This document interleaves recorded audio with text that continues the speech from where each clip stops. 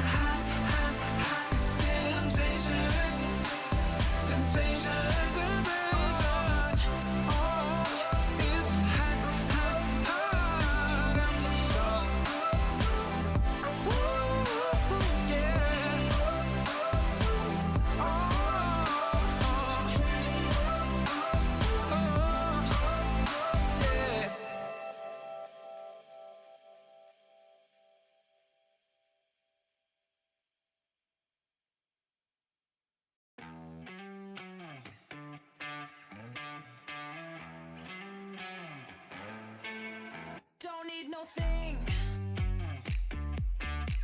Ain't into bling. Just use enough. You fill me up. I don't care for diamond rings. I just crave the simple things, 'cause that's what I want. That's what I want. I don't need no fancy car. I'll take you just the way you are, 'cause that's what I want. That's what I want. That's what I want. Don't need no thing. Ain't into bling. Just use enough. You fill me up. I don't care for diamond rings. I just crave the simple things, 'cause that's what I want. That's what I want. I don't need no fancy car. I'll take you just the way you are, 'cause that's what I want. That's what I want. That's what I want. That's what I want. I don't care for diamond rings. I just crave the simple things, 'cause that's what I want. That's what I want. I don't need no fancy car. I'll take you just the way you are, 'cause that's what I want. That's what I want. 'Cause that's what I want. That's what I want. 'Cause that's what I want. That's what I want. 'Cause that's what I want. That's what I want.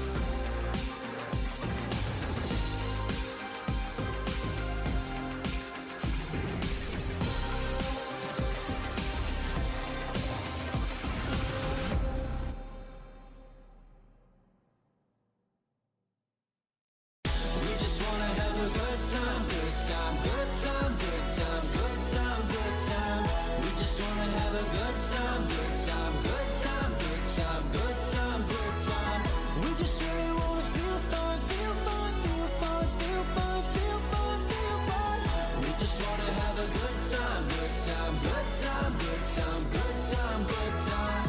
I'm a jump from the ship, but I can't swim. I'm a run from the life that I'm living, like a ghost fading into oblivion.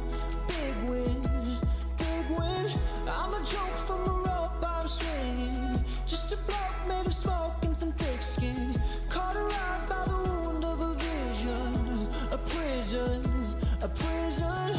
Tell me it's all or nothing. Tell me I'll have your world. Don't wanna be good for something if my life is a blur. Tell me it's all in my head. I'm a hypochondriac. Don't wanna be left for dead when, even when I have a heart attack. We just wanna have a good time, good time, good time, good time, good time, good time. We just wanna have a good time, good time, good time, good time, good time, good time. We just really wanna feel fun, feel fun, feel fun, feel fun, feel fun, feel fun. We just wanna have a good time, good time, good time, good time, good time, good time. Idolize, idolize, that's a word game. I am sick of the grip of my thin frame. You can call me my first and my last name. When did I become such an ingrate? Toe to toe, shoe to shoe, I'm a shoelace. I'm a fraud, I'm a zoo in a dark place. Why do I even try to pretend that I can rhyme good? Oh well, I guess.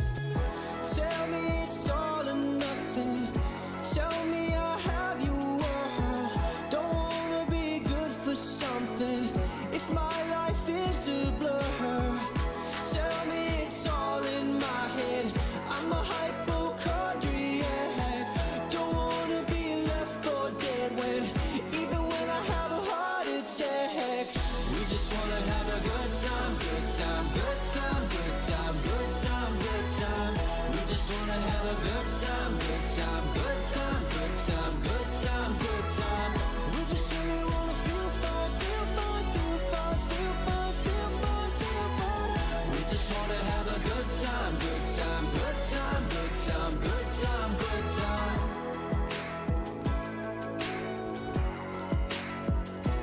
Good time.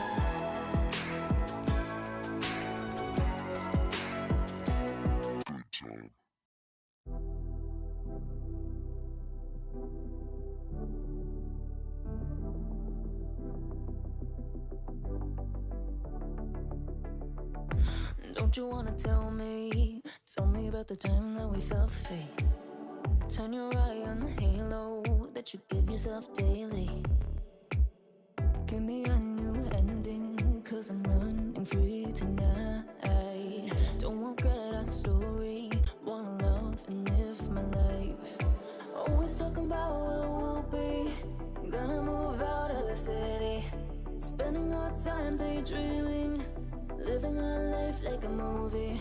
I'm the only one who can make me whole. Pick me up, I'm the only one. Gonna ride this feeling and write a new beginning. I don't wanna pretend that everything I wanted was gone in the end. And I don't wanna pretend again. And I don't need to pretend I'm living in this moment, I'm living my best. Cause I don't need to pretend.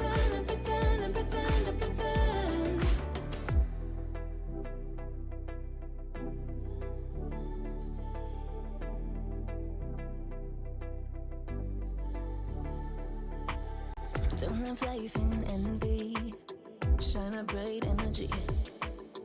With the waves I'm making, gotta make sure I'm happy.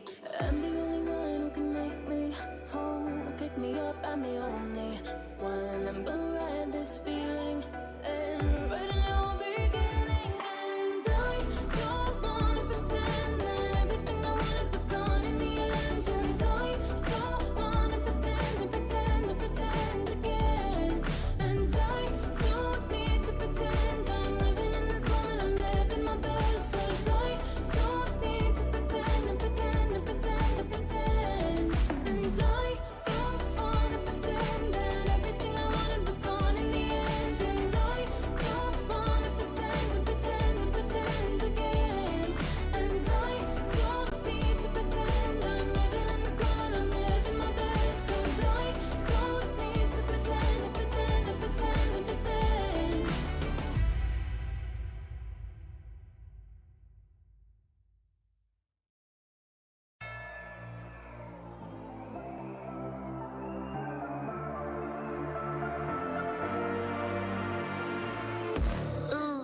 like you. Ain't no drama, only venom when I get my dues. Respect, I'm the next tycoon. Got a pad full of greens, couple M's my soon. Unbeliever, do you see the confidence? Got some people waiting for me on the fence. I live ever, never see me on the fence. Best believe it when I win, it's common sense. I'm designed to fly, defeat all demise. The best me, no fear, no compromise. 100 degrees, I breathe more to life. You should disconnect and throw in the wires. And the hand that's in this. Gotta back it up a high percentage. Got a heart in my sleeve, non-stop. Stepping up to the sea, more shots. Getting those. I'm alive, unleashed in the fire. Out in the wild. You can never stop me. Watch me dive and free, and it's my time. Up in the stars, you'll never forget me. But not holding back on the side. Only get better with time. Ready to own what is mine tonight. I'm alive, unleashed in the fire. Out in the wild, you can never stop me. Yeah, I never wait up. Flowers say so they coming on the way up. A true fighter's what they always been afraid of. Cards had it close on my circle when I lay up. Switch the game every quarter like a time zone. Aim for the buzz, tryna build up to this mind zone.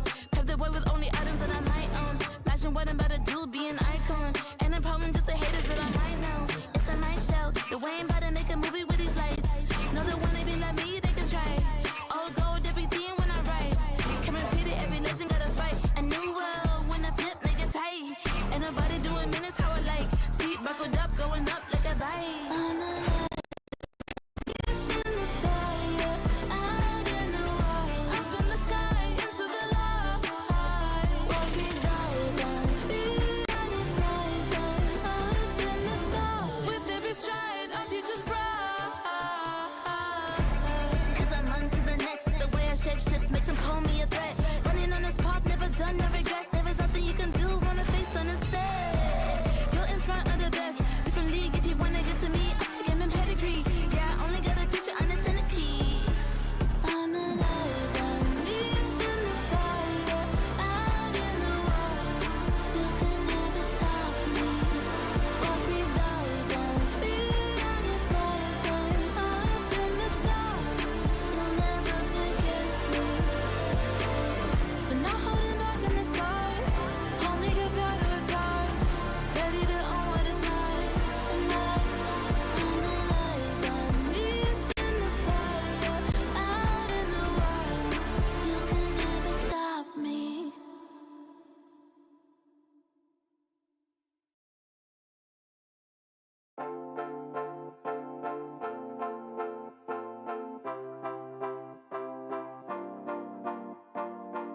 One touch from you takes me to paradise, paradise. One look from you and I fall in your arms, in your arms. Baby, don't stop, baby, don't stop, baby, don't stop it. And give me your love, give me your love, give me your loving. Say that you want, say that you want, say that you want it. Cause this is my love, this is my love. Something about you feels like heaven came out. Baby, can you feel it? Can you feel it? Something that you do makes me feel like we belong. Baby, can you feel it? Can you feel it?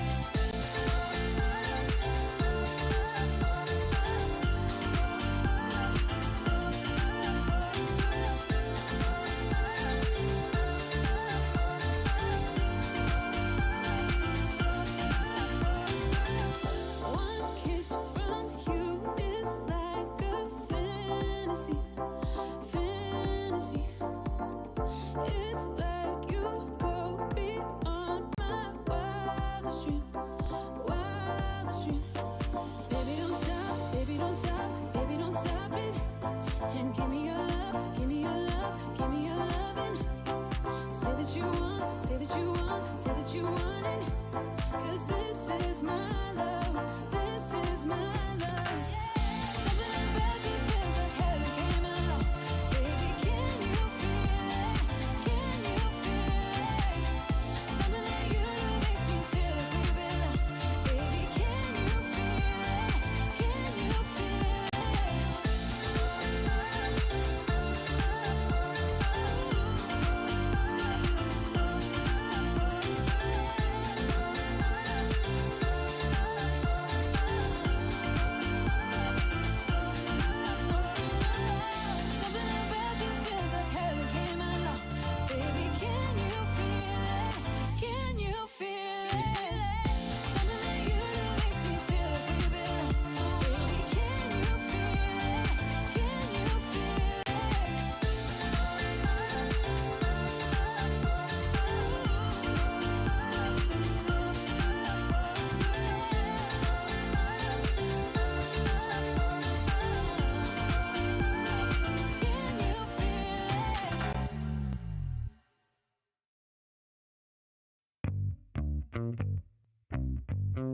Give it to me now.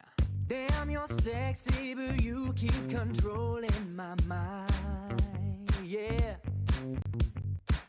I've been thinking of reasons, but I can't deny. Yeah. 'Cause baby, you are not a girl, and you wanna punish me. Sugar, you got a hold, so come on, do what you please. My mind is saying no, but you're bringing me to my knees. I cannot deny you're looking so tasty. Yeah, damn, you're tasty. Ooh, you're looking so tasty. Yeah, damn, you're tasty. Ooh, so baby, lick your lips and take a bite. Baby, I'm all yours tonight. You're looking so tasty. Yeah, damn, you're tasty. Ooh, yeah, what kind of magic got control of me? Oh, what kind of magic you got over me? Yeah, ooh, 'cause baby, you are not a girl, and you wanna punish me. Sugar, you got a hold, so come on, do what you please. My mind is saying no, but you're bringing me to my knees. Yeah, I cannot deny you're looking so tasty. Yeah, damn, you're tasty. Oh, you're looking so tasty. Yeah, damn, you're tasty. Oh, so baby, lick your lips and take a bite. Baby, I'm all yours tonight. You're looking so tasty. Yeah, damn, you're tasty. Ooh, yeah, put your lips upon my lips. Let me have a taste. Put your lips upon my lips. Let me have a taste. Put your lips upon my lips. Let me have a taste. Put your lips upon my lips. Let me have a taste. Put your lips upon my lips. Let me have a taste. Put your lips upon my lips. Let me have a taste. Put your lips upon my lips. Let me have a taste. Put your lips upon my lips. Let me have a taste. Tasty, yeah. Damn, you're tasty. Tasty. You're looking so tasty. Tasty, yeah. Damn, you're tasty. Ooh, so baby, lick your lips and take a bite. Baby, I'm all yours tonight. You're looking so tasty. Yeah, damn, you're tasty. Ooh, give it to me now. I didn't know why we parted. I didn't know what went wrong. I just know that I want your body here with me tonight. With me tonight. You know what I need, know just where to touch. Make me feel like I can't explain. Oh no, don't you leave, it's just a bit of fun.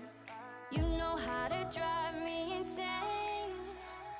I know it shouldn't feel right, but baby, don't go. Just love me all night. Just love me all night. All night. Just love me all night. All night. Just love me all night. All night. Just love me all night. All night.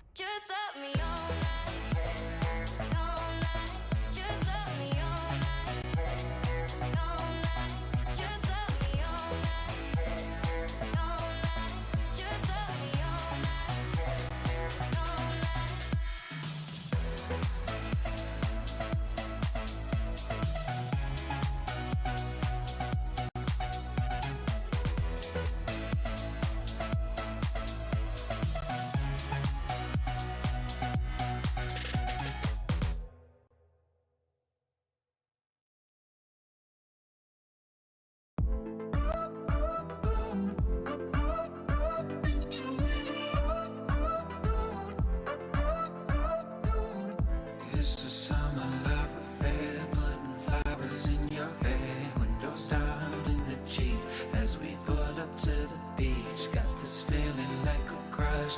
I don't wanna say too much, so I'm leaning in real close. Let's see where it goes. Make a move, Dear Summoners, Wild Rift League Asia is about to begin.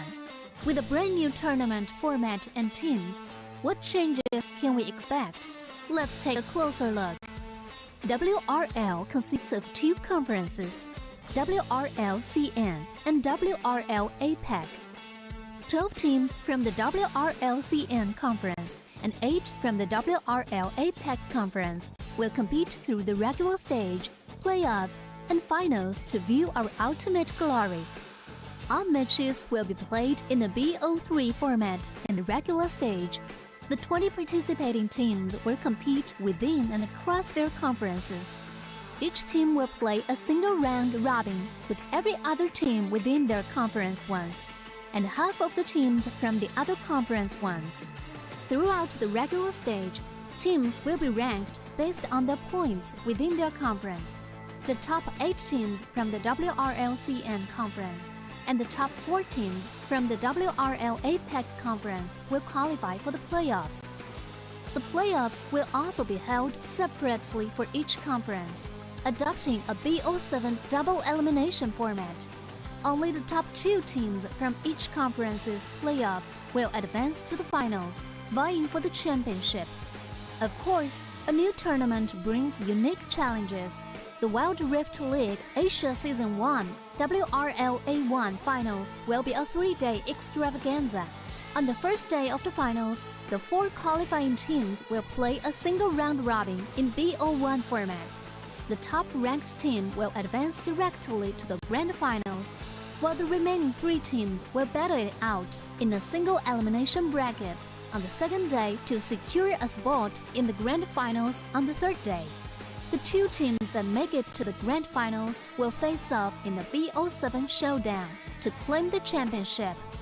Additionally, in both the WRL A1 regular stage and finals, teams will participate in the Fight for Side FFS match before the official games commence. The FFS match will be played in a 1v1 solo mode. Each team will send 1 player to compete. They will ban 2 champions each from the official weekly rotating champions pool, and then select 1 champion each for 1v1 competition. The winning team of the FFS match will earn the right to choose their side first. Wild Rift League Asia Season 1 regular stage will officially kick off on April 8th, with 20 top-tier teams assembled and ready for action. Who will climb to the summit and seize the crown? Let's wait and see.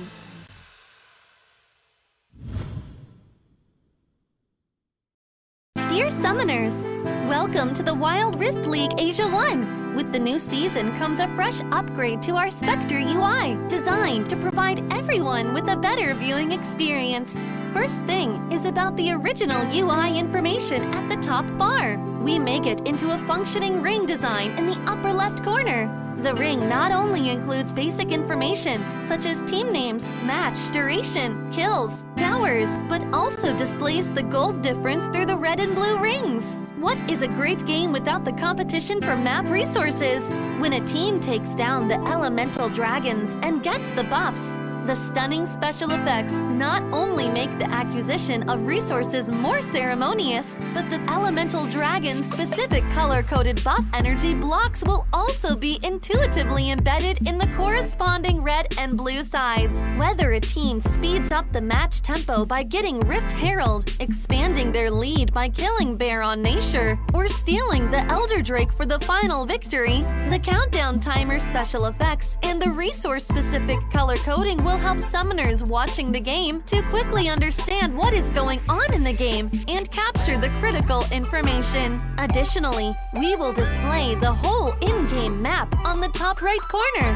When the elemental dragons, Rift Herald, or Baron Nashor is about to spawn, the corresponding resources exclusive countdown will appear in the top left corner of the map in real time, providing clearer information on team tactics and map resources. The new UI will introduce 4 panel modes: the landing phase mode, pre-team flight mode, team fight mode, and post-team fight mode. A combination of 4 refined panel modes to ensure that the most important real-time data in the game is presented more intuitively and comprehensively than ever before. In the landing phase mode, in addition to the real-time images of the players, champion selections, summoner spells, and champion experience, we will also supplement real-time gold, KDA, and items during the landing phase. Meanwhile, team stats history will also be displayed based on the progress of the game, allowing summoners watching the game to stay informed of the comprehensive information in real time. In pre-team fight mode, we refine and integrate the information on the gold difference between the matchup to help summoners keep track of the player's items builds in real time through the items column. This makes the state of both teams clearer before the team fight. In the highly anticipated team fight mode, we visualize the damage dealt comparison. The real-time dynamic display of champions' avatars can be more intuitively express the damage dealt of each player during the team fight. The closer to the red-blue intersection, the damage is higher. We maximize the screen space for exciting team fights and gameplays. After the fierce team fight, we integrate the damage comparison of each champion to help summoners quickly understand the damage difference between the champions in each matchup during the team fight. Depending on the different game situations, there are more diverse UI combinations waiting for summoners to unlock. Our comprehensive, intuitive, and comfortable UI design aims to provide summoners with a better, more informative, and higher quality viewing experience. The exciting first season of Wild Rift League Asia is waiting for you. Summoners, we'll see you in the Rift. There's something about games. What you doing there gives you real chills. There is one thing that can't be stopped. Feelings. And if you can feel it, it must be real, right? And that's real magic.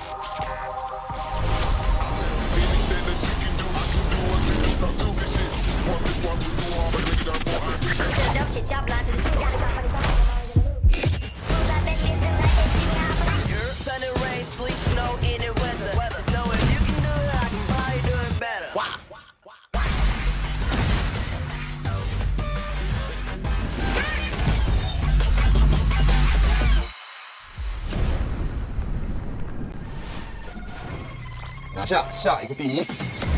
There's the gold wireless. 要比你们都闪耀。 Team mình chỉ cần bé mèo này thôi là đủ quẩy team bạn rồi. 给点新颜色，小小。Let's go by. 一起他的打野挥发，历经2个赛季的沉浮，终于是完成了自己的归。我说过我会回来的。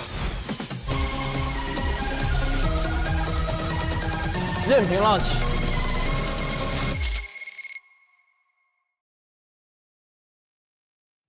Another week, another potential change here in the standings. Welcome, ladies and gentlemen, to the Wild Rift League Asia 2023 regular season. My name is G10 coming at ya. With me is Giyang. We'll be your shotcasters for today, and we have 3 really hype matches for you guys today.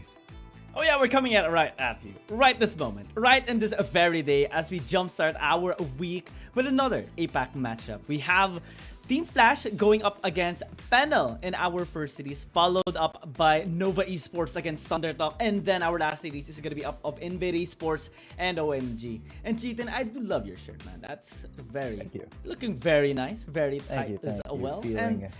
Feeling very fresh.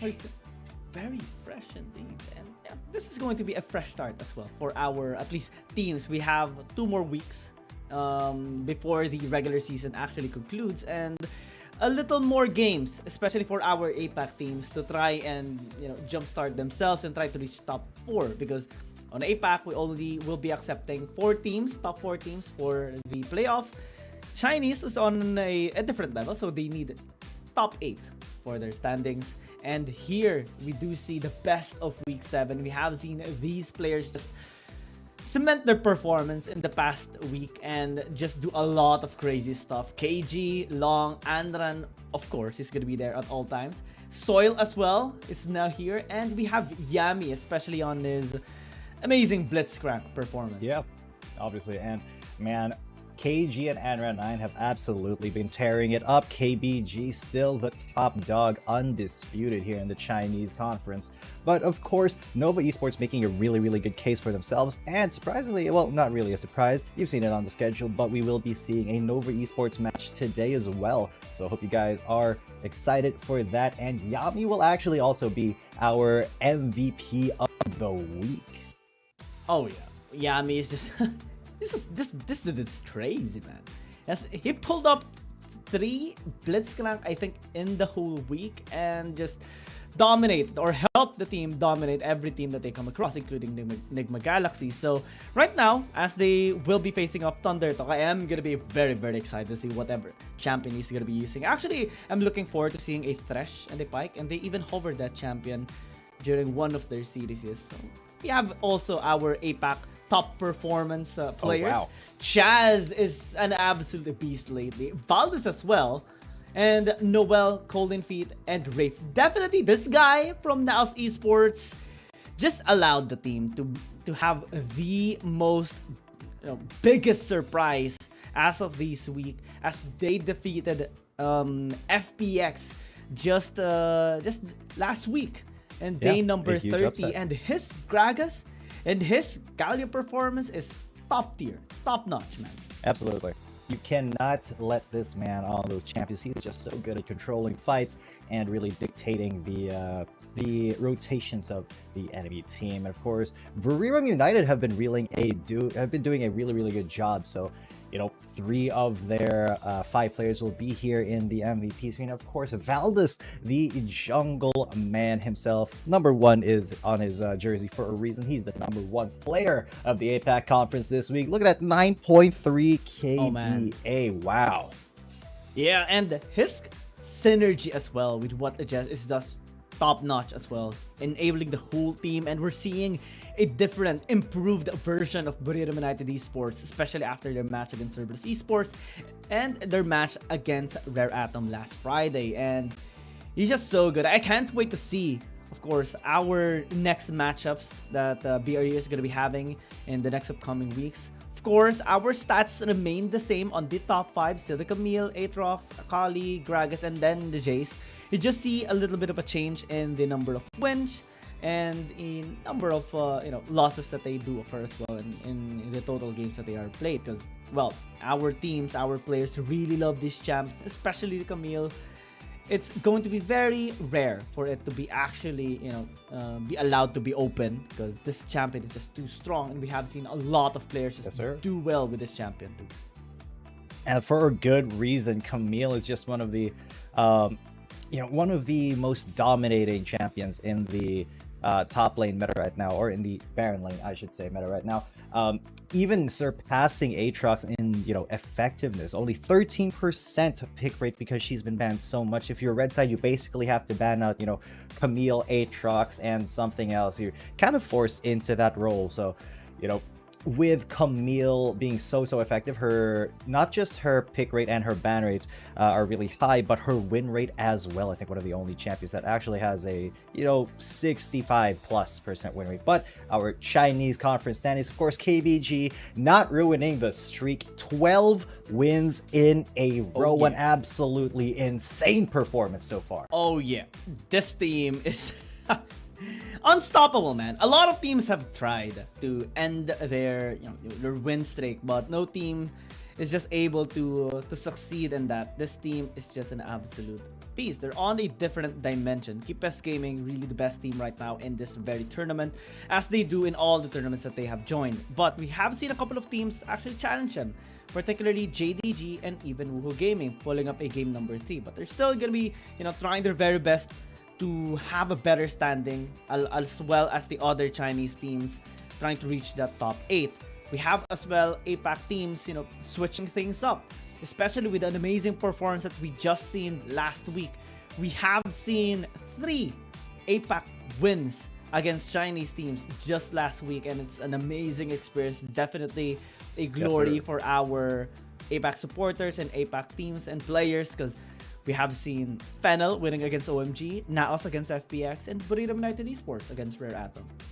Absolutely. It has been an insane week for APAC. Hopefully this momentum continues. But as the standings stand right now, it is still KT Roaster Y with the tippy top of the APAC conference. Of course, Burrito United, Naos Esports, and Enigma Galaxy going to bring up that rear. Naos, they had a really good performance last week. They did lose to Enigma Galaxy before, and that did kind of put them in a little bit of a lower spot. They could be top 2 instead of top 3, but hey, the playoffs is top 4 cutoff. But let's see if another one of our APAC teams can move up in the standings, because there definitely will be some movement with 2 APAC teams going up in the first round, Team Flash and Fennel Esports. Followed by that is Nova Esports, the team with the skin, versus Thunder Talk, and finally OMG and Invade Esports from Bangkok. I have to be honest in here, especially in our first series. I'm a little bit, nervous here for Team Flash, because they're having not really the best, performance in this tournament just yet. Sitting at 8th spot, no series wins just yet. We have seen a couple of game number 3s, but it's not really enough to bring the momentum of Team Flash against the other teams. And now having to face Fennel, which is, on fire right now after beating OMG. It's going to be a tough battle for them. Hopefully, they are prepared for this, and they are ready for an intense series. Yeah, here's hoping, because man, Fennel is not going to be an easy team to go up against. But of course, these two teams are kind of desperate at this point. Them not being in playoffs contention at the moment. Of course, here's Team Flash for you from Saigon TF, Dixon now in the jungle, Kuzi, Ellie, and Hin. And this is a little bit of a I don't want to say a departure from their regular roster, but it is a little bit of a modification, and I want to see if Thanex can hold that Baron lane a little bit better, and if his jungle replacement can perform to the same level, of course. Of course, Fennel Chaz has been popping off lately. Oh yeah, this guy is just doing so well for Fennel lately, especially with his performance with the Fiora, and even his Renekton MVP performance. I'm excited for this. Let's go. Yeah, let's get it. 今天是常规赛第8周的第一个比赛日，首场对决呢将由西贡 TF 战队对阵马尼拉 Final 战队。状态始终未能迎来突破的西贡 TF 战队呢，面对重重压力，能否在最后阶段迎来转机？而马尼拉 Final 战队呢，已经在上周拿到了属于他们的首场胜利，相信他们呢将带着更多的信心回归赛场。那么各位召唤师们如何看待这场 APAC 赛区之间的对决呢 ？Hello everyone, welcome to the 2023 Wild Rift League Asia 1. Here's Michelle. As opening, we're gonna have Saigon Team Flash versus Manila Final. Team Flash is still waiting to break out. Can they make it through in the final stage? And Manila Final has got their first winning in the last week. We believe they must come back with their much more confidence. So who do you think gonna come out swing? 那么接下来呢，我們的雙方戰隊已經準備就緒，讓我們一起進入到召喚師峽谷之中吧。All the players are getting ready. Let's step into the wild. Để xem đến cuối ngày hôm nay, ai là người cười kẻ khóc? Good, I like the competition. It will make us work harder. All right, let's go, Robert. Very competitive and Incredibly also competitive. wholesome. It's no trash talk. Just hey, we're gonna do well, and okay, we love that. May the best man win. Yeah, so far the best man in this point does look like Fennel Esports. They have gotten a win against one of China's tougher teams last week against OMG. While Team Flash still searching for that maiden W. They haven't had the best of luck.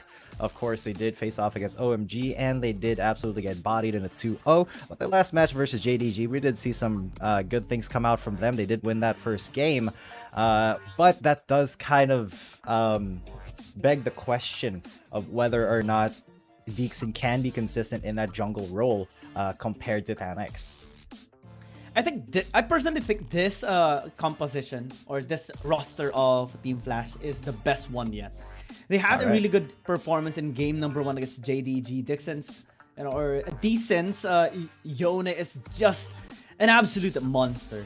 Definitely wrecking havoc in game number 1 against JD Gaming. And well, his Kha'Zix and Aatrox though is a little bit questionable. Hopefully, he does have a better performance, better improved performance, especially with the synergy of his comrades. Because Fennel is just leveling up so much right now with a huge momentum boost after their series wins just this weekend. And right now they're going to be channeling the same energy. If we look at the stats as well, they're finally having better scoreline, at least an improvement on their part, as Team Flash only has wins on red side, so that may be something to be considered here by Fennel.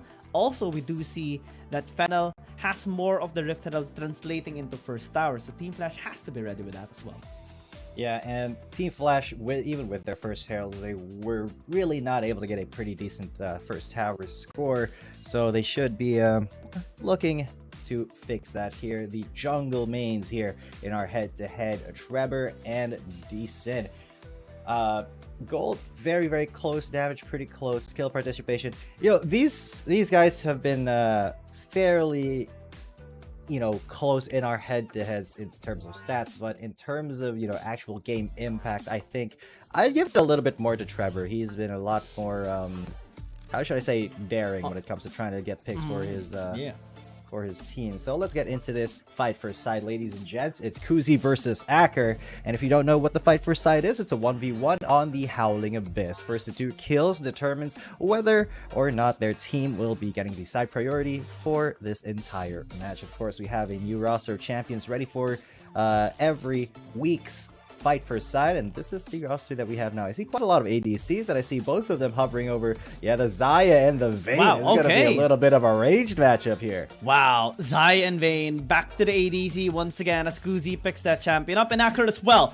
I'm gonna be excited with this. I love seeing ADCs battle in the fight first side. I've been sick of seeing Illusions, Aurelius, more Lee Sins and more Lee Sins and more Lucians.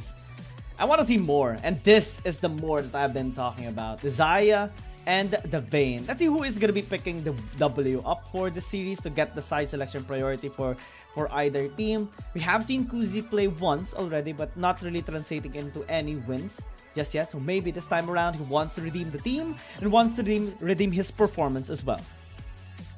Yeah, so let's see, because Team Flash, they really have yet to win a single match. They have won the same number of games as Fennel Esports, but the match still eludes them. Unfortunately, they are at the very, very bottom. Team Fennel just slightly above them, and they did win against OMG, but that was a very hard fought match. So this one should be a lot less I don't want to say a lot less high profile or high skill, but it's definitely going to be a lot less pressure on Fennel to perform against Team Flash than they did against OMG.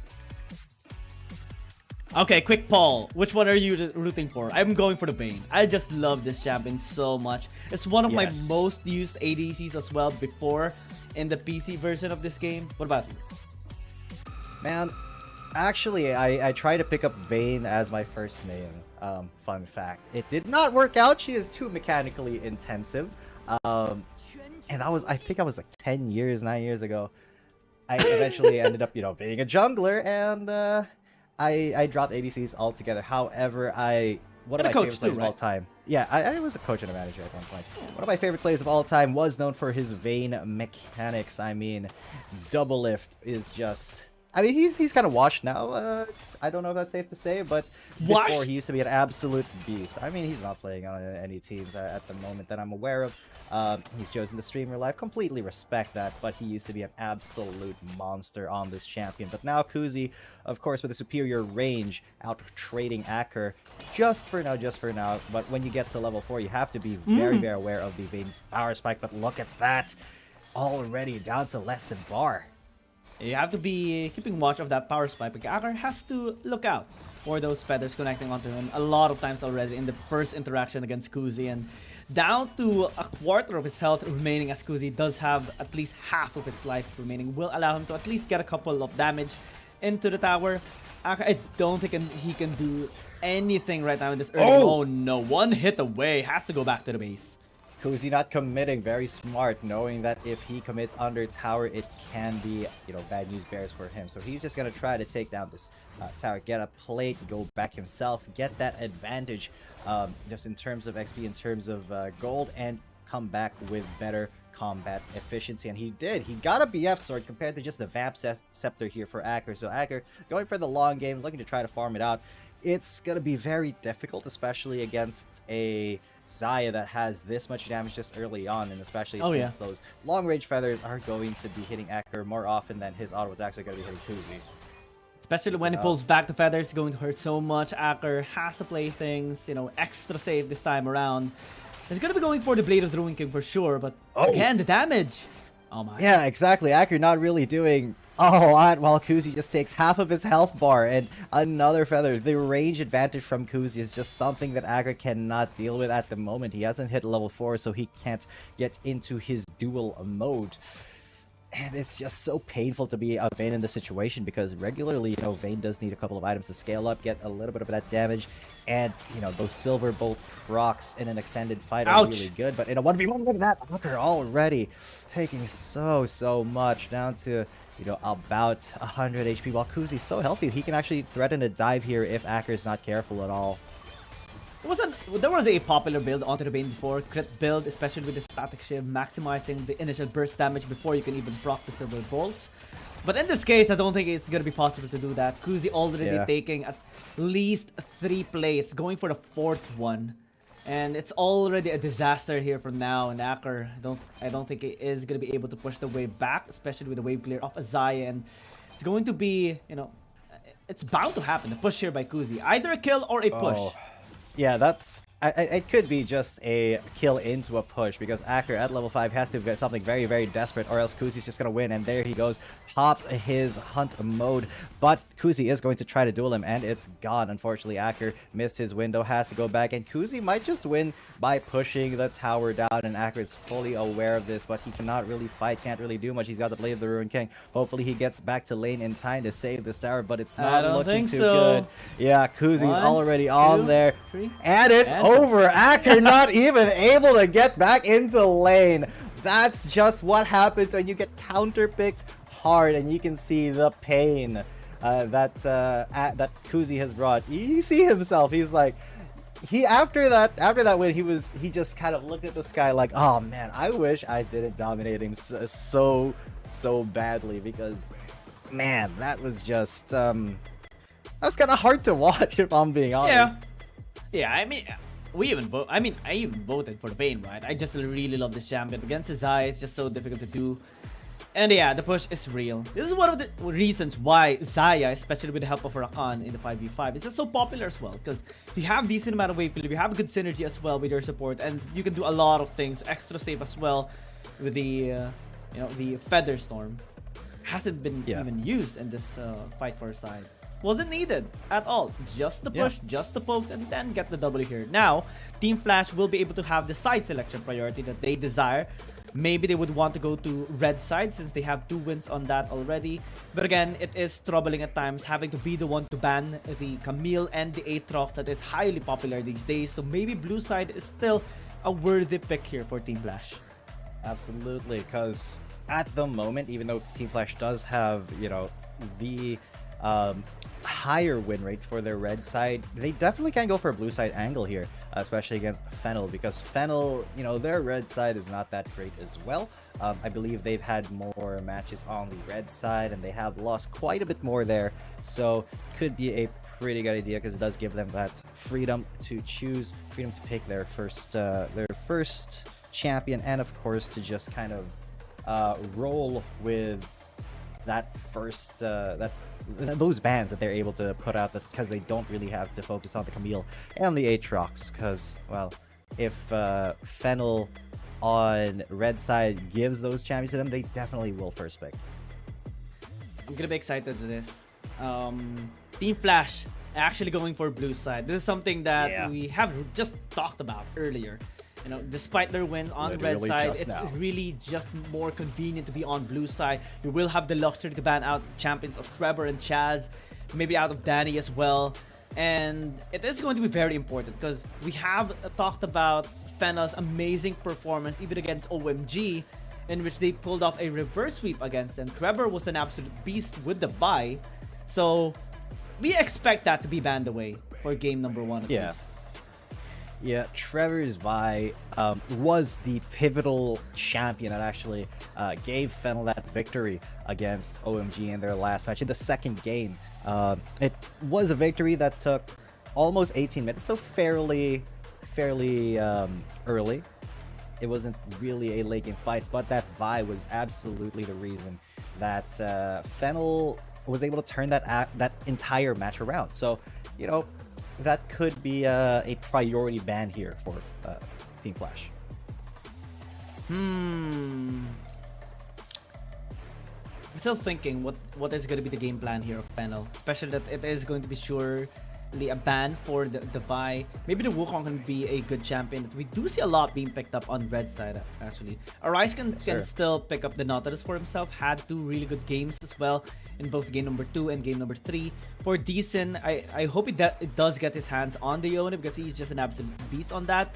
But I think Team Flash, despite being forced to be the ones who ban the Camille and the Aatrox, will still have one more ban, and that's going to be the respect on the Yone, because if they leave that open, it's surely going to be a first pick for Team Flash. Yeah, so shall remain to see, because Jace is still a really popular first ban on the blue side. Fior getting banned out here as well, and of course Camille, Aatrox, and then a flex ban, maybe a Shen here, or I actually think that Team Flash may be banning the Shen. Trevor, even though he's known for high impact junglers that really try to gank a lot, still no stranger to the medic squad composition that's been pretty popular in the APAC region these days, with the Shen and possibly a Yuumi if it's unbanned too. So that could be the angle, but that is a very risky angle to take, especially in the first couple of picks here for Fennel. But wow, all right, a Varus ban, that leaves a lot open for Fennel to actually get their first 2 champions from. Yeah, well, Chaz is very popular with his Fiora performance as well. Can pick it up really well on Baron lane too. And Jace, highly popular on APAC teams, particularly Fennel. Akri could just use his champions, which does make a lot of sense. Senna gonna be banned at the very end, which means Vi, or rather the Yone, is gonna be available here for Decent. First pick, don't get Malphite, please, Lord. Just pick up the Yone, and that's gonna be amazing already to jumpstart the day for Decent. We've seen a Malphite already, and it was beyond useless. I forget which match that was beyond exactly. comprehension. I'll check. Dude, it was just probably the worst pick that we've seen so far in this entire league. Right, we've seen Malphite twice. Once in the hands of Mikey of Woohoo Gaming, and the other in the hands of KG from KBG, and that was one of the games that KBG actually lost. They kind of threw a bit against Service Esports, but they got it in the next one. So no Malphite, but it will be a Shen first pick here for Decent. Although the Yone, yeah, it's gonna be top Yone Shen could for be sure. It's going to be Top Shen for sure. I'm anticipating a Top Shen because Decent has to be picking up this Yone for himself. He's just an absolute monster. We do see even the camera panning onto him for quite a while as well. He's very excited with his very pick. And I'm excited for that as well. Fennel should have some sort of a response. Naturally, we do see a Kha'Zix being picked up or a Vi. But Trevor might be banking on this Kha'Zix this time around. They already have the lock-in from the Nautilus. They have a lot of damage as well. And the isolation play with the Ziggs for Danny. And his performance has been improving as well. We do see a lot before for Danny, you know, with the Lux, which is not really good right now in this current meta. Ziggs is more of a safe pick, I would say. And him being able to pick it up, and it's going to make me hope for a better performance here for Fennel. Yeah, a couple of metas ago we did see that Ashe was a must pick for a lot of APAC teams. Fennel respecting that a little bit now, trying to ban out Ellie, but Kali ban as well here for Acker. They know that that is one of the ways to turn a losing game around, is by having a Kali scaling up and then just running rampant into the late game, because it doesn't really matter whether you're behind or not. You can do really well as a Kali. But Fennel really pinching the champion pool here for Ellie, because they already have their bot lane pretty much locked up, locked down. The Ziggs and the Nautilus, a historically good pairing here. So let's see. I wonder what Ellie can bring out. He can bring out a Kai'Sa. We've seen it before. A Lux has not been really effective, but that could still be something. Well, yeah, I think Lux is going to be one of the fewer options here of Team Flash, especially with the other champions being banned away already. Also, well, Zoe is available, but we don't really see that much prowess on this champion for APAC teams just yet. Whoa. Fizz is gonna be picked up here though. Who's the real jungler? Wait a minute. No. Okay. It hasn't been locked in just yet, so I think it's not gonna be going to be. This will be absolutely insane. Okay, no. Yeah. Zoe. Go with Zoe instead.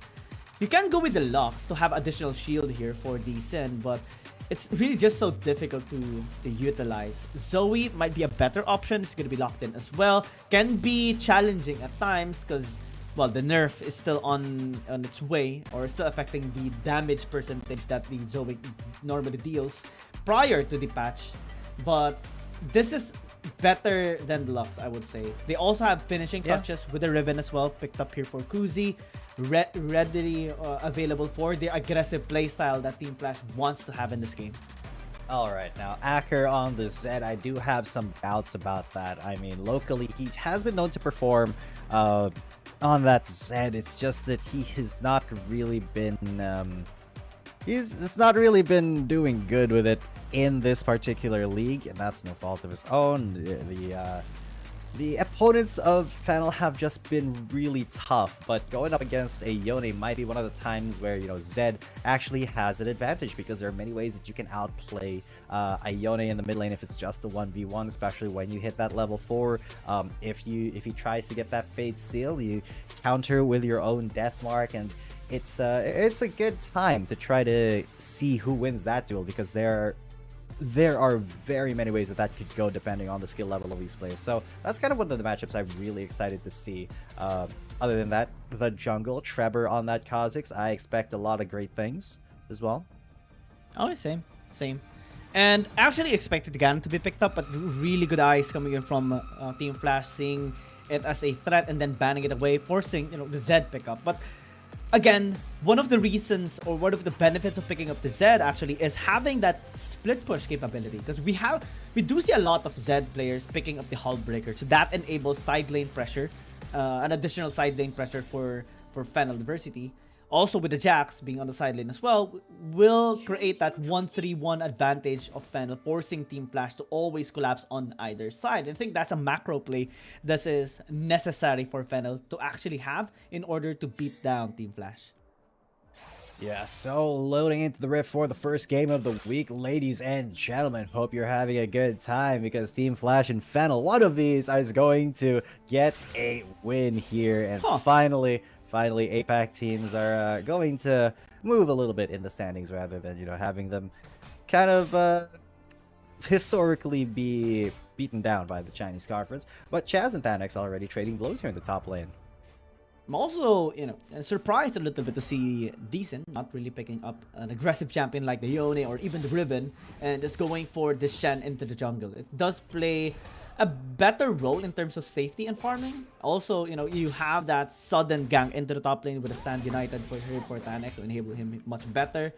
But not seeing him on the Yone is just generally alarming for him because he had a beautiful performance with the champion just earlier. Yeah, but man, I did say it. I was wondering who was gonna be the jungle or the jungler here, and it was the Shen. I mean, I could see, the Yone being put in the jungle as you kind of as you really thought was gonna happen, but just Kuzi, I think, is a lot more comfortable in this role, and of course Shen in this meta does not really belong anywhere else than the jungle. His potential for roaming is just too good. A little bit of a scuffle here in the top lane as Arisen arrives, gets a little bit of a love tap onto Hin, but so far this matchup is actually going the way of Chaz and Arisen. On Fennel, we do see Danny doing some damage here onto Ellie, so that's a good sign coming in from Fennel. The Zoe is a little bit difficult nowadays to actually pop off, especially in the laning phase. The Ziggs has more of a poke damage ability, especially with the bouncing grenades. Ooh! Upside, no? Double Sun. Hin goes for the double body slam too. There is a Trevor on the wings to see if Thanex and Hin overcommit to this, but so far the wave is pushing in towards Team Flash, so there shouldn't be a big scuffle going on at any time soon. Level 5 already for Trevor, also for our boy D-Sin, so he does have that Stand United for anything. And that's one of the big things about Shen, right, is that the Stand United allows him to basically gank from anywhere. You don't need to have vision of him. He doesn't even have to be near you to help. So that's a huge factor as to why a lot of teams like to ban out that Shen, especially on the blue side. But this time it is Team Fennel who left it unbanned and gave that responsibility over to Fennel. So, hopefully they really make use of this champion's potential. One of the really good things that other teams actually do with the Shen in the jungle, hold that. Ooh, let's go, because, okay, as I said, Fan United, that is going to be the way that he helps out. A double stun damage. Chaz going really low. Wow. 1 bar, but he's able to flash out. Than X as well did not commit to that with D-Sin, so they were not able to commit to that kill. Whoa! Flash body slam gets the first blood of the game, and just Arisen was not ready for that. He could have protected the Jax, but, he didn't really expect the Fat Man to be coming crashing through the jungle.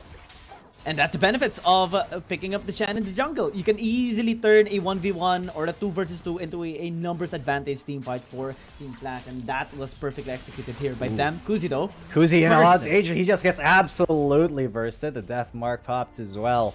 So a big play there by Acker. A little bit of an assist there from Trevor, but it does mean that Fennel without assist will be in a little bit of a gold lead. Just a tiny bit. 300, 400.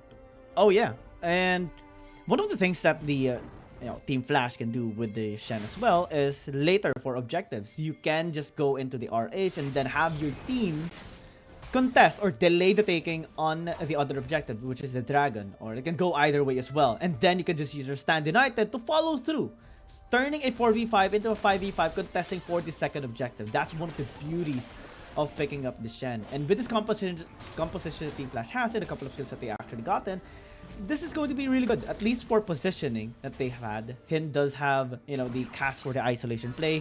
They have the Stand United later on for the sudden, number manipulation as well. Tanex doing a really good job on the scaling deficit here of Chaz in the early game. So things are going well for Team Flash generally, and they just have to pick up the necessary objective along the way to have it even better. Yeah, but with all of that being said, there is a little bit of a land on that. Oh god, they commit to it, and actually that is a double body slam. Forced Danny to actually flash out.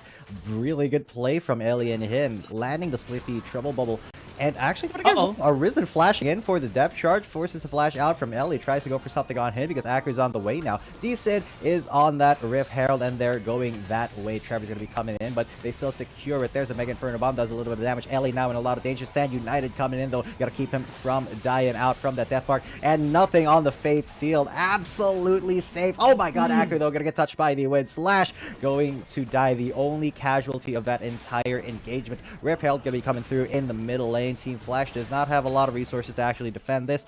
But, Arisen, a very ambitious attempt on a hook there onto him. But so far, that does mean that Team Flash gain a little bit of a lead.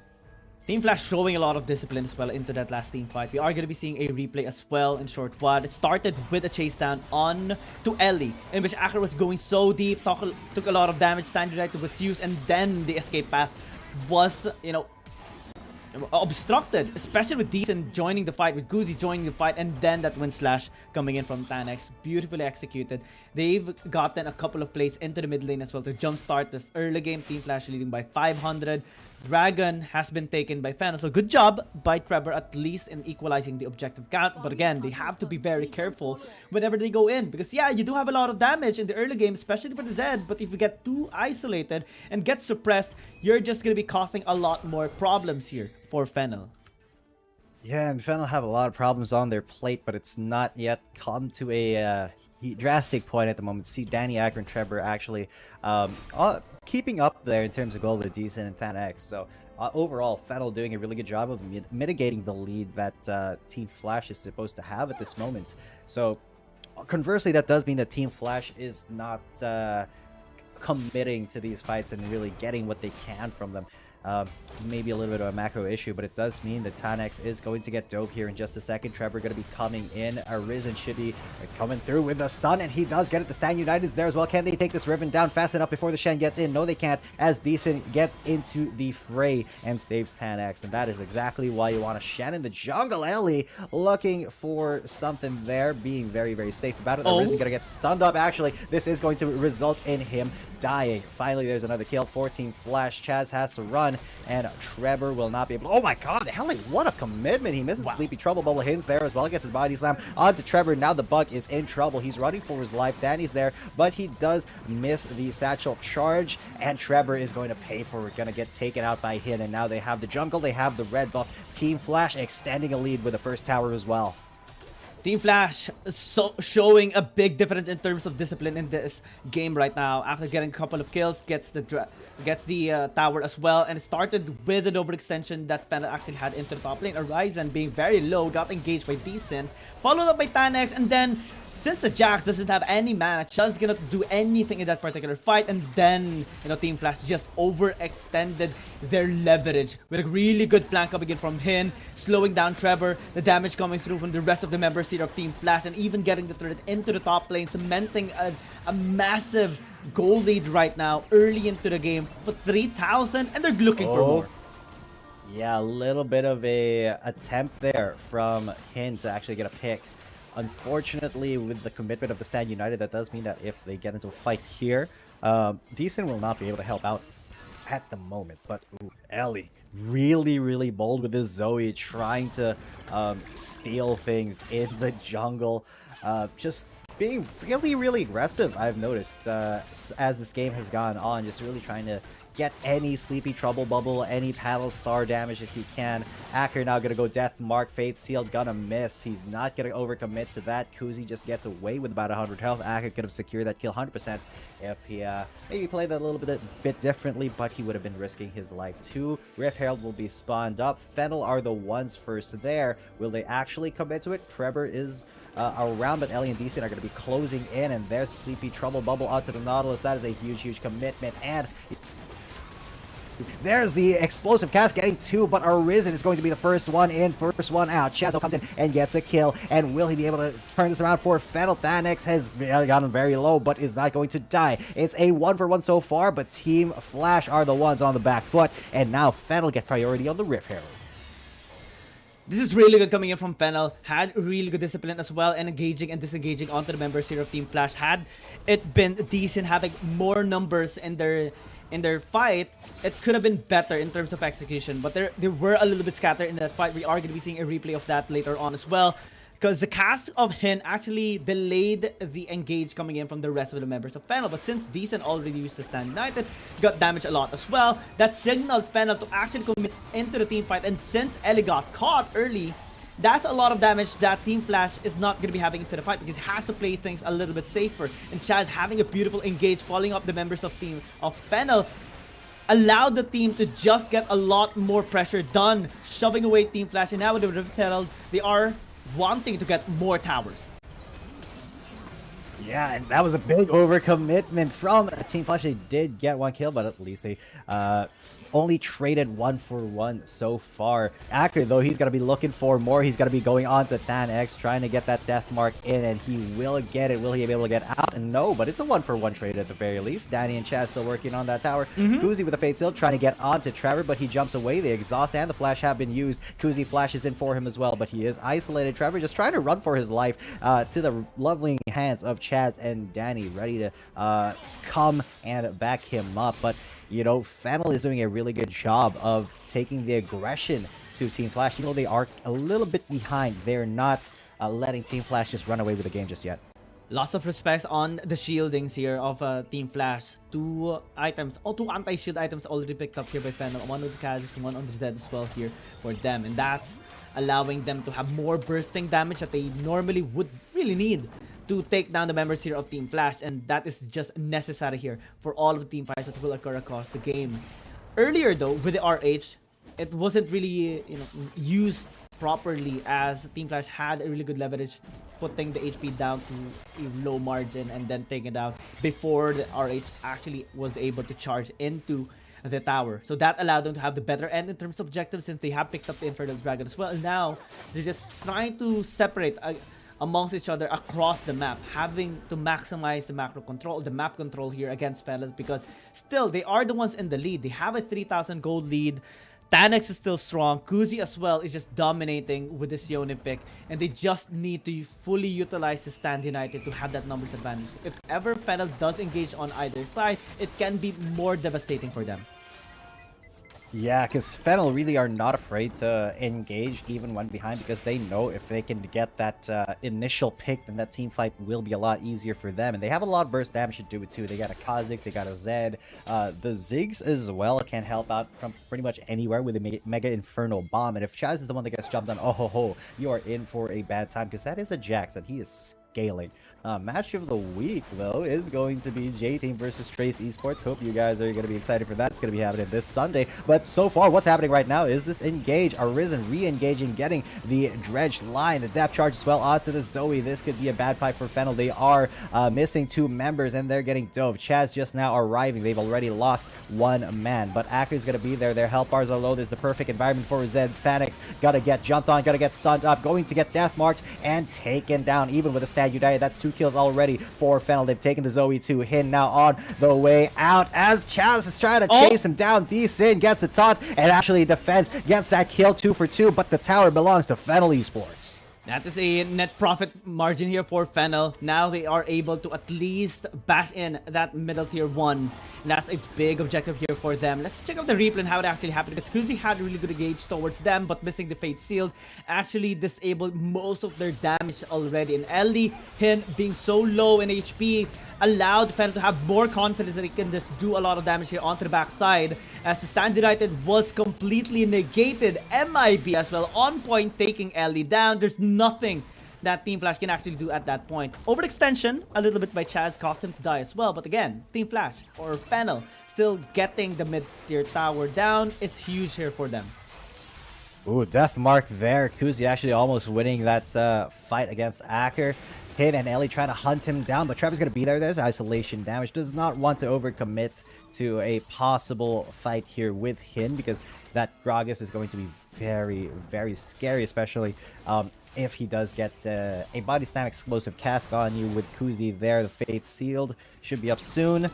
And, oh, Ellie starting to hurt quite a bit. But unfortunately, that is just what Zoe does. She is going to be very annoying from a very far away, and Fennel has to deal with that. Thankfully, they have a Zig, so, you know, they can wave clear from a long long ways away just to kind of keep that tower safe, but it won't be standing for much longer. Ellie and Hin burn it down, while Fennel really have no macro answers right now. The dragon is spawning in 3, so that is where this next fight is going to be set up. Really good vision control here by Team Flash. They have a ward here spotting out Chaz, Danny, and even Trevor on where they are. And now they're positioning really well as well into the mid lane, into the bot side. River, Ellie hitting that Sleepy Trouble bubble onto the Jack. Chaz taking a bit of damage there and has to fall back.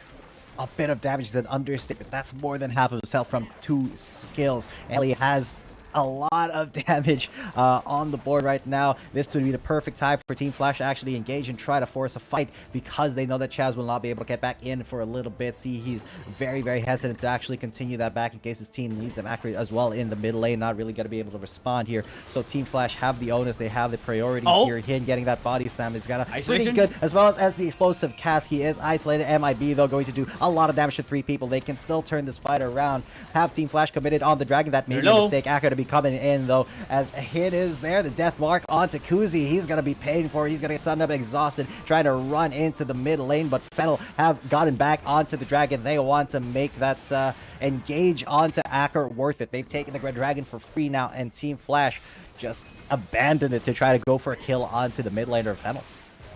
Fennel having really good position, and also the execution there in the bottom side of River fight, as Team Flash took a lot of damage, especially from Danny's Mega Inferno Bomb. That allowed them to have the confidence in going in, and Team Flash, having to lose a lot of HP, was forced to go back and give that Mountain Dragon away. And now Fennel, 2 Dragon stacks, that is going to be helping them so much into the later team fights, because they have more resistance, they have more sustain as well with the Ocean Drake. And now we see even the gold lead dissipating slowly but surely here. A while ago it was 3,500 going 4,000. Now it doesn't even matter how big it is, because Fennel is scaling up. They have the Jacks also going online, split pushing into the bottom lane to answer the push here of Tanex, and they're having more confidence to go in. Team Flash has to be very careful now. Oh, absolutely. It is going to be touch and go here. They have to look for the perfect fight. That will be a lot easier to find if a Sleepy Trouble Bubble lands onto a key member of Fennel, or even just any member of Fennel, because that does signal Hin to go for the explosive cask play like he has in the past. And actually, Hin is the most fed champion on the team, ironically, at the moment. 3-0-5. He's gotten, kill participation in 8 of 9 of these kills, and he's just been the one actually closing these things out. So maybe Hin is the carrier. I don't know. We'll see, because Ellie is the one who dictates whether or not Team Flash can or will get a pick in these fights. And then Hin's just the one who follows up and actually confirms it. So Fennel, they have to be extremely careful where they step and how they respond to a Sleepy Trouble Bubble situation. And the gold funneling is also a big problem here for Team Flash, because they couldn't really give the gold towards their carries, and that's costing them to have, a little bit of reduction in terms of the damage. Ellie taking a bit of damage here as well from the bouncing grenade of Dan. It's just too much to handle, and he has to maybe pick up some healing plant. Check the area, be very careful, especially with the Horizon. Always aiming for that depth charge onto this Zoe can be catastrophic here for Team Flash. Catastrophic is the right word, because a Sleepy Trouble Bubble can pretty much dictate the entire fight, and whether or not a certain player is going to be able to participate in it at all. If it's Danny who actually gets tagged by a Sleepy Trouble Bubble, oh my, it is good night. There is nothing that you can do there other than just the rest of FL try to body block for him, but that is going to be a difficult prospect. So yeah, the game has slowed down a little bit. 19 minutes in, a tiny goal lead at about 2,000 in favor of Team Flash. But Fennel are the ones who are actually making quite a bit more proactive plays. Elder Drake should be spawning just a little bit. Baron is up as well, so they will eventually have to choose which objective to go for and whether or not to fight for it. So that could be the next point of contact here for these two teams. Looks like no Hull Breaker has been picked up just yet here in this game, except for Chaz. So his split pushing is going to be enabled later on. Has to be very careful as well with a lot of members here from Team Flash rotating towards the bot side of the map. And if he is going to be spotted out, that's going to be disaster here for Fennel. Fortunately, was able to fall back. Danny and Horizon as well, having a good position here into the mid lane. Should be fine for Fennel. But Team Flash still leveraging down. Hin has a good angle. Scusi just jumps there. Now Ellie going to be in trouble. Depth charge. Yeah, he has to stasis to get out of that. There's a big Inferno Bomb as well. Just a little bit of how do you do. Some utility being used here by either team. But that is a knock-up onto Trevor and taking that to half health. There's the Explosive Casca as well. Really, that's a really good pick for Team Flash. Can they confirm it? Because there's the death mark. He's gotten exhausted. Another stasis here. Nobody's died yet in this fight. Chaz on the backside going up against Stan X. Trevor and Acker very, very low. Managing to survive, but not quite Acker. He's going to go a little bit too deep into the enemy territory and get his life taken from him. That does mean that Elder Drake is a focus now for Team Flash. Oh, don't face check that, especially when you got no stasis. That's going to be the Nautilus going down, and this is just a confirmed Elder Drake now for Team Flash, unless Chaz can get something happening here with Hin and Ellie, but he's going to be taking quite a bit of damage. Fortunately, they won't be really able to contest this too much. Trevor is around, so that is causing a little bit of hesitation for Team Flash, but it's not going to be hesitation if they can just kick the Kha'Zix off. Now Chaz now committing, as well as Danny. This is going to be very bad for them. Mega Inferno Bomb, as well as the Riven coming through, getting the kill onto Chaz, and what a swing and momentum for Team Flash. They've gotten the Elder Drake as well.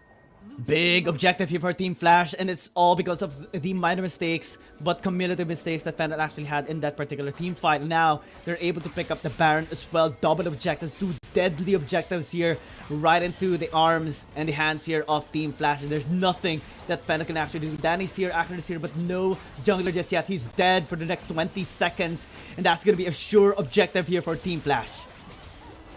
Yeah, unfortunate that Fennel decided to commit there with 1 member remaining. They should have just backed away, given it up. But that is disastrous turn of events for the Philippine team, and Team Flash. They have a very clear route to victory now. Yeah, a lot of punishes actually made here by Team Flash, especially onto Acker, because yeah, he got to dodge that Fate Seal, but Kuzi was still very, very mobile enough to actually chase him down. That allowed Team Flash to actually have numbers advantage. And look at Arisen later on, because Team Flash actually had no vision into that bot side, but they did have their Gragas Hin ready and stable, waiting for the big mistake of him checking the air, and now they're pushing mid. Yeah, and this could be a potential for a huge fight. The Stand United has been used just to keep Ellie safe. This is a really big siege coming into the middle lane. What can Fennel respond with, as they are also getting pushed into top Titan X? They are kind of pigeonholed into their base. There's the Shen D-Sin working on that bottom turret already. The top inhib turret is gone, and Fennel, they are just waiting for Team Flash to kind of overcommit to a fight here, but Team Flash is crossing their T's, dotting their I's, really making sure that this take is going to stick. There's a Mega Inferno Bomb, damaging 3, but not enough. That's a double knock up there, and a pick onto Horizon. He's gone, Trevor's gone, Chaz trying to be the hero here. No hero plays allowed. Another kill there onto the Jax, and just the explosion onto Acker. The last man standing is in stasis, but that Ziggs is not going to be able to save the team. Fennel take the loss here in Team Flash now at match point. This is why we see how good Team Flash is really right now, especially with Decent around, because we see an evolved version here of Team Flash, a much more disciplined but relatively deadly whenever they get an opportunity. And they had a lot of opportunity that they really took without hesitation against Fennel. A lot of times we have seen Fennel making a bit of mistakes, overextending and being too aggressive, too reckless, and that paved the way for Team Flash to actually punish them, translate it into more objectives. And in that last fight as well, having to get 2 kills on really crucial members here of Fennel allowed them to get both the Elder Dragon and the Baron as well. And with that in mind already, and with that in the hands of Team Flash, is already inevitable. That end push is already unstoppable, and there's nothing that Fennel can actually do at that point. Really good execution, really good discipline all throughout the game. We have seen a slow but steady progression of Team Flash in this game. It took 23 minutes and 11 seconds, but still a very decisive victory. Incredibly decisive, especially after that botched fight at the Elder Drake. That was the moment where everything swung in Team Flash's favor, because honestly that could have been very winnable for Fennel up until that point. Look at Danny, 50,000 damage almost, just from being a Ziggs, just from existing, out damaging literally all of his teammates. that would almost be as much damage as his entire team combined at 49,000. But, Team Flash at the end of the day, they just had so much better pick potential with the Gragas and the Zoe combined, and so much safety with the Shen. A lot of the early attempts from Fennel were crushed by the Stand United. So that may be something for Fennel to consider going into the next game, whether or not they're going to let that Shen through anymore. The Shen, the Yone, even the Ribbon of Tanax has been a problem here for them. And we were a little bit worried with Ellie's Zoe performance before the game actually started, but all throughout the game, it was actually pretty safe. There were at times that he made some mistakes, but Hin was always there to actually protect them. They also had Decent with the Stand United ready and available to actually help out, and Taunt and the auto-attack denial was just so good here on Team Flash's side. And Fennel, we didn't really see so much angles that they actually took in that particular game to put the pressure back in their favor. So hopefully, as they go back into the drawing board, we would have a better strategy laid out for game number 2, because now we're going to be seeing match point victory here for Team Flash. And the Zed also of Acker wasn't really the best performing Zed that we have seen in this series as well. I was expecting a Hull Breaker so that they would have a better side lane priority, a side lane pressure to isolate the members of Team Flash, but that item wasn't there. So they focused more on the damage and the team fights, but still, Team Flash having to outmatch Fennel in this entire game is just amazing to see. Yeah, because Team Flash, they are aching for that maiden win so far, and they are this close, very, very close to actually achieving that here. And with two more games to go in this match, they have a pretty decent chance, especially since I believe they are going to be starting blue side once again. They can employ this strategy against Fennel once more. But let's see who the MVP is. Hin, of course. This is the Gragas, 4-0-12. Only did not participate in one kill. This is going to be his first MVP count, but there is no doubt that he was a huge contributor to Team Flash's victory. You saw how many times that explosive cast and that body slam has been very, very deadly for the players of Fennel Esports. Yeah, very disciplined as well on the trigger for the cast, always using it the best possible case to isolate one crucial member here of Fennel, and always there as well to just help him out. I'm very excited for game number 2. Let's see if Fennel can actually pull off a reverse sweep. Exactly. So I hope you guys are excited as well, because this game number 2 is going to change everything for one of these teams. My name is G10 coming at you. With me is Giyang. We'll be back after this break for game number 2. Dear Summoners, Wild Rift League Asia is about to begin. With a brand new tournament format and teams, what changes can we expect? Let's take a closer look. WRL consists of 2 conferences, WRL CN and WRL APAC. 12 teams from the WRL CN conference and 8 from the WRL APAC conference will compete through the regular stage, playoffs, and finals to view our ultimate glory. All matches will be played in a BO3 format in the regular stage. The 20 participating teams will compete within and across their conferences. Each team will play a single round robin with every other team within their conference once, and half of the teams from the other conference once. Throughout the regular stage, teams will be ranked based on their points within their conference. The top 8 teams from the WRLCN conference and the top 4 teams from the WRL APAC conference will qualify for the playoffs. The playoffs will also be held separately for each conference, adopting a BO7 double elimination format. Only the top 2 teams from each conference's playoffs will advance to the finals, vying for the championship. Of course, a new tournament brings unique challenges. The Wild Rift League Asia Season 1 WRL A1 Finals will be a 3-day extravaganza. On the first day of the finals, the 4 qualifying teams will play a single round robin in BO1 format.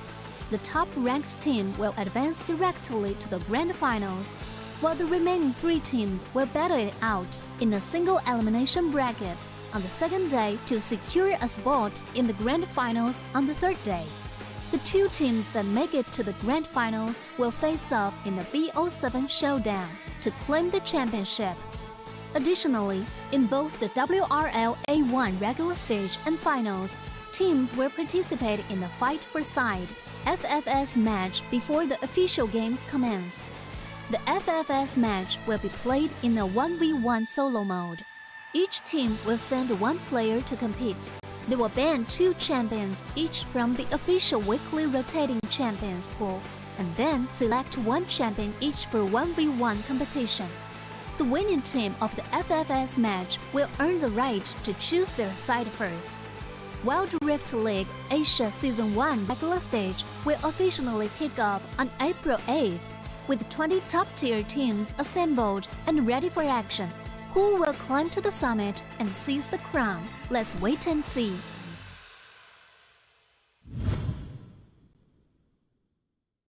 Dear Summoners, welcome to the Wild Rift League Asia 1. With the new season comes a fresh upgrade to our Spectre UI, designed to provide everyone with a better viewing experience.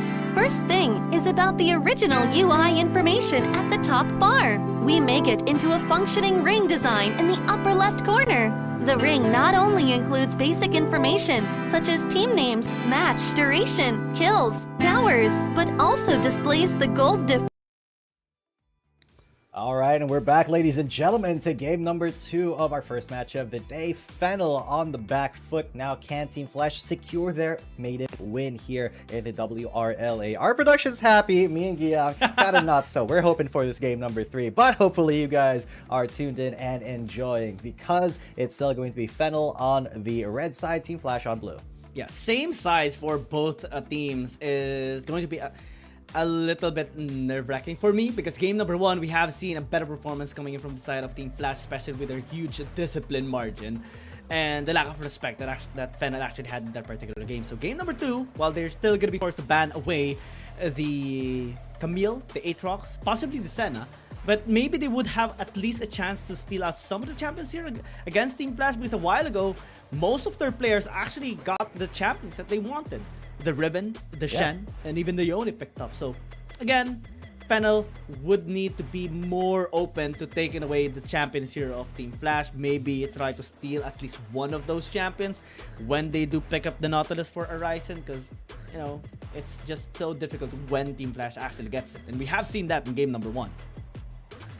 Yeah, and when Team Flash, is turned on, they are turned on. I mean, they were able to basically hang on and negate a lot of the aggression that Fennel's composition was trying to bring their way, and a Zed and a Kha'Zix that are not really able to assassinate efficiently because of a Shen are going to be a lot less effective in the late game. And that's kind of what we saw with that dragon fight in the Elder Drake Pit going the way of Team Flash. I mean, there were mistakes made by Fennel as well, such as really overcommitting to trying to stop that fight, even with one of their members already gone.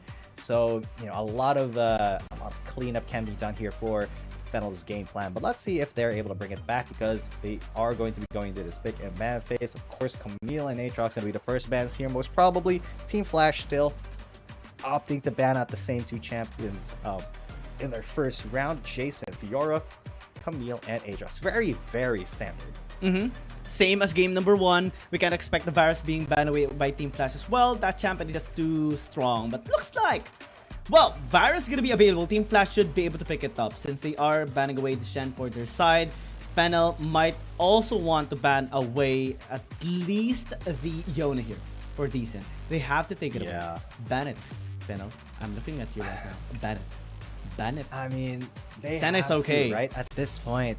Point. Okay. So Gragas ban onto him may not be the worst thing in the world here, because Arisen is going to get his choice of support here. And it's probably going to be Nautilus. Those are the 2 most prominent supports that we have seen. But of course, Yone not being banned up, going to be an instant pickup here, either for Decent or Kuzi. Kuzi did perform pretty decently on it, but now that, Shen's not an option, wait a minute. Galio, first pick for him. Really? A lot more priority for the support at the moment, but Danny on the Ashe. That's something I really, really want to see. Yeah, but I think it's going to be too early to pick this champion up right now, because again, Varus is also available and it's more effective, I would confidently say, because this champion can just have the best chain of corruption, the best layer of CC possible in the game right now. And having to get the Nautilus as well would just be so beautiful here on the side of Fennel. But giving a Galio priority for him is actually a bit confusing for me, because this shows that maybe they are opting to go with a lot of tanky champions to be picked up here for Team Flash. Olaf as well is going to be available, and it is one of the counters actually towards the Varus pickoff. So Fennel has to be ready for this. Yeah, this Varus, though, is going to be a little bit of an annoyance. Okay, so with Ellie on the Senna and Hin on that Galio, there was a lot of pressure now on Kuzi, Tanix, and Beeson to be the damage dealers for the team, because he got a huge supportive core already in the bot lane. And Kha'Zix is a step in the right direction here for Decent. That is a very aggressive champion, can get into fights really well, but Trevor, this is going to be a really good pickup. Can deny a lot of Kha'Zix's pressure, and really efficient at counter ganking as well. So it although it does require a lot of map knowledge and awareness of the other jungler's timing to be able to play Lee Sin effectively, Trevor is a very storied player. He's been playing since League PC days. I remember casting him back in like 2018, I think, in the Collegiate League back here in the Philippines. So he's no stranger to predicting where the opponent is going to be going next. And if you want to be aggressive, this champion is just the best possible champion that you can actually use. Especially with Dragon's Rage, we have seen a lot of really good picks or really good play styles by our players with this particular champion. And now Team Flash going to be getting the Kha'Zix as well, is going to at least have that isolation damage to whoever is going to be isolated on the side of Fennel, because this is a high sustained composition that they have designed. You have the heroes enter as a double global champions as well here for Team Flash, and even a lot of healing, because the Kha'Zix with the Void Spike does have some sort of healing. So in terms of sustain, that is a lot coming in from this blue side team. And Fennel maybe is going to be needing a bit of anti-healing in a sense. Maybe the early executioner's calling, especially for the Varus, going to be very important here for Danny. A lot of respect towards the aggressive champions once again into the Baron lane and into the mid lane. Renekton and Akali, one of those turning moment champions that we have seen a lot being picked up lately since last week. Yeah, a lot of priority we have seen on those Akali bans, sometimes in phase 1, mostly in phase 2. I think it's a really good ban. Akali has just been known to take over games, especially in the late game.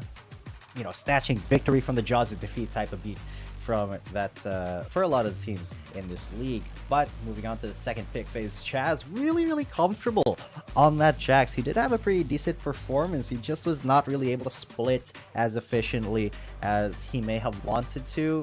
We were talking about it a little bit, and we were thinking that maybe Fennel should have picked up 2 Hullbreakers instead and went for a 1-3-1. But the Garen has surprisingly been doing a lot of work and drawing a lot of attention in the WRL. But okay, Kuzi on the Corki, so it's really gonna be up to Decent and Kuzi to do the damage here for Team Flash. This is a composition that we actually are expecting already coming from the side of Team Flash, especially that they did pick up the Kha'Zix, the Senna, and the Galio already, so they need some sort of frontline, and Garen is one of the best right now in the current meta. And also have decent amount of scaling as well. When you do pick up the Senna, it is expected to have another scaling champion, since they have picked up the Garen already and Jax was picked up by Fennel. Corki was the only one available, and it is going to be a key champion to be used as they are lacking a little bit of AP damage. And now Fennel completing their lineup with the Lucian is going to be a scary feat here for Acker. He is known to be very aggressive, very efficient as well with the champion that he is using, but at times he gets punished, especially in game number 1. Hopefully that is going to be patched up in this game number 2, because again, this is a very similar composition that they had in game number 1 as well. The only difference is the Lee Sin, the Lucian, and the Varus here. They have a lot of ways to actually counter the composition of Team Flash, but still, late game is going to be very scary from Team Flash. Yeah, this is looking like a very scary game for Fennel, because I'm just looking at this composition, and Fennel, they have a lot of good points to them, but Team Flash has a very easy to execute win condition right now, right? So all the damage basically is going to be coming from Kuzi, quite a bit of it from Decent as well, while Thanix is going to be tanking it up, and Ellie is going to be supporting from the back. There is a lot riding on perfect positioning here for Team Flash. And of course, with Ellie on that Senna, a lot of the time it's going to be, that Senna starting off probably in the top or mid lane. It will be the mid lane here, trying to zone out Acker, really trying to get some lane dominance from level 1, because otherwise that Lucian is a lot more of an early game monster than the Corki. Hull breakers to be expected as well here from the Jax and the guy here of Chaz and Thanix respectively, and it is going to be a very lonely and slow-paced game here into the top lane. At most, maybe we would see Trevor ganking here quite a few times. It has to still be very, very careful from Decent's aggressiveness with the Skazix. During their match against OMG, actually had a lot of angles into that match. It's just so difficult to work around with the Skazix because you have to rely on your TVs as well to get the leverage for the early game. And this time around, with this composition, it's more, available to actually happen here for Team Flash. Yeah. And honestly, looking at the compositions right now, Fennel has to do a lot more just like that, getting that early dredge line and then getting a kill actually onto Kuzi. Wow, first blood already. It was actually Trevor who got it with the red buff. So that tiny bit of damage from the red buff cannot be understated. A really good pick off. An amazing first kill.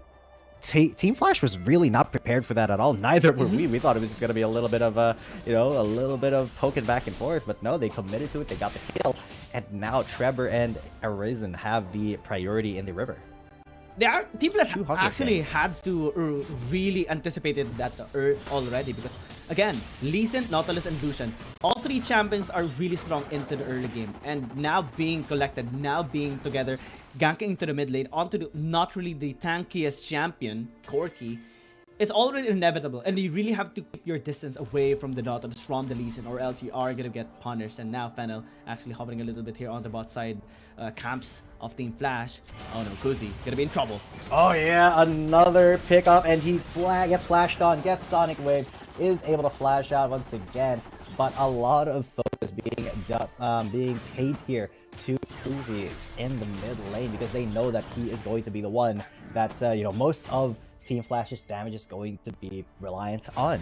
The more they're able to take Kuzi down in the early game, the less of a threat he'll be when the late game team fights happen. And Decent is going to be there. This is going to be a risky play from Fennel if they go for it, but they're not going to overcommit to this. I was praying for a bloody dive, but no, they're going to be safe about it. Yeah, Danny's very stable here into the bottom lane. The Varus into the Galley matchup is very winnable for the Varus, especially with the amount of damage and the wave clear that you actually possess. And with the rotations that Fennel's actually making across the map, you can just accelerate and put a lot of pressure into the bottom lane even more. So with that in mind, since Chaz is okay into the top lane, mid lane is winning here for Acker. Objectives is going to be much better now for Fennel, at least in terms of having the priority on it, because we have seen them invading into the jungle camps as well of Team Flash, and that's a relatively good sign coming in from Fennel. They really need to make a lot of plays early into the game, because again, this is a scary scaling composition of Team Flash.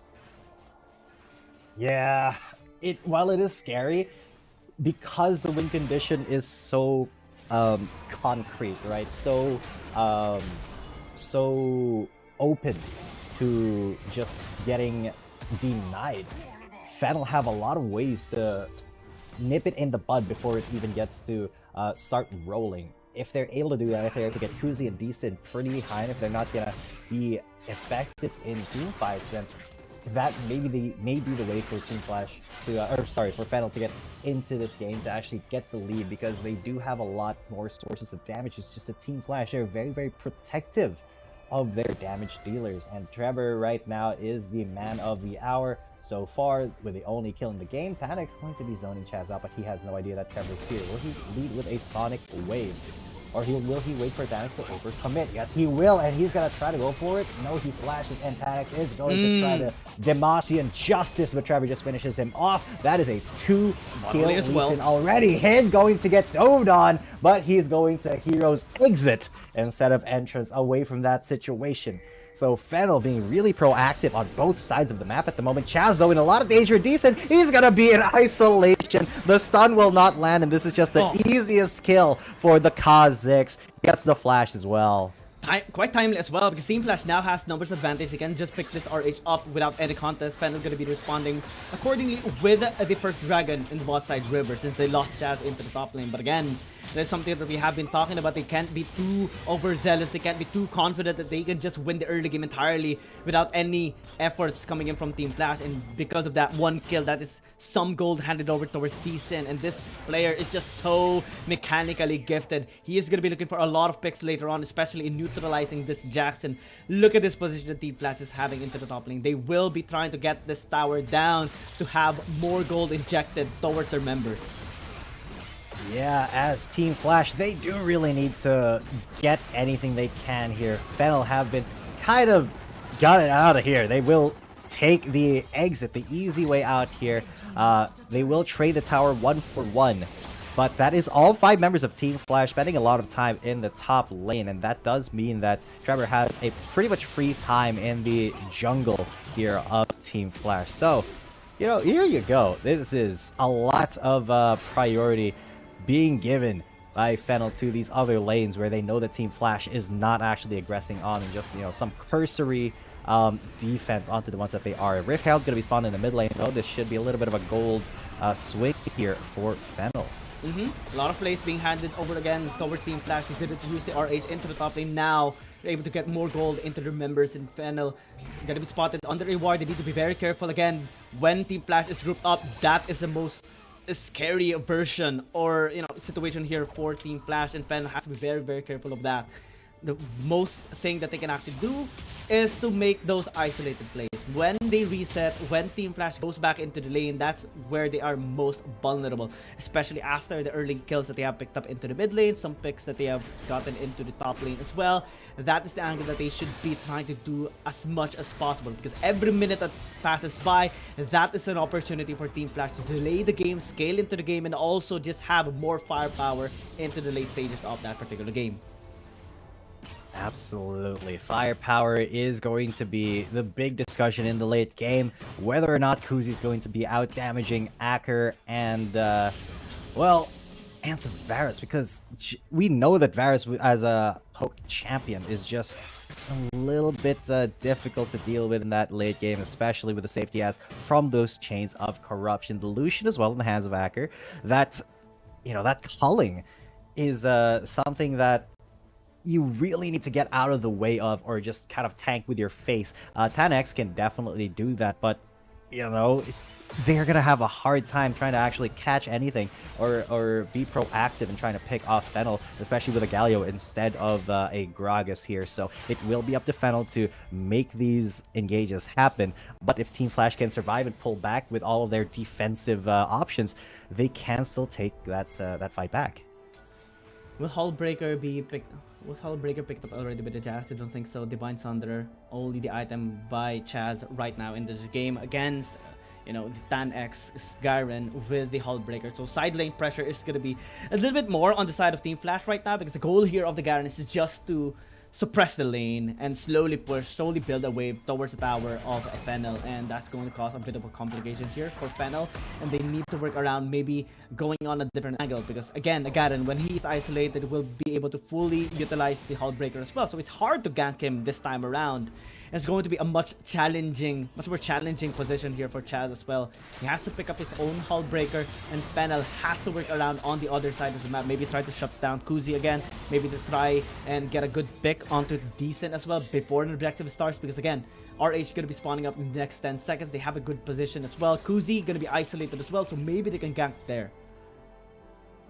Yeah, I mean, ganking right now for Team Flash is a little bit difficult, because they really have to find somewhere where Fennel is they have one person, but a straight up team fight, they will need to use Kuzi to their full advantage. They need to have those missiles actually hit and try to do damage before the fight even begins, because otherwise Decent will not be able to get some really good what's it called, engages. That's speaking of really good engages, Arisen comes in with the depth charge and the And the dredge line, sorry, as the hero's entrance comes in, Hin comes through, but Fennel are the ones who come away with the Rift Herald. Unfortunately, Team Flash were not able to do much there. All they had to do, as I said, use their defensive options and get out of that fight that Fennel engaged on. Yeah, now Team Flash is going to be responding accordingly with a push here into the mid lane, but good job here for Danny, working around with the minions, cutting the passive wave, and also just generally defending their tower. But now, Team Flash having a really good position here into the bottom side, where we will try to get this dragon for themselves, or at least equalize the objective camp.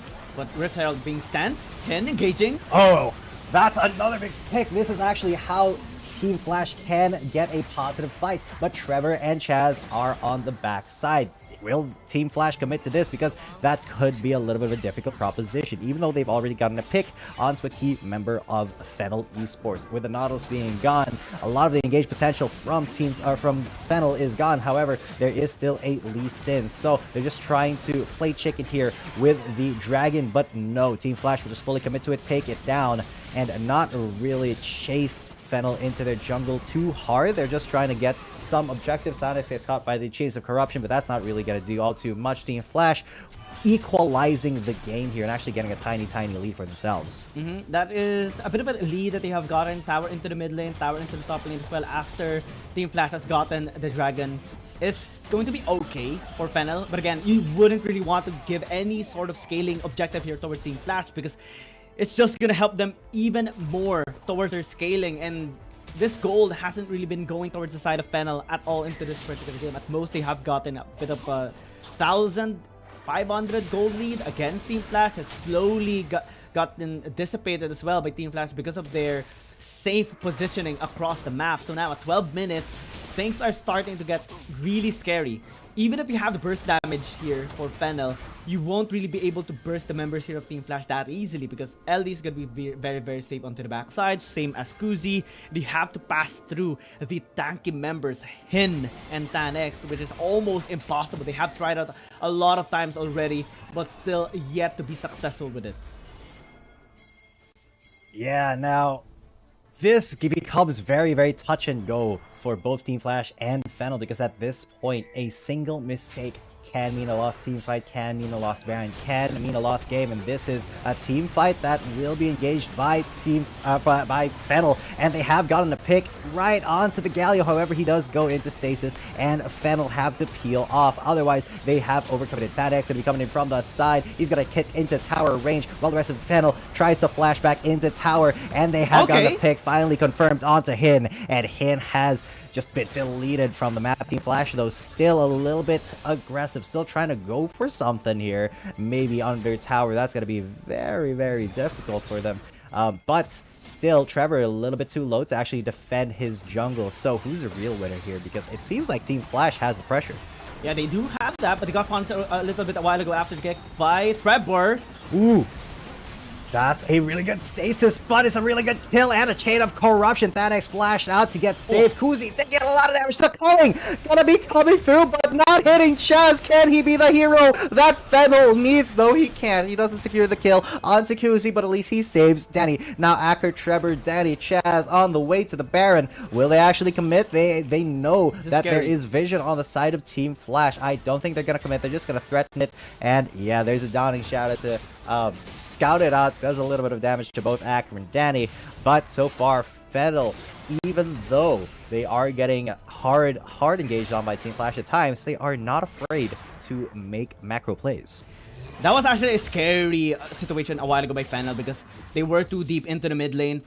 Team Flash had a really good angle towards them collapsing onto the members of Fennel, especially with Tan-X having a really good flank, but the kick coming in from Trevor allowed them to at least delay or stop the engagement that was coming in from Fennel. And after a little bit of an overextension coming in from Team Flash, they were able to pick up one kill and then translate into more defenses into the mid lane. Have it been the other way, that could have been at least 2 towers and possibly a Baron take by Team Flash. But with the prowess here of Trevor, with the discipline, especially with Dragon's Rage, everything was denied.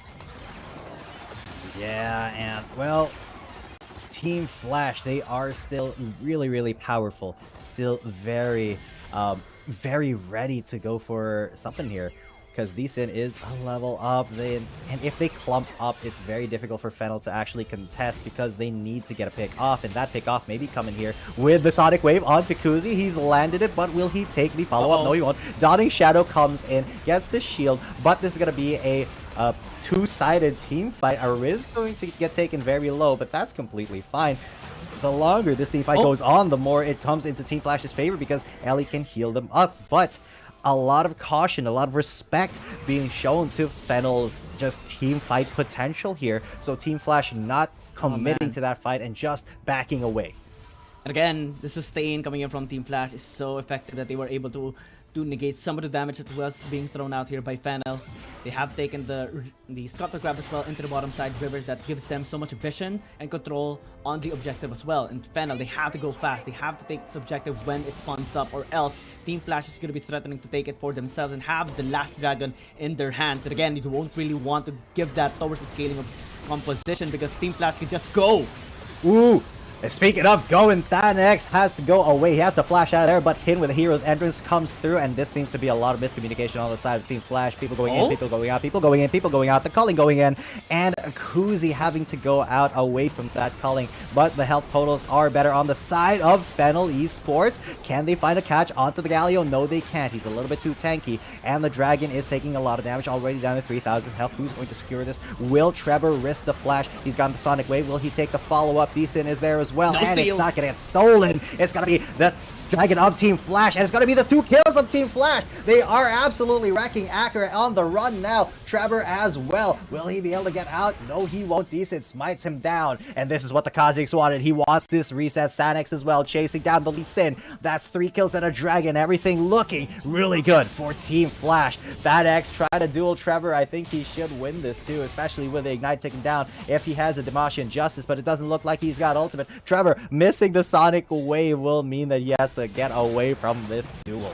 Oh man, Team Flash is just so difficult to actually take down in that particular fight. Really good discipline coming in from Decent as well, taking the last dragon into the hands of Team Flash, cementing now a big lead, especially with the double dragon stack, also the Baron. Let's check out the replay and how it actually happened, because Hin was holding out the fort, holding out the front line. Really good last embrace as well towards the members of Fennel, and Decent as well, holding his fight for so long. The rest of Team Flash holding the fort as well, allowed them to get the objective. After taking it, they just went in. Everyone not scared at all towards the member of Fennel, because they know that they could just outmatch, outdamage, and out-sustain Fennel at this point, taking everyone down. And as they go towards the Baron, now they have full confidence to close out this game. Yeah, unfortunately, Fennel really wasn't able to shut down Kuzi or Ellie, or even Sin, really. They really had to try to go for those risky plays. Unfortunately, Team Flash's defensive options are just a little bit too much for Fennel to deal with, especially without the lead. Trevor off to the side, looking to make the play, but it may be too little too late. Acker already out of the fight. He's not dead, but he is 1 HP. Daddy coming in with the Chase of Corruption. Trevor coming late to the fight with the Dragon's Rage. Hits 1, hits 2, but that's no kills as of yet for either side. Hin getting that taken to half, but Kuzi's low. No kills here for Fennel, no kills here for Team Flash. Actually, there was 1 kill for Team Flash, my bad, as Fennel scrambled to defend their base. Once again, it's looking like a repeat of the first game. That is a lot of damage onto that inhibitor turret. How long can it last? Not very, as Chaz tries to get something done onto Tanex, but he's a little bit of a tanky Garen. Now they can keep Kuzi very decent, very safe here. Fennel, a last-ditch effort to try to take their Nexus back. They have gotten a kill, but no, that's not going to be enough to secure this fight. Actually, Chaz going down as well. Danny, the last man standing once again. Will he be standing for longer? He doesn't get taken down in the base, but the Nexus does get destroyed. It's gonna be Team Flash's first win in the WRLA. And they destroyed Fennel in that particular series. Such a huge improvement by Team Flash, and generally wrecking havoc right now in this particular series. Fennel had no angle in that. They only secured 3 kills in this match, in this game number 2, 2 of which was taken or was accomplished pre 5 minutes into the game. That's how clean that Team Flash has been in this game number 2, and this is one of the worries, or one of the things that we are worried about in this particular game, because again, this skating composition is designed to withstand as well the early aggressive plays that Fennel is going to be having in that particular game. And the way they were also able to do that is because of the safety that Tanex and Kuzi had into their solo lanes, and had it been the other way around, Fennel would have been able to have the momentum they needed into the early game. There was word as well on the team fights that they were trying to take, because again, whenever Team Flash is grouped up, you shouldn't really engage on them, but they were forced to do so, and that paved the way for Team Flash to cement this 2-0 dominating victory. Finally, Team Flash was able to break in their slump. The 8-game lose streak is over. Yeah, finally, Team Flash get their first win. Of course, this comes at the cost of Fennel taking a big fat L here, unfortunately, but that was a really good game that was played on both sides. Really good match. It could have gone either way, honestly, but Team Flash just had better execution and better awareness of their win conditions, so that is going to be how this shakes out. So while it is going to be one win for TF, it still is technically Fennel who is higher on the scoreboard, because they only have 7 losses now to 1 win, while Team Flash, they have 8 losses and 1 win. So while our prod is very happy that they won, I mean, we can still claim the moral higher ground here is still one rung up the ladder, unfortunately. Well, Team Flash does still have 4 more games set in store for them in the next upcoming weeks, while Fennel does have 6. So a lot of ways that both of these teams can still get the leverage and try to secure their 4th spot into the APAC region for the playoffs, because again, both of these teams are just trying to climb up the ladder, still a little bit far away from the other members here in the APAC region, especially on KT, Buriram United Esports, Naos Esports, and Nigma Galaxy that has at least 2 wins right now in the APAC region. So they just have to accumulate more wins in a sense, especially here for Team Flash, and then they should be good, because now the momentum is in their hands after having a 2-0 victory against Fennel. They also were able to improve their composition, especially in game number 2, not going for the Yone anymore, and having a better foundation as well on how to work with this high sustained composition in game number 2. Both games in the series has been a dominating game as well. No control of Fennel all throughout the series. Game number 1 took 23 minutes, game number 2 much faster as well. Yeah, and with that being said, I do believe there may be an interview today because this is an APAC match, an APAC team won. They should be having an interview, so we'll be waiting on that for you guys, because it is going to be very exciting for Team Flash. Got their first victory against Fennel, a fellow APAC team. That just kind of increases their chances of getting up there and making it to the playoffs. There is still a very good chance. Not everything is set in stone here in the APAC conference, but it is going to be a bit of a struggle. They have to basically be flawless for the rest of their stay here, and the MVP will actually go to Ellie. He was behind in terms of gold at the end of the game. However, that is because he wasn't really playing the role of a carry, instead more of an AD support, because the healing, if we could see the healing stat, I bet it would be really, really high. Just did a really good job protecting his team, especially with the Dawning Shadows that were just really on point for all of the game. Yeah, I'm just happy here for Team Flash. Generally, game number 1 has been, the momentum booster for them after getting a victory against Fennel. They were able to get a good read onto how they behave across the map as well.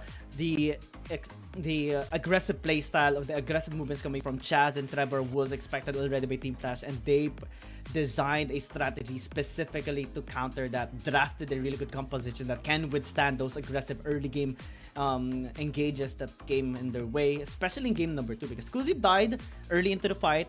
Tanex as well was ganked, but after that they were able to just negate all the ganks, especially after the Hullbreaker was picked up by Tanex.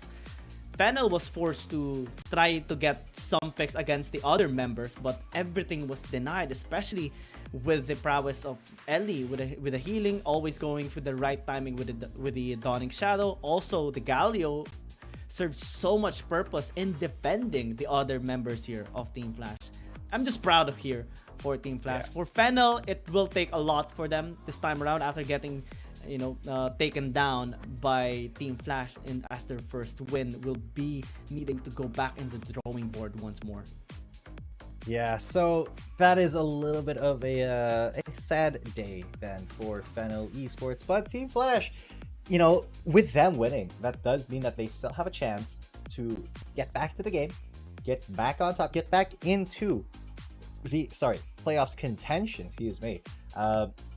It is again a long road ahead for them, but with this momentum, I believe that they can really pull something off. And as long as they take the lessons they learned today and really try to incorporate that into their future games, they can still make it. I mean, Fennel, they were able to beat OMG last week, and now they've fallen to Team Flash. So really, these power rankings are not set in stone at all. Anybody can still beat anybody here in the APAC region. It's just, the kind of the Chinese conference that we got to worry about. But with last week happening, it feels a lot more possible for the APAC teams to have a good showing for the rest of the league, because we do have a couple weeks left here in the WRLA. I actually was expecting the Vi coming in on the side of Fennel in this particular game. Yeah. Maybe the Renekton as well for Chaz, because they had a really good MVP performance with both those champions as well. So having to not see that in this particular game, and both of these champions weren't actually banned as well by Team Flash, is a little bit, confusing for me. Yeah, it is an unfortunate take here, because I know that they are just going to be able to fully utilize those champions as well. But maybe they were also trying to get a different angle into this game against Team Flash, because this composition was designed was drafted by their coach Rebenga, and it was in good intention as well. Trevor had a really good performance in the early game, getting early picks off with a good synergy with Ryzen as well. But it wasn't just enough. We have seen a better discipline coming in from Team Flash this time around. So something to work on here by Fennel as they go back into the drawing board. But they should be fine. I mean, they're still sitting very comfortably in the 5th spot in the APAC standing. And they're just going to be trying to design a much better composition and have a better execution with that. Yeah. And with all of that being said, that was a lot of analysis for a couple of games where, the win conditions were pretty clear for both teams. And ultimately, it really just came down to Team Flash being a lot more willing to commit to their win condition. So let's take a look at their interview right now. 感谢两位解说老师，欢迎大家来到赛后采访，我是子琪。让我们恭喜西贡 TF 拿下了本场比赛的胜利。我们邀请到的是辅助选手，我们射手 Ellie。那么其实今天也是他们在亚洲联赛的首胜，想问一下他现在的心情怎么样 ？Hi Ellie, congrats on taking them down and thank you so much for joining me. Congrats on your very first winning on this tournament. So how's it feeling right now? Chào mừng Ellie đến buổi phỏng vấn hôm nay. Thì sau một chặng đường dài thua cuộc với một trận thắng đầu tiên trong cái chuỗi thua này, thì cảm giác của Ellie lúc này là đang như thế nào? Em thấy bình thường, không phải là sức mạnh của mình. I'm just feeling normal because this is not my two strongest of us. OK， 那我们的艾丽选手说呢，其实他觉得比较的平淡，因为他认为其实他们并没有发挥出他们团队最强的一个实力和一个表现。那么下一个问题想问到他的是，其实上一次跟艾丽选手见面是在我们的全球冠军杯的时候，当时也有采访到他，但是很明显这一次呢，他们这个表现或者说整个这个赛场的情况比他们上一次要困难很多。想问一下，他们到目前为止遇到的可能最大的一个困难是在于哪里呢 ？So since last time we met in Icons, I have noticed something is getting harder for you guys this time. So tell me about your difficulties you have faced so far. Chúng ta đã gặp nhau ở giải Icon từ đợt vừa rồi tới bây giờ, thì sau một chặng đường dài học hỏi từ bên Icon tới bây giờ, thì cái cảm xúc của Ellie cũng như là Ellie học hỏi được từ gì, học hỏi được những gì từ giải Icon tới bây giờ?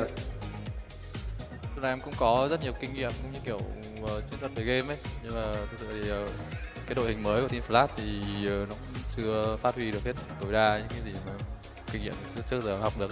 Tất cả những thành viên đều là những thành viên mới, Xong rồi lần đầu tiên tới một cái giải đấu mà gần như là to nhất của Paris rồi, giải đấu ST thì cũng hơi ngợp, nên là cái chặng đường thì cũng hơi lâu.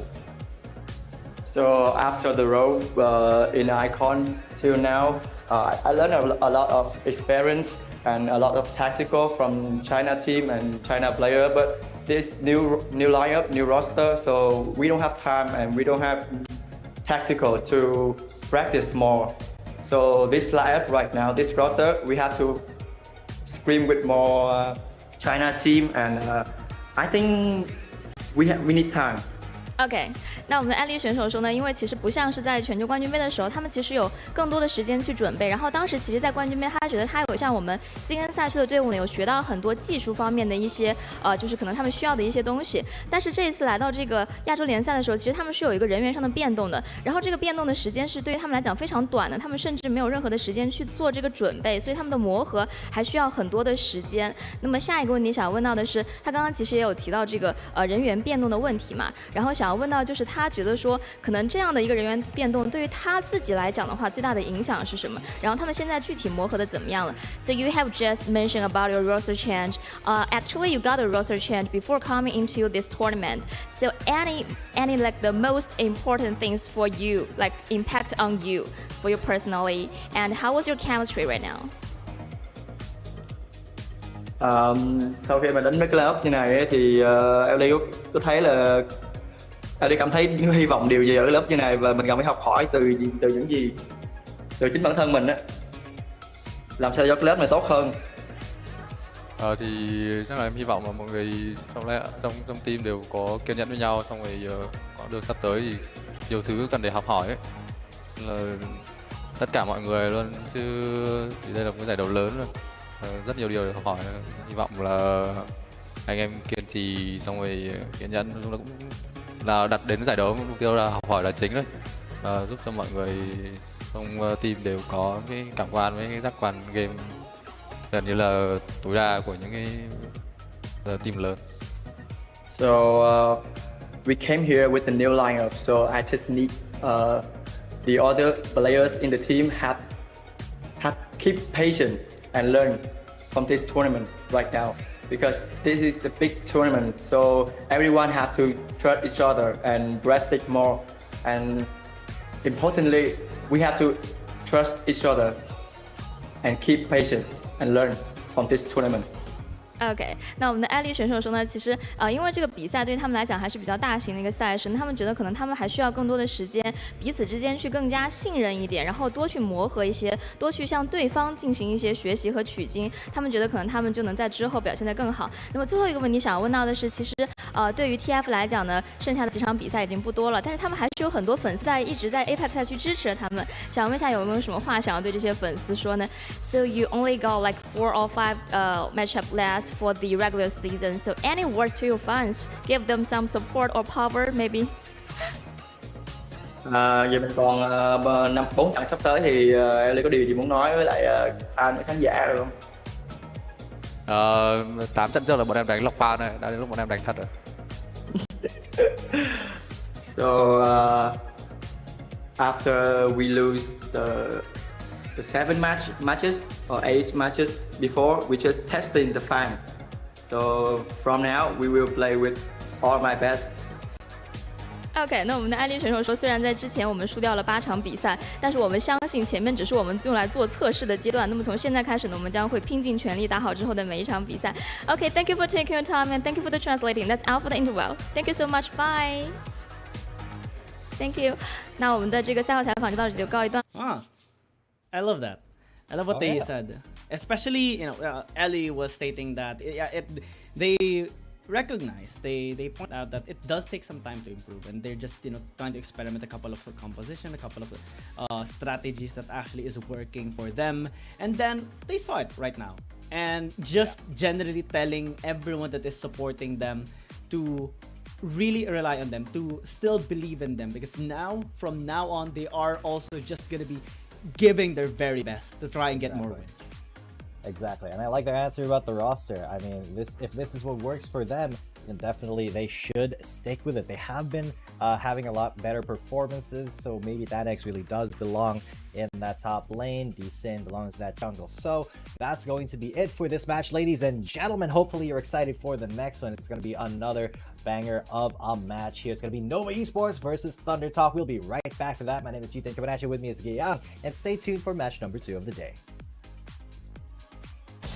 Dear Summoners, Wild Rift League Asia is about to begin.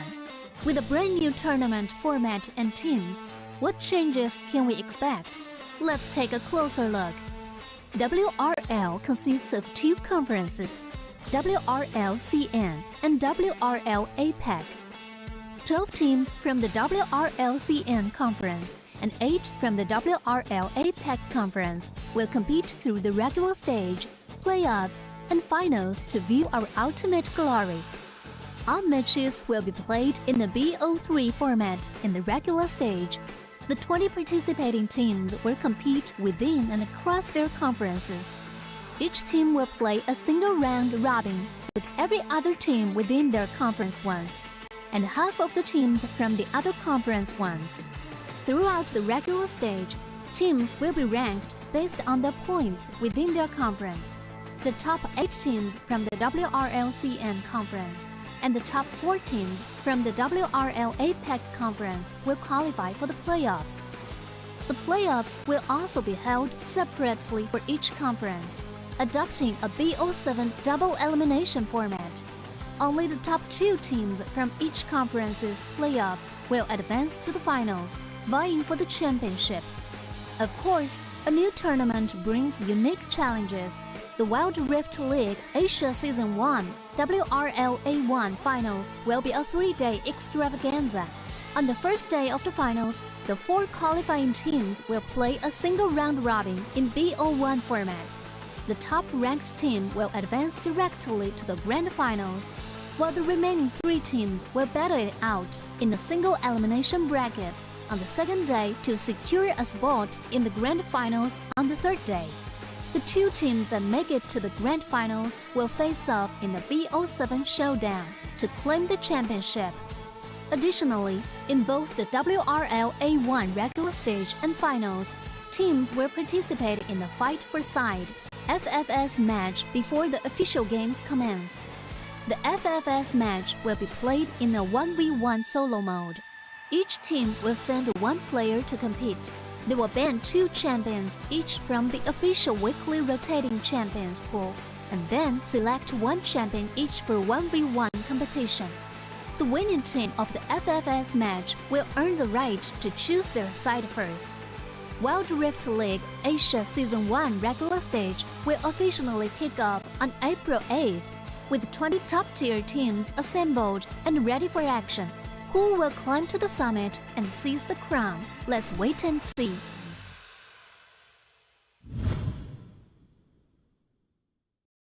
Dear Summoners, welcome to the Wild Rift League Asia 1. With the new season comes a fresh upgrade to our Spectre UI, designed to provide everyone with a better viewing experience.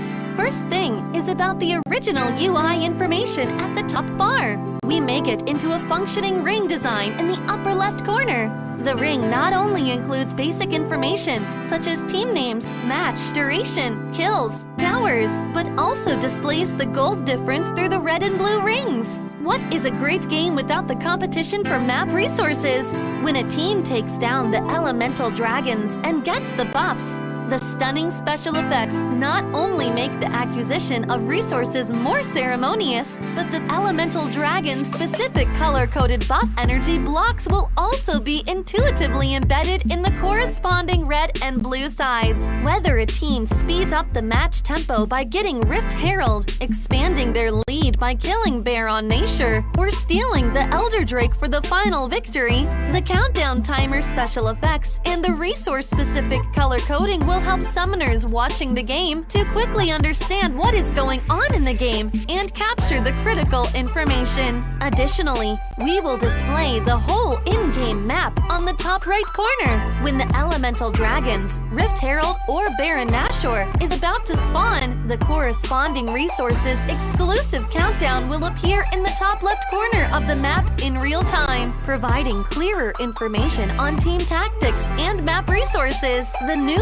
UI will introduce 4 panel modes: the landing phase mode, pre-team flight mode, team fight mode, and post-team fight mode, a combination of 4 refined panel modes to ensure that the most important real-time data in the game is presented more intuitively and comprehensively than ever before. In the landing phase mode, in addition to the real-time images of the players, champion selections, summoner spells, and champion experience, we will also supplement real-time gold, KDA, and items during the landing phase. Meanwhile, team stats history will also be displayed based on the progress of the game, allowing summoners watching the game to stay informed of the comprehensive information in real time. In pre-team fight mode, we refine and integrate the information on the gold difference between the matchup to help summoners keep track of the player's items builds in real time through the items column. This makes the state of both teams clearer before the team fight. In the highly anticipated team fight mode, we visualize the damage dealt comparison. The real-time dynamic display of champions' avatars can be more intuitively express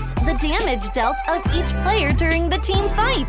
The closer to the red-blue intersection, the damage is higher. We maximize the screen space for exciting team fights and gameplays. After the fierce team fight, we integrate the damage comparison of each champion to help summoners quickly understand the damage difference between the champions in each matchup during the team fight. Depending on the different game situations, there are more diverse UI combinations waiting for summoners to unlock. Our comprehensive, intuitive, and comfortable UI design aims to provide summoners with a better, more informative, and higher quality viewing experience. The exciting first season of Wild Rift League Asia is waiting for you. Summoners, we'll see you in the Rift. Dear Summoners, Wild Rift League Asia is about to begin. With a brand new tournament format and teams, what changes can we expect? Let's take a closer look. WRL consists of 2 conferences, WRL CN and WRL APEC. 12 teams from the WRL CN conference and 8 from the WRL APEC conference will compete through the regular stage, playoffs, and finals to view our ultimate glory. Here we are, ladies and gentlemen, match number 2 of the day here at Wild Rift League Asia 2023 regular season. I'm G-Tank coming at you. With me is Giyang, and we just saw a game that made, well, our production very happy, as well as many Vietnamese teams. Team Flash took the series 2-0 against Fennel Esports. Now we move on to the Chinese conference, where previous Icons champion Nova Esports will be going up against the Thunder Talk Gaming. It's going to be a bit of a challenge here for Thunder Talk. Yes, they have been getting a couple of wins here. Now they are on a bit of a win streak as well after taking a victory against KT Rolls Y just last Sunday. And still, it is going to be a big challenge because this is Nova Esports. They're having one of the best win streak right now in this tournament, aside from Kipes Gaming.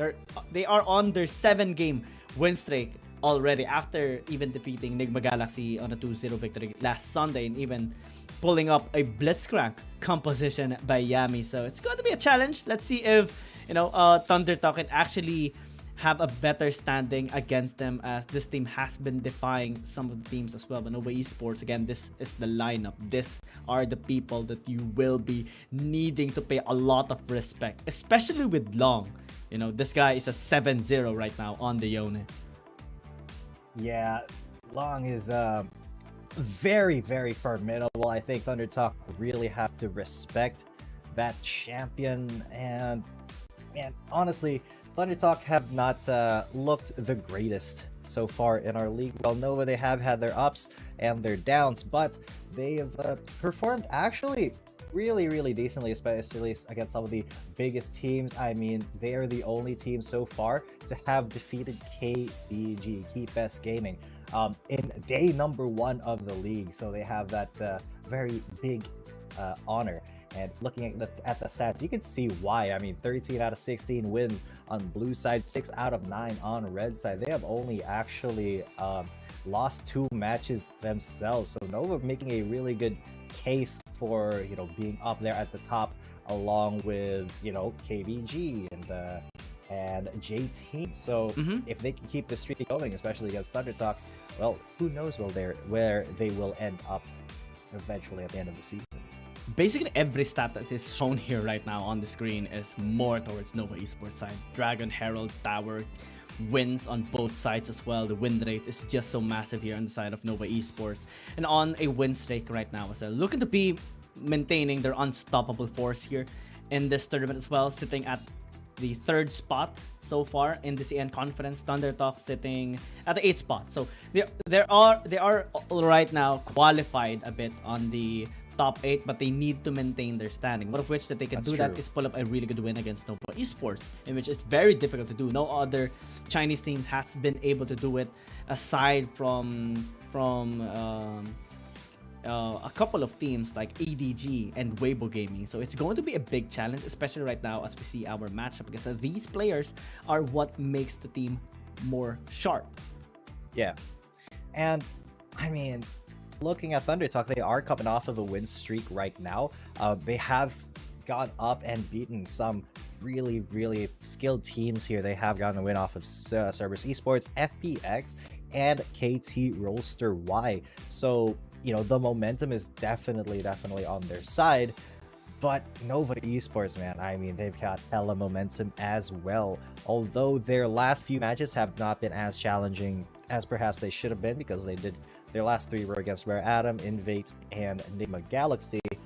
You know, they still need to really respect that Thunder Talk is, they are kind of desperate to stay in playoffs contention here. So there's going to be a lot at stake here for both Thunder Talk and Nova Esports. Nova, of course, while they are qualified, they do want to get up there. They want to bump themselves up a seed here. The only angle that I'm seeing right now for Thunder Talk is that, well, Nova Esports, being as formidable as they are right now, are still, you know, a team that can be beat. And one of the teams that were actually able to do that, right, was EDG and Weibo Gaming. But Thunder Talk actually put up a really good win against EDG during day number 19. Had a really good reverse sweep against them and put up a victory at the very end. So maybe that's the angle that they are going to be looking towards Nova Esports right now. Let's see what our host is going to be saying. Hello， 现场以及屏幕前的召唤师们，大家下午好，欢迎回到2023英雄联盟手游亚洲联赛的比赛现场，我是子琪。接下来呢，将由 Nova 战队对阵 TT 战队。Nova 战队的状态呢势如破竹，在打破了常规赛魔咒之后，他们已经豪取7连胜，今天又能否延续胜利呢？而 TT 战队的状态也在逐渐回暖，不断提升的他们能否稳定发挥好之后的每一场比赛？让我们一起进入到今天的精彩对局。Hello everyone, welcome back to 2023 Wild Rift League Asia 1. Here's Michelle. Welcome back for Nova Esports versus Thunder Talk Gaming. Nova is hitting their stride after break the spiral. They have got the 7th winning streak. Can they go on with it?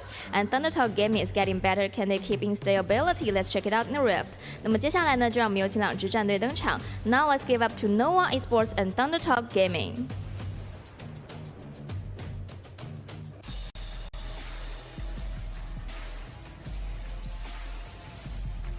冰龙版本就要来了，今天让你们提前体验一下冰冷冷的感觉。可是雪，闭紧双眼，看不见你敲败的谎言。可是心。This is a song. First time. I don't know. Sing a song. I don't know what that song is, but that was entertaining. Oh man, that was even though we couldn't understand it, the spirit of it was there. You know, I'd rather sing a song than respond to your trash talk. So this is going to be a little bit of a spicy one. Thunder Talk and Nova Esports, a former Icons world champion and, well, number 8 in the Chinese standings at the moment. 首先有请双方单人路选手登场。In the solo lane, It's going to be a Nova tough battle here. Can Thunder Talk pull up an upset here against Nova Esports is the questions. Also, our mid lane matchups a while ago, Neon and Z, are going to be a big angle to be taken here. It's more of a balancer here on the side of Nova Esports. Nova, playing things slow, loves the Garen, Corki, Lucian, Yasuo, and even the Jace sometimes. But Z is one hell of an aggressive player. Loves the assassin champions, has a 接下来 high 有请双 outplay 方中路 potential, 选手登场 and is ，and the generally million wants Nova to be the 念 hero TTZ player here on the side of Thundertalk. And so maybe that's a path that Thundertalk wants to have there against Nova Esports. Maybe that can spell out the 接下来 way 有请 or 双方 pave 射 the 手 way 选 for 手登场 Thundertalk to at least get a game In a here against Duelium Nova. Nova remake TT Soil. Yeah, because Thunder Talk, they are definitely on the back foot here, but that doesn't mean that they can't 最 take 后 this 有 win 请 against 双方 Nova. 辅 Yes, 助 Nova 选手 has a 登 lot 场 of Whoa, momentum. that Yes, nail is And the so support Nova Yami Did you see that? TT you're right. Yeah, SMY. you're right. You're right. The I wonder thumbnail. why. I wonder why. But yeah, I mean, just because Nova has beaten the best team in the league at the moment 再 doesn't 次 mean 欢迎 that 两支 Thunder 战 Talk 队， has 有 to be 请进入 scared of 对 them. They 战 have 时 to 进 play 行准 very 备。All players are getting fearlessly ready. Let's step and play into the their wild. own game plan in order to stand a chance against Nova Esports here. Ooh, digging for gold there, he said. Ooh, looks like Z is gonna be playing here for the 5 first side as well. Yitze gonna be playing here for Nova Esports and is just generally ready for whatever comes our way right now. We have seen a couple of champions or the new champion rotation for our 5 first side, and well, I was happy to see the marksmen being picked up earlier, the Zaya and the Vayne, but I'm not really that entertained with what happened. We didn't really see, a clash happening. Hopefully this time around we see better oh my lord, come on, man. Yeah. Come on. Did he get it? He got it. All right. Yitze committing. I mean, that does I'm sorry, but Thundertalk was laughing of what happened. No. Here's the thing. Yitze was like, all right, I got caught already. Might as well commit. Go for the dig deep, and that just means that he's not afraid of looking like a fool on camera. That speaks of supreme confidence, and that just means that Yitze is gonna go all out here in this fight for side against Z because he had the courage and the confidence to go for the gold dig right before the match. We should have PvP'd that and shoutcasted that particular angle that we saw a while ago. It's going for all the angles into getting that one pick off, one engage towards that thing that was obstructing his breathing, and he got it at the very end. Congratulations. Yeah, Yitze. good job, Yitze. I mean, if it was preventing him from playing optimally, get rid of it. And I love that he was just like, all right, camera's on me, let's get it. I'm sorry. Honestly, if you're not afraid to pick your nose on camera, you are probably the bravest player in this entire 10-man match. So I have a lot of expectations now for Yitze. I think we have seen 2 people already do that on camera. I'm just so happy. One of which is August, by the way. It was unfortunate to be caught right on the spot with a camera during one of their matches, and now we do see Yitze as well. Oh man, it's just so funny to see. Now, they are going to be going into the fight first side. We have seen the Kragas picked up by Yitze, and what champion did Z pick up for the fight first side? It was a Gwen.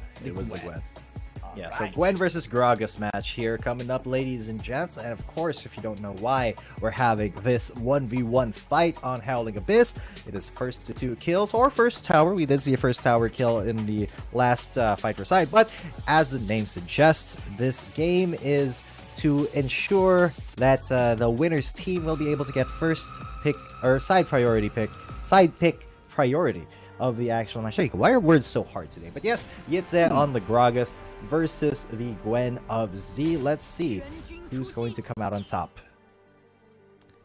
Oh man.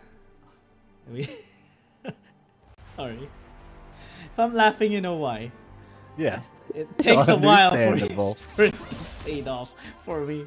But again, this game is going to be interesting because AP Gragas is so fun to see. The damage just relatively high, but I don't think there is a way for Yitze to win this as a tank Gragas, because again, this is the Gwen. It's just going to shred all his HP when it does get that Nashor's Tooth. and the Rift Maker as well. So Yitze Yeah. has to just play for damage here, maximizing DPS and also the burst capability of the Gragas. Pretty much. So with Yitze picking up the Gragas, the successful Gragases in this fight for side that we've seen actually did go damage instead of the tanky route. While it may help with sustain, what is the plan going into level 9? But yeah, Yitze going to engage a little bit. Gets Ignite popped on him. Does not pop his own Ignite onto Z though. So that does mean that should be available should he want to go for a big play here. He does have Flash available, so he can definitely body slam Flash, but he just body slams. No commitment again with the Ignite. So Yitze, he has the onus here to go for a big play onto Z when he does get level 3. Because Z honestly has to back away now or suffer the consequences. So yeah, going to be forced to take an early back here. Yitze now in control of the lane. Alright, so far so good here for both sides. Yes, still holding his angle into this early game. Actually has a bit of a gold lead against Z as well. So that should be a good sign coming in from Nova Esports. But still has to pay a lot of respect because, again, the damage of the Gwen scales up really massively towards the late game. And just one mistake, one miss on the cast or the body slam can lead towards the victory here of Lee. And he wants to get that leverage here for Thundertalk, especially that they want to secure a good side selection priority for Thundertalk. Again, they have more wins on blue side, and we have seen a lot of really good wins coming in whenever the team is on blue side as well. So you won't really have the pressure of banning the champions. A lot of damage onto Yitze. He has to flash out. Ignite is ticking. Will it kill? No, it won't. Z maybe going for a little bit of a risky dive here if he does. But no, there's not enough minions to facilitate that, so Yitze will be completely safe. Now you can see the damage potential of Gwen. He does have ult up. There's an explosive cast there as well. Will Yitze go for it? If he just goes for it now, he definitely can just get this kill. But Z! Oh, this is so risky. What a risky play. He's staying. Now the body slam could kill him. There's... Oh my god, it doesn't kill him though, and he gets snipped to pieces. Z takes the first blood. Yeah, really good discipline coming in here from Z. Had it been, you know, more damage or also the heal coming in from Yitze, again with his passive, that could have been a good outplay that he had against Z, but that didn't happen. And now first kill taken here by Z, only needs one more to take this game and have the side selection priority for Thundertalk. Yeah, one more kill for Z and we can get this match going, but Yitze definitely not taking that lying down. He will be getting a little bit more aggressive here, or he should be getting a little bit more aggressive here as, wow, that is a lot of damage. Look at what an AP Gragas can do, just harassing you from far away. Even Z knows that he has to get any sort of damage, but it may be a bad commitment as the Ignite ticks down, and that is one other kill. One kill for Yitze. 1 for 1 so far. And with that, Yitze does get some free time on this tower. I don't think he's going to be able to get a plate, but with that kill, it will even up the score line. And with these minions, he should be at a gold advantage, actually. When he comes back, he should have enough combat efficiency to get something started again. The damage from the Gragas is just so high when you build the AP. It's just obnoxious and usually not anticipated or not expected by a player, because most of the time we do see the Gragas being built a tank, right? So whenever the AP is built, we sometimes forget that, yeah, this champion has a lot of AP scaling onto the abilities, and Z has to really pay really good respect. The dodge on the body slam. That is a very, very decent dodge there from Z. Yitze but does have a little bit more sustain. He goes for Ignite just to stop Z from actually getting most efficiency from his healing, but there is another health font available, so Z can just... My god, look at the damage! That wasn't even optimal. There's the explosive cast, and then the body slam. Z gets taken down to 25%, but Yitze not committing too hard to that duel because he knows that in that situation, Z does have the advantage in an extended fight. So Yitze needs to time his burst out really, really well here. So forcing Z to backing himself. They should be getting some more combat efficiency, some more stats, some more burst, but a Negatron cloak picked up for Z should help him a little bit in these trades, should help him survive and get to that long duel that he really wants. But having to be dissuade from the Nackersuit is going to, you know, cost Z to lack a bit more damage in a sense, especially with the lack of attack speed. It's going to be harder now to get the stacks for his snip, and Yitze is going to be timing that even more. Good dodge again with a miss onto at least the key or the S1 of Yitze to the Gregus, because he wouldn't really want to get poked at all here, because Yitze is just going to be timing that all with a cast later on. Oh yeah, because if Yitze can actually get the timing right here and then cast into the body slam, Z will have very little options left except to, just try to fight for his life. But that does depend on whether or not Yitze can land these pokes, and Z is doing really well, dodging them out, dashing out of range of those Qs, and there's a bot explosive cast just for no reason but to keep him off of the wave and to try to clear the wave himself, because Yitze knows that with this amount of mana, he will need to, go back and try to reset before the next fight. Good discipline coming from Yitze. If there's no reason to get close to Z, he won't. He knows that he can just poke him down a lot of times and even maybe get a win on the sudden death due to the damage with the cast. So that's the only angle that he has right now into this particular game. He was able to get a couple of plays as well into the tower here of Z, which is good, helping its economy. Maybe get a couple of more items along the way. It's a Lich Bane though, a good item for the Gragas in this 1v1, do you think? Yeah, well, this makes it very difficult to actually know who's gonna win this. Okay, alright, Banshee's Veil being picked up here for Z will make him immune to one of things, but will he go for this engage? Yeah, he will. He will try to go for this fight, but he misses his ultimates. Yitze had to flash out of there, and now Yitze has a really good angle to come and try to burst Z down with a body slam flash explosive cast combo, but he goes for explosive cast first. Z very smart to dash out of there, but he is just one bar. He knows he can't back now because the ring is going to be coming soon. Now Yitze is just going to dive under tower, get the kill with the ignite, and that's all she wrote. Ladies and gentlemen, Nova Esports will be getting side priority here in our match. Really good place or really good timing coming in there from Yitze. And it was unfortunate for Z getting damaged a lot there. And it's really hard to actually pick up the Banshee's Veil because one, you are just gonna get poked out a lot coming from the target. It's so hard to get that shield again up because you're consistently just being damaged by Yitze. And had it been the Spirit Visage, I think would be better because it synergizes more with the Rift Maker for the healing. But I don't know. Well, Yitze is just so good with the Gragas as well, able to time his skills effectively against Z and just make most out of the situation in that Aram match. So now, Nova and I gotta Esports... say, wait, hang on. I gotta say one thing though. Yitze, he had that confidence buff from that incident at the start of the game. Yeah. Oh man. He got everything clear, everything that would have distracted him from playing optimally in that 1v1. He took it out of his system, literally, he had the clash and he played amazing. Yes, he had a clash before the actual game, and he won that. He won this game as well. So there you go, Nova Esports, man. The won the duel prior to the duel.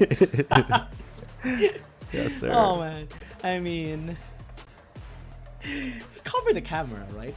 But he knew the camera was there. He knew the camera was there. He committed. That is. I gotta tip my hat to that, man. Yep. Now he has the momentum. Nova Esports has the momentum as well, and looks like they are gonna be picking up the red side as well. So, well, let's try to break this down because Nova Esports they actually have more wins on blue side, but since they did pick up red side, maybe they want to spice things up. Maybe want to get that 2 champion priority. Later on, maybe they want to get to at least pave a way for Thunder Talk to at least get a champion and then work around answering that particular champion. Because again, this is a team that has really good discipline on both sides already, really good experience along the way, and just generally having the best kind of momentum as a team. Oh, this is going to be a little bit of a bloodbath, regardless of which team you're rooting for, because Nova Esports, they picked red side. They're gonna have to ban out Camille, Aatrox, and one more thing. Probably Shen. I don't think Shen will make it out of this ban phase, but oh yeah, definitely take that Gragas out of contention. You did see Yitse using it to great effect, and yeah, the Shen will be banned out here as well. But with Thunder Talk on blue side, they do have priority for one champion. I wonder who they're going to pick up first. I just want to say this trivia about Nova Esports. Because I have noticed them playing actually mostly on blue side lately. In the past 5 series that they played, they actually played 8 times on blue side and only 2 times on red side. And well, it's going to be a lot of information here for Thunder Talk for sure. But let's see if they can actually design something specifically to target Nova Esports. Aatrox is available. So is the Varus, but nobody has been picking up yet. Yeah. Now with all the Senna coming out though, okay. Now no Fiora ban means that Nova Esports picks up the Fiora. I quite like that. The Nautilus for Yitse as well will be a really solid pick here. Although this bot lane, we did see it in the last game we just saw, and actually, these 3 champions on Thunder Talk side, it did turn out really well for Team Flash when they just played this almost this exact same comp against Fennel Esports in the earlier match. It was 2-0. This was the comp for the second game, and the win condition is there. The win condition is, you know, protect your damage dealers. One of those damage dealers being X-Buy on the bug on the Kha'Zix, but Yasuo ban. I wonder what necessitates that. Is there something that they don't know that they know that we don't? Well, Nova Esports, this is a team that can just experiment a lot of these picks. At one time, they did pick up the Yasuo against Rare Atom, and well, it's so scary. And Long was just an absolute beast enabling Nian at that time. It looks like nobody's taking the Aatrox. Nova Esports says, screw it, we'll take it for ourselves. Man, Nova Esports picking up Aatrox super late. Super late. That went past the second phase of bans. They banned out Zed and Yasuo, so... Oh! Okay. We have seen this. No. Unfortunate. But I wanted that Zeri to come out. It would have been so hype. It would have been a really cool... Please just pick it. You baited us the first time. Thunder Talk, and do it. Risk it. And they do risk it. The Renekton, the Zeri, and the Kha'Zix will be the damage. It will be the damage base here for Thunder Talk. Z so far tried this twice already. During the match of EDG, game number 1, lost that game. But during their match against Cerberus Esports, game number 2, he won. And now they're trying to channel the same energy that they had into that particular game and use it against Nova Esports. Will it be enough? Let's know. I hope it will, because right now Nova Esports composition is looking really scary. I mean, I also wonder whether or not Long is the one who's gonna be picking up that Fiora in the chunk. But it should be. Huh? Really? Is it gonna be Jack's jungle actually? That is quite concerning. Yeah. Does that work? I mean, over Aatrox jungle? But if you want to scale up, there are some angles that you can have with the Jax. Since you have the counter strike, you have the leap, then you can actually gank some lanes. But this is not common. But again, this is Long, so. He has tried out a lot of champions already into the jungle, even the Nasus in the jungle. So he's just that confident. Man, I mean, confidence is key here. And I gotta say, man, Nova Esports, when it comes to confidence, they're not hurting for it. Look at Yitse himself, the thing that he did.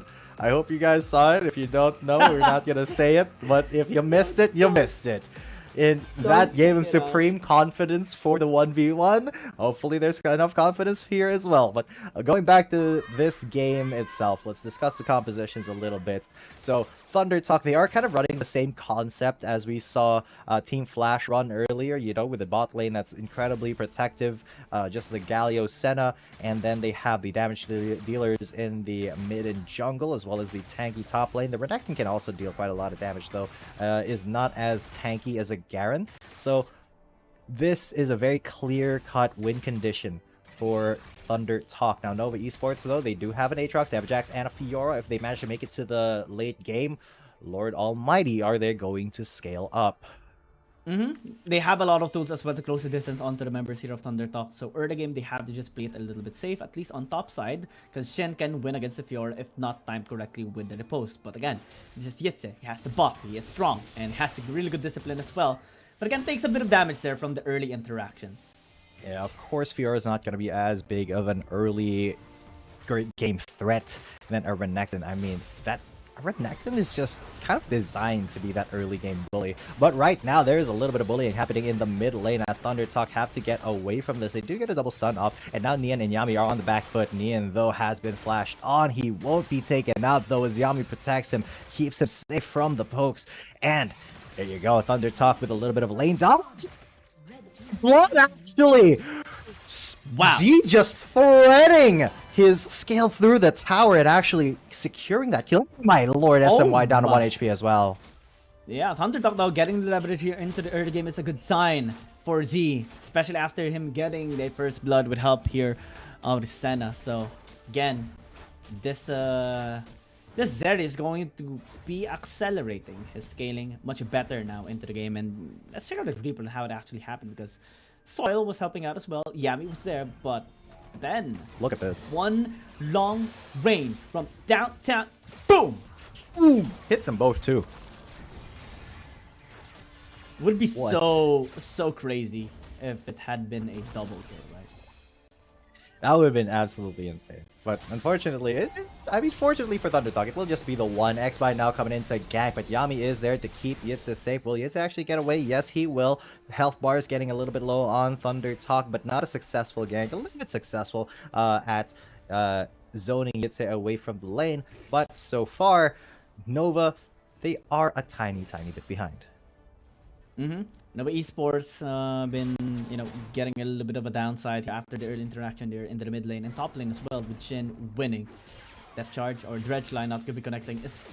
They've been angle, and Thunder Talk realizing, okay, there might be a gank into the top side because Yami is going aggressive.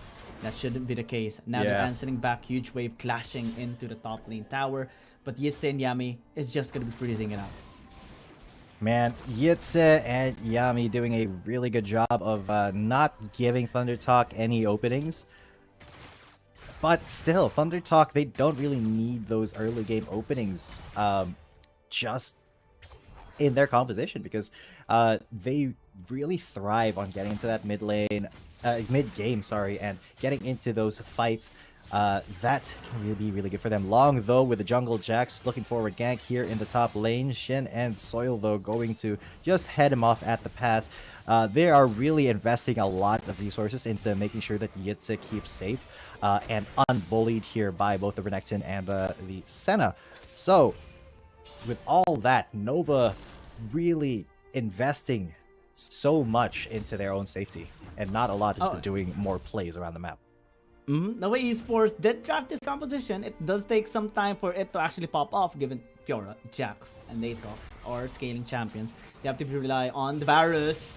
Ooh, speaking of the Varus, oh god, Yitze actually getting a good riposte, but not good enough to keep him alive. Yami as well was not close enough to save him. So unfortunately for Nova, Thunder Talk will be extending their lead by 1 kill.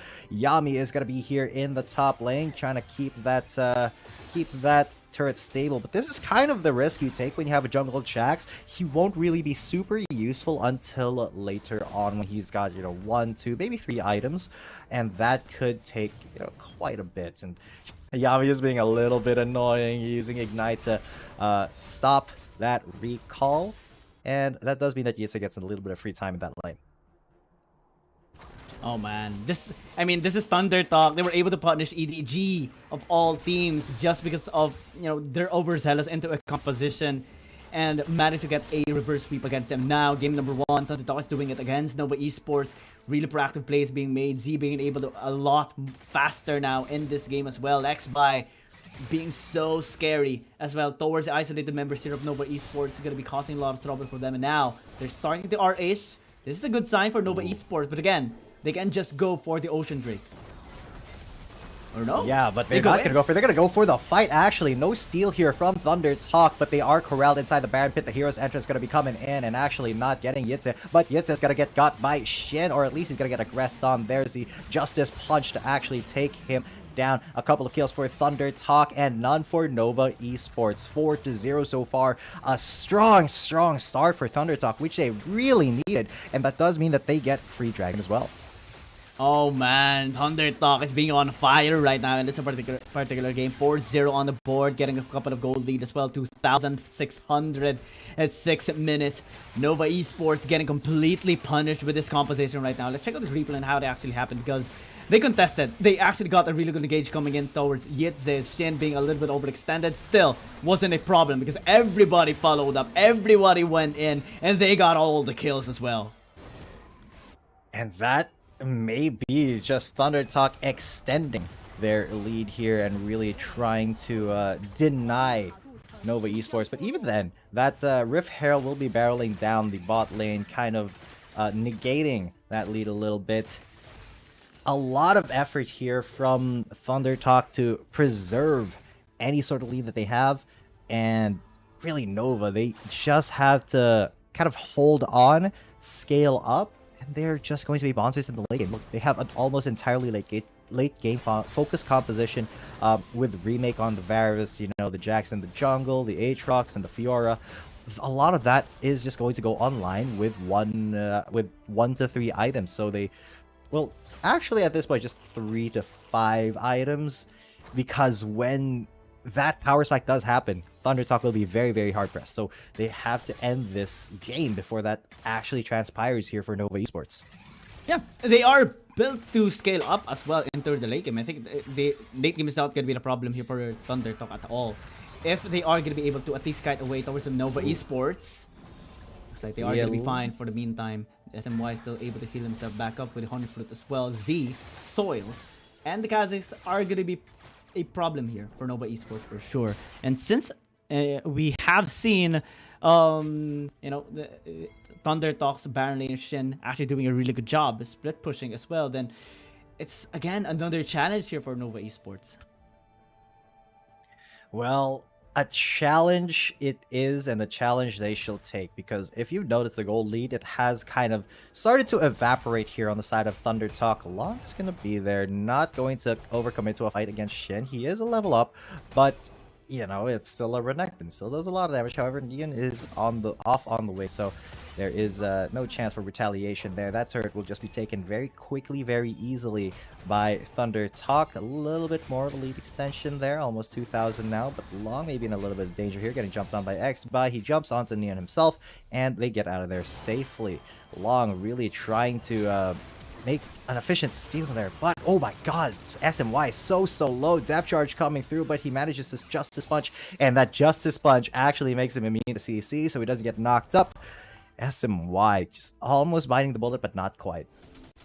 But Nova Esports getting some time to scale up is relatively positive here for this team right now. A while ago we have seen the gold lead rising up. Now they're able to pick up the slack, and that's the key here of Nova Esports. Scale up, have enough discipline across the game, and then bite them in the dust later on with a lot of damage that this team actually has or possess into the late game. Aatrox hasn't found a good angle yet into the game, but later on we know that Neon is just going to be wrecking havoc. He loves scaling champions. He loves to play things with a deficit in the early game and then do a lot of damage into the late game. And Thunder Talk realizes that they have to step up, just like what you said. They have to accelerate the game, one of which they can do that is with the RH again.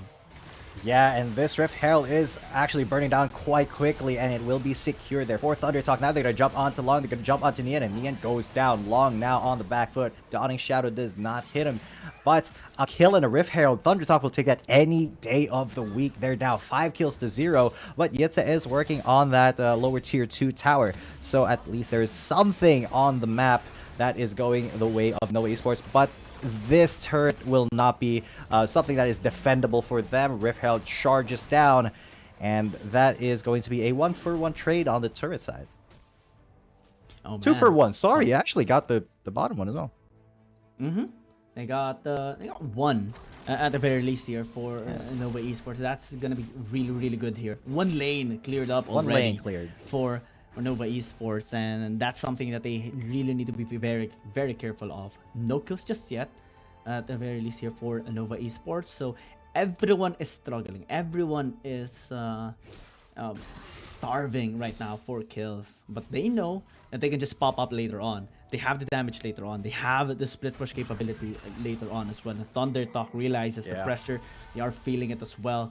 World Ender just gonna be used here by Neon to create some space. Again, they just want to scale up, get this Infernal Dragon. X-Buy needs to be very careful. Ooh, this is a little bit touchy for Nova Esports. They have to burn down this dragon really quickly, but they're not going to commit fully onto it. Shin has been actually denied his dominance coming in. There is no steal from Thunder Talk, but the hero's entrance will knock up 2, and that's 2 kills already. They're flashing in, they're getting the kills. Nova Esports have nowhere to go. Nian goes down, and now Yitza, the last man standing, is going to get chased down by X-Buy, and see he flashes out, doesn't get slowed, but the members of Thunder Talk are just a little bit too fast for him. That's going to be the ace for Thunder Talk Gaming. 10-0 against Nova Esports so far.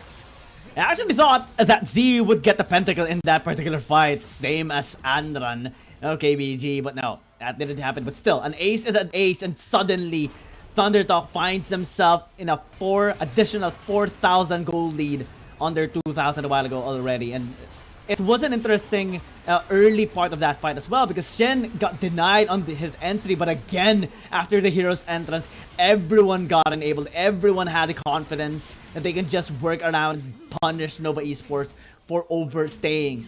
And Z had the perfect angle as well to get all of the kills that enables his scaling even better now.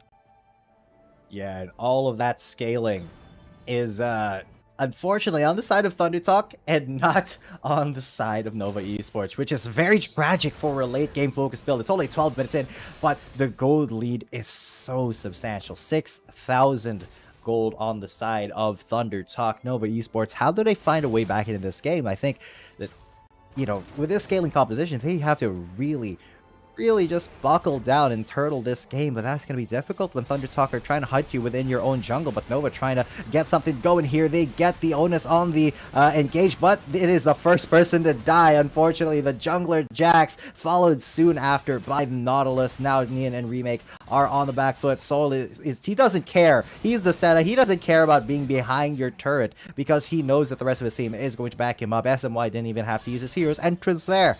So Yitza still trying to split push. I mean, it is a viable strategy with a Fiora, but the Baron is being taken right now by Thunder Talk for pretty much free. Nian gonna try to stop it along with Remake, but it's going to be basically a suicide mission, so that's not something that he wants to participate in. Baron will be taken for free here. Thunder Talk extend their lead even more, and Yitza wasn't even able to get to the inhibitor tower there.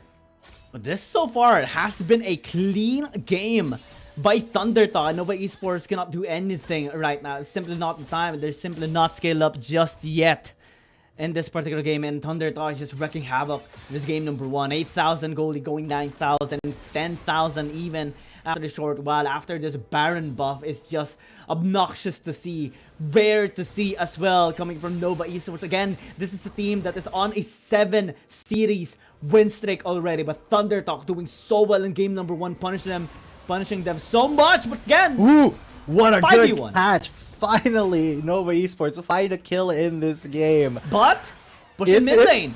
Unfortunately, their mid lane is just gonna get absolutely demolished. They have to get back to the base, and take this fight, or just try to defend what they have, because they don't really have a lot going for them now. The inhibitor tower in the mid lane has fallen. Now Thunder Talk are working on sieging the top lane inhib turrets, and X-Bite was just in the base. He was trying to bait them out, but now this could be a big fight. That could double taunt from SMY into it, but the Dawning Shadow will take one down. X-Bite now with the kill and the resets. He's gonna start taking them down. Long will not be living out there for long, but there is a dredge line with your name on it. Gets one kill for Yami, but that may not be the best idea here. Remake and Yami, the last man standing. The hopes for Nova Esports in this game. Will they be able to take them down? But X-Fi and the rest of Thunder Talk eliminate the two. This is going to be a 15-minute game for Thunder Talk Gaming.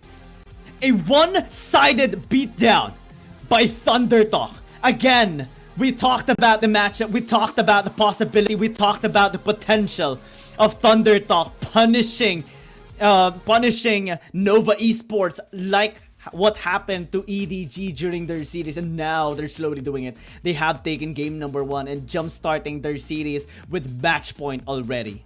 Amazing stuff from Thunder Talk, proving that they can still achieve things in this league. And what a dominating victory, a one-sided beatdown indeed. I mean, at the end of the game, Nova Esports only had one single kill. They weren't really able to do much and scale up. They had a goal in mind, they had a win condition, but at the same time it was completely opposite to the win condition that Thunder Talk had, which was to win the game by the mid game and not really let Nova get to late game status, where they were super successful in getting that win condition going. Even though Remake did 25,000 damage, he just wasn't able to do the right kind of damage. Long doesn't matter. Unfortunately, look at how little damage that Jax jungle did. This may not be the best place for a Jax to be actually living. Because everyone was just trying to scale up. Everyone was trying to farm and scale up towards the late game. Nova Esports had 3 scaling champions, and everyone was just banking on the performance of Remake and Yami.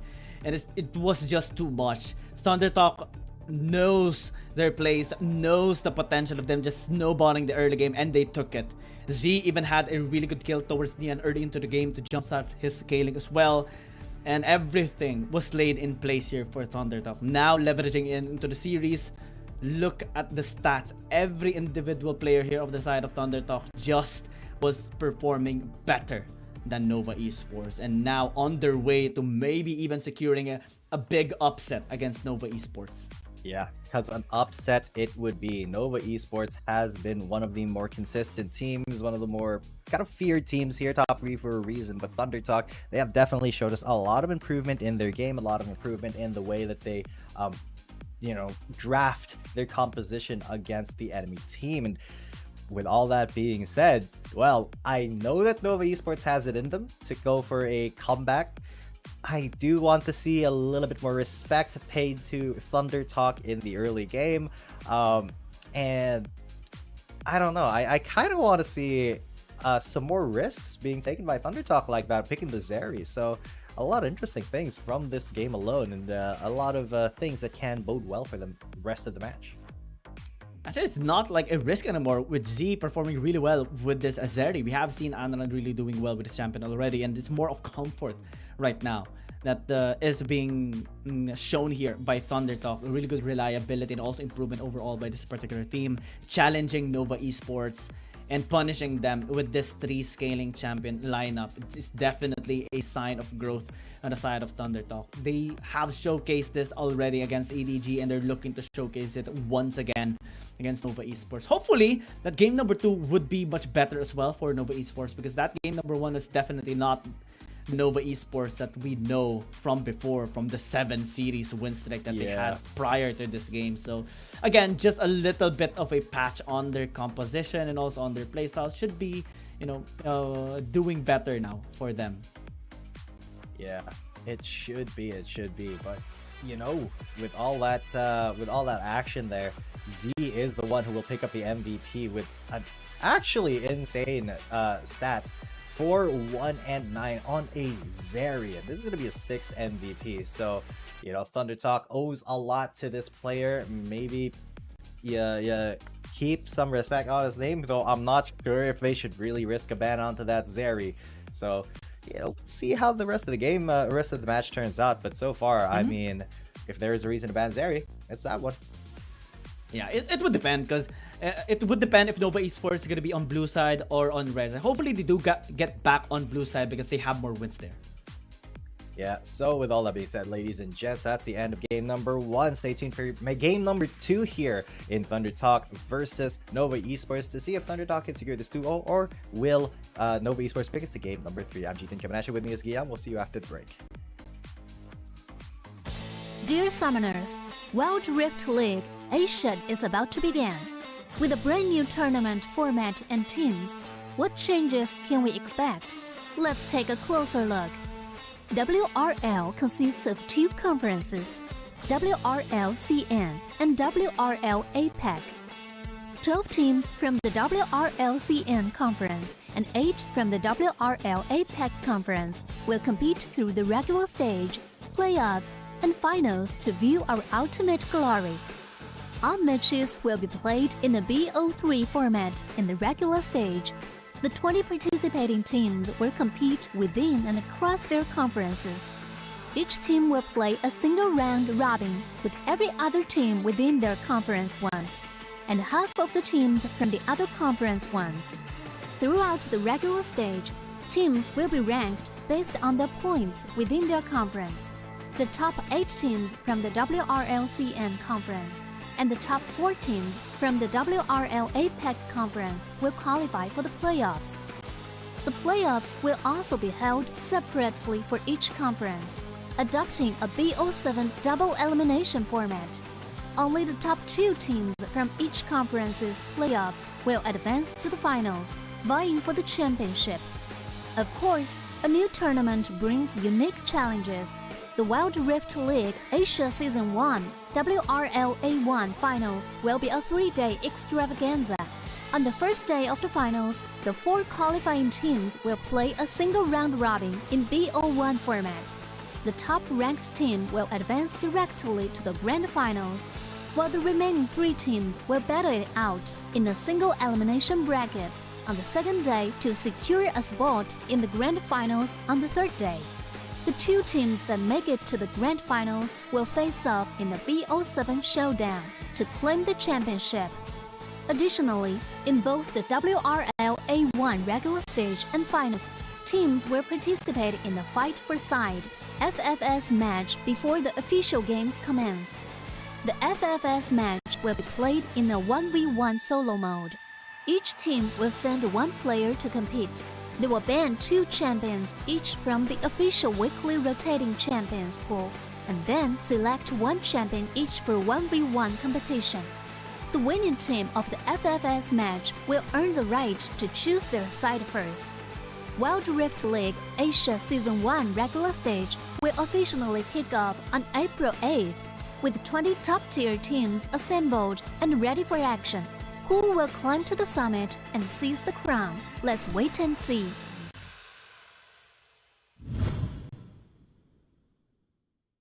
Dear Summoners, welcome to the Wild Rift League Asia 1. With the new season comes a fresh upgrade to our Spectre UI, designed to provide everyone with a better viewing experience. First thing is about the original UI information at the top bar. We make it into a functioning ring design in the upper left corner. The ring not only includes basic information, such as team names, match duration, kills, towers, but also displays the gold difference through the red and blue rings. What is a great game with Alright, welcome back, ladies and gentlemen, to the WRLA regular season. This is match number 2, game number 2. Nova Esports just absolutely got dominated by Thunder Talk, an upset of huge proportions. My name is G10, coming at you. With me is Guiyang, and we're about to see whether or not Nova Esports can bring it back to game number 3, or will Thunder Talk sweep them 2-0. Yeah, because that game number 1 was definitely questionable on the side of Nova Esports, having to get 3 scaling champions, not really in the best placements as well. It would have been better if the Aatrox was in the jungle, or like the Fiora was in the jungle, anything but that kind of positions for Nova Esports. Yeah. Now I think they are going to be patching things up. They are back on blue side as well. And ThunderTalk needs to be ready this time around. Yeah, because ThunderTalk, with this momentum that they have, they definitely can strike a decisive blow against Nova Esports. However, Nova Esports are no stranger to being on the back foot in a series and being at match point. In fact, they have been in this position against FBX and J-Team. They were able to actually bring those games back. And, well, I do gotta say that this team is the team that beat KBG, the only team to do so far in the WRLA regular season. So Nova Esports definitely have a lot of a lot of strength, a lot of power to show yet, and I wouldn't be surprised if it was just a draft issue. I mean, they had an all scaling composition that didn't really work out when they face off against a mid-game team fighting comp that ThunderTalk did use in the last game. But apparently ThunderTalk, still not so threatened by the Aatrox, decides not to ban it at all. Yeah, Aatrox gonna be left out open here. I don't think any of these teams are actually gonna be backing on that Aatrox. Maybe Nova Esports if they already have a clean draft overall. But ThunderTalk actually going with the isolated, plays here. Without the Varus, it's going to be much more complicated to actually take this composition. Maybe the Karma would suffice as a dragon laner here for the side of ThunderTalk, but they are banking on other champions for the meantime. The Fiora will be taken up here for SMY, or for Shin rather, and having these champions already is a good answer towards the Aatrox, because when you get the isolated play, you can proc that Grand Challenge up and try to burst him out, and then the fight can just turn over towards ThunderTalk. Yeah, so what this means though is that Nova, they have the option of whether or not to pick up this Aatrox at all, because okay, they will be picking it up still. Okay, understandable. It is still a really, really good pick. But if ThunderTalk is ready for this pick, and if they have the means to disable this Aatrox, then, it's such a huge risk for Nova, especially since, last game it didn't really pan out for them all too well. So I hope that Nova have a little bit better of a draft this time, because they just got absolutely demolished because they picked a draft that was pretty much counterpicked from step 1 here by ThunderTalk. Yeah, the Aatrox is going to be an interesting pick here. It looks like Nova Esports wants to redeem their performance in game number 1. The Corki though is a good scaling champion here to be picked up by Z, because again he loves scaling towards the late game, dealing a lot of damage onto this kind of scaling champion. And they are removing a lot of champion threats, especially in terms of CC. The Rakan can be a problem. Alistar actually is still, available here for Nova Esports, same as the Galio, if ever they do want to go on that particular route. But ThunderTalk says no Galio as well. We don't want that kind of champion. Only the Nautilus is going to be available for taking here by Nova Esports. But I think that's still okay here for them. Yeah, I think that's pretty good. I think that's pretty good still. There are still quite a few options. I mean, they can still go for the Nautilus, like in the last game. They can still go for maybe something a little bit more creative, like no, not a Rakan. That's just been banned out. Well, Nautilus is a good one. Alistar also is a champion that has seen some success in some niche compositions here in the WRLA, but it will most likely be a Nautilus. He's just kind of the other support at the moment in the top 3. Oh, unless Yami decides to go for Braum, which I'm not sure why you would pick Braum over a Nautilus. Let me think about that. It's against this composition. In terms of the team fights, concussive blows can do a really good can have a really good impact into the fight as well, especially with the Wukong, with the Aatrox, and with the last champion they are going to be picking up for either the Baron lane or the mid lane here for Neon. And ThunderTalk has a lot of projectiles as well, so maybe the Braum can do well. But yeah, the Nautilus could have been a really good pick as well to enable their early game. And now they're forced to be defensive once more. XBY once again on the Kha'Zix, going up against Nian on that Aatrox. Sorry, not Nian, but Long on that Aatrox, probably. Unless it's Yitze? Yitze on the Aatrox is something that may be happening with Long as Wukong in the jungle. But definitely XBY on that Kha'Zix is something to be feared. He did a really good job in the last game of really threatening Nova wherever they went. And he did... I'm trying to remember if he got a steal, but no, he didn't get a steal, but he was able to secure dragons that Thunder Talk were the ones who started. So very hard man to steal from, though he's going to be unafraid to jump in, smite, flash out if the need requires, if the situation arises here. Okay, I'm sensing that Nova Esports is paying a bit of a respect here towards Thunder Talk, especially with the Braum, I guess, to work around the projectiles coming in from both the Corki and the Gragas and the Kha'Zix as well with the Void Spikes. But having to see the Aatrox in Baron lane is a little bit scary for me, because you're going up against a Renekton of Shin, and you have SMY with the Gragas. Those two alone against the Aatrox and the Braum is not a good sign. You can easily get ganked, especially when XBY goes there as well into the top lane, and Long has to scale towards level 5 to at least have a crowd control. True. There's a lot that can go wrong here for Nova Esports with their composition, and it does seem like Thunder Talk really are into taking that aggressive early game approach now. That's been working for them quite a bit, so hopefully this does work out in their favor, because what an upset it would be if they were the ones to take down the icon champions Nova Esports here. I mean, Nova have had a couple of losses, but to defeat the team that defeated KBG, Thunder Talk will be riding on a high after that, and definitely going to move up the standings and try to secure their place in the playoffs if they can secure this game against Nova Esports. It's going to be a big challenge for sure. Again, this is still Nova Esports. Despite that early game or the game number 1 mishap, they're still very, very capable of turning the tides around, turning the series around, and they have done that a lot of times already, like you stated a while ago before the game. But this composition is still really good coming in from Thunder Talk, and they have history as well, shutting down and going with upsets against really strong teams like EDG before as well. So Nova Esports has to be prepared in this. They have to play this a little more safe than usual, especially that Thunder Talk is just deadly like this. Yes, sir.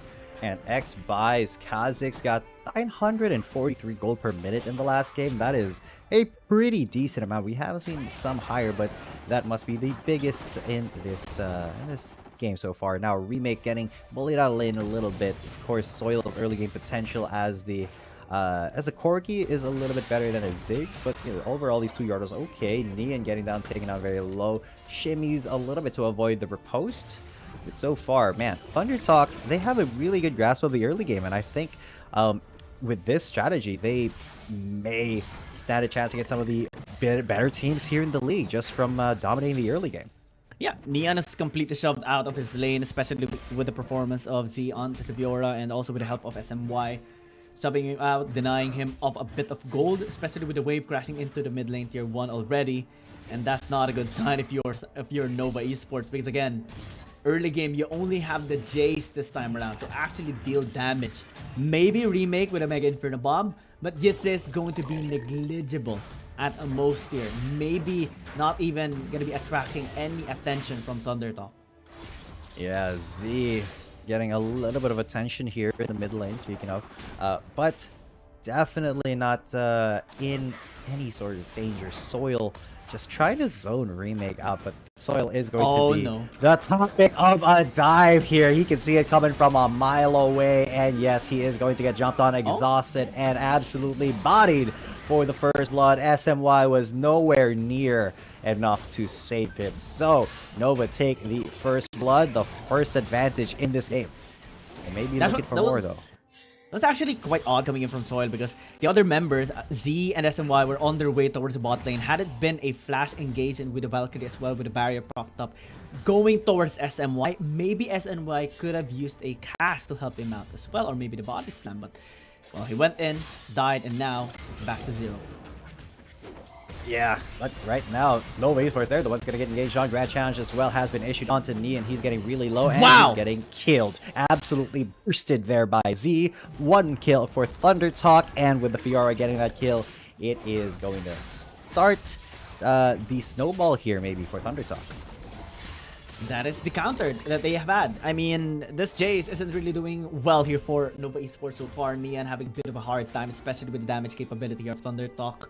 And we're starting to see a bit of a gold lead as well on this red side team. 1,500 before the objectives even spawn after a minute is not a good sign for Nova Esports. The only good thing that is happening to them right now is Long actually getting a couple of gold towards himself injected, especially with a kill that he had a while ago. Is, I think, an angle that they can actually take. Maybe rely on him a little bit more, especially if they are going to be able to funnel some gold towards him, then he can just go and gank even more towards Thunder Talk. Yes, he can. And with Thunder Talk, you know, with their early game composition and the lead that they have, they really want to kind of avoid these ganks, and they want to get these 1v1s. And as that Dominus pops, so does the World Ender. Yitze, though, is the one on the losing end of that trade, and that Dominus will be lasting a little bit more. Yitze gets that knockup and the second flash knockup, but he doesn't get the third one. He doesn't get the slow as well. He doesn't get to pull Shin back into his range, so that Renekton will just be healing back up, getting that safety. And that was a little bit of a scuffle there in the top lane. Now Dragon may be the next arena for the fight. Yeah, XBY gonna be starting this up. Nova Esports maybe wants to contest this. Long is in the area. 2,000, 1,000. Yeah, Long commits, but is this a good commitment? No, it's not. They don't get the steal, and Long is in danger. He's actually still fighting, but he gets taken out. Grand Challenge healing up Soil, keeping him safe. Yami now on the chop and block, but he's able to jump back to his teammates, Nian keeping him safe. But Thunder Talk with the Dragon at a kill means that this lead is just going to get bigger and bigger for Thunder Talk.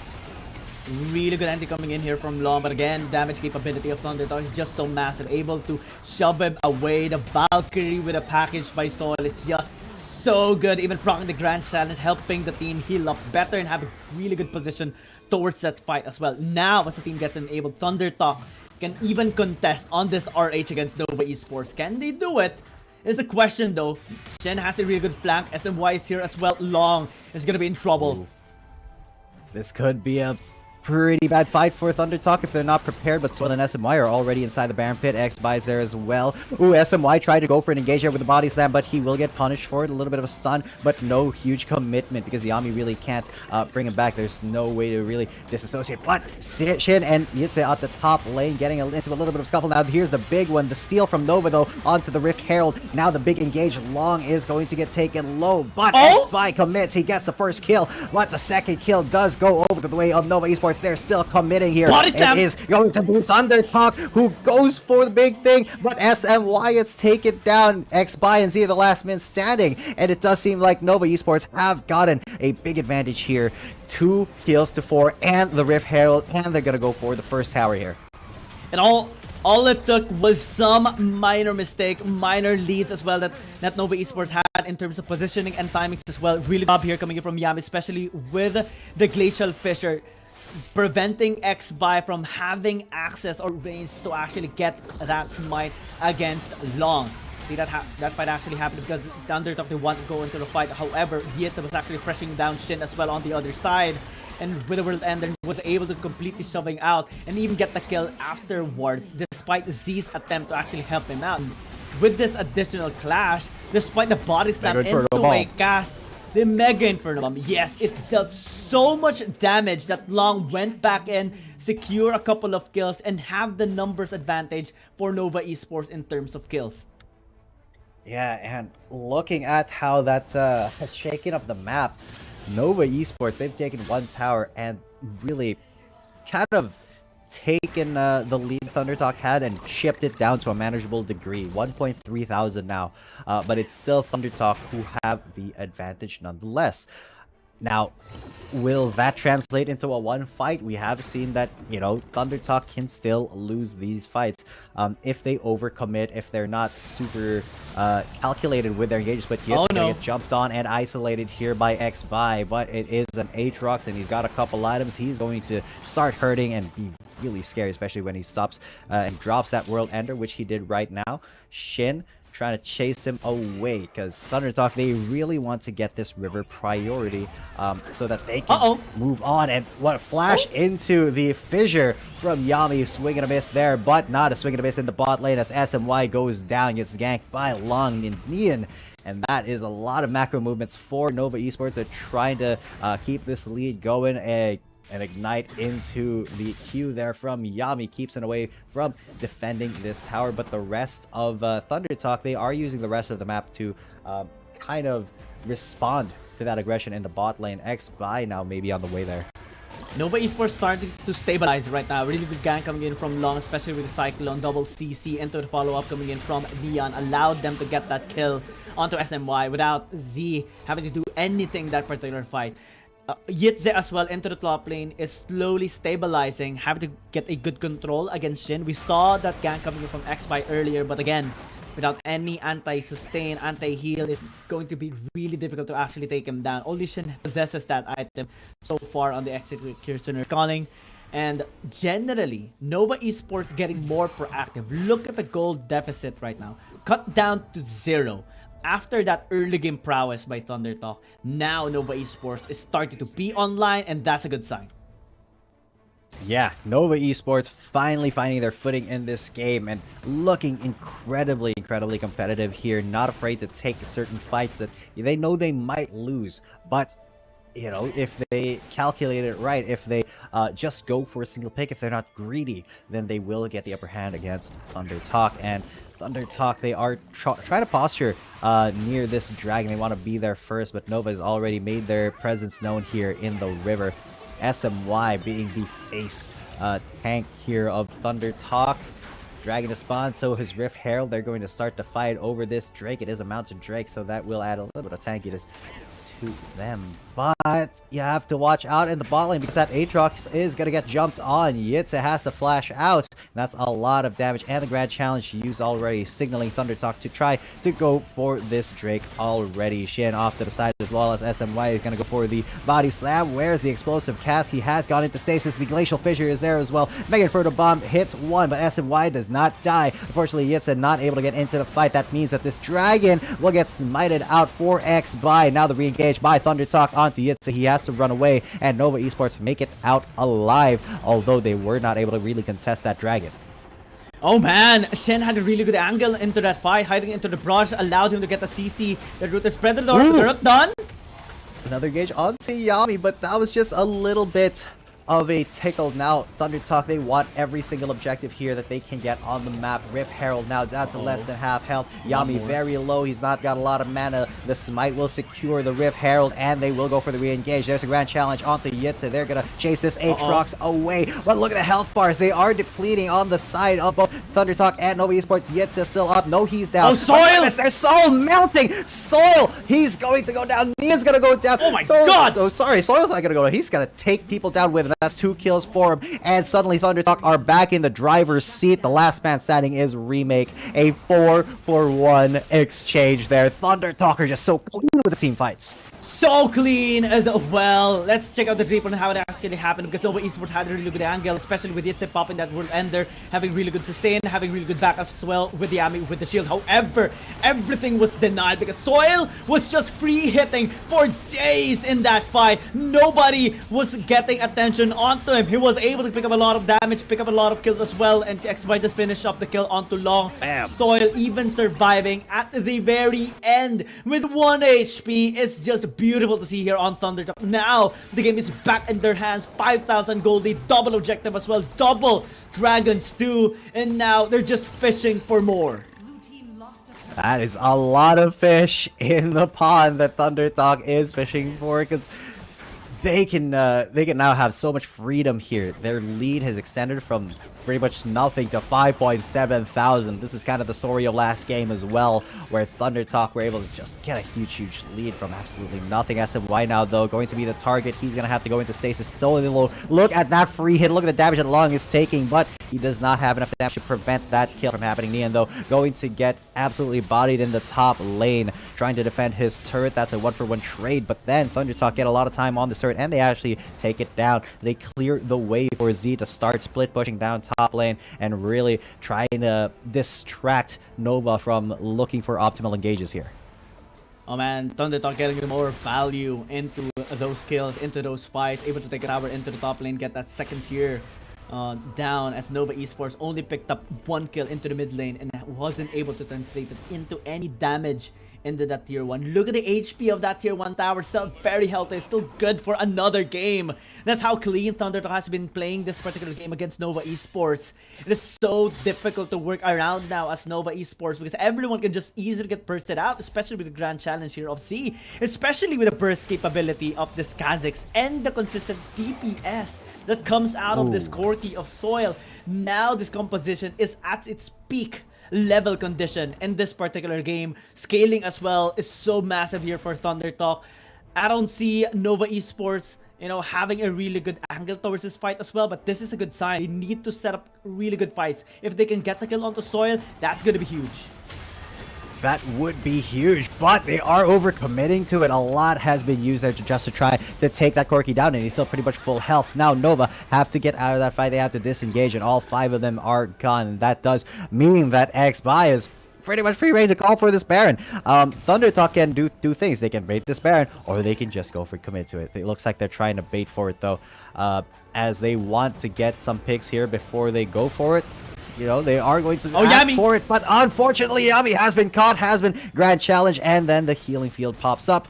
He goes, just that Braum face checking is not great. So with Nova 1 member down, that's exactly what Thunder Talk wanted. They can now just try to go for this Baron, but there is still the jungler up. There is still the possibility of gonna get hunted down by Yitse. Can he avoid this Aatrox? Yes, he can. He's still on. No, he's not. The Jason jumps on him with a to the sky, but that will mean that Thunder Talk, the rest of them, engage on Nova. Only Long and Nian are left, and they are going to flash on there and jump on him. Nian try to get away, and Long as well. The slows are not landing here, but SMY is there. Now he's got an explosive gas onto Nian. They jump on him, and Long as well is there. Will he be able to rebuff the efforts of Thunder Talk? That's a 4-for-1. And Thunder Talk, they are using Thunder to talk to Nova. Their words are not enough. Another grand challenge onto Yami. But will Long and Yami be enough? This dragon is already being taken down solo by XBI while this fight is happening. And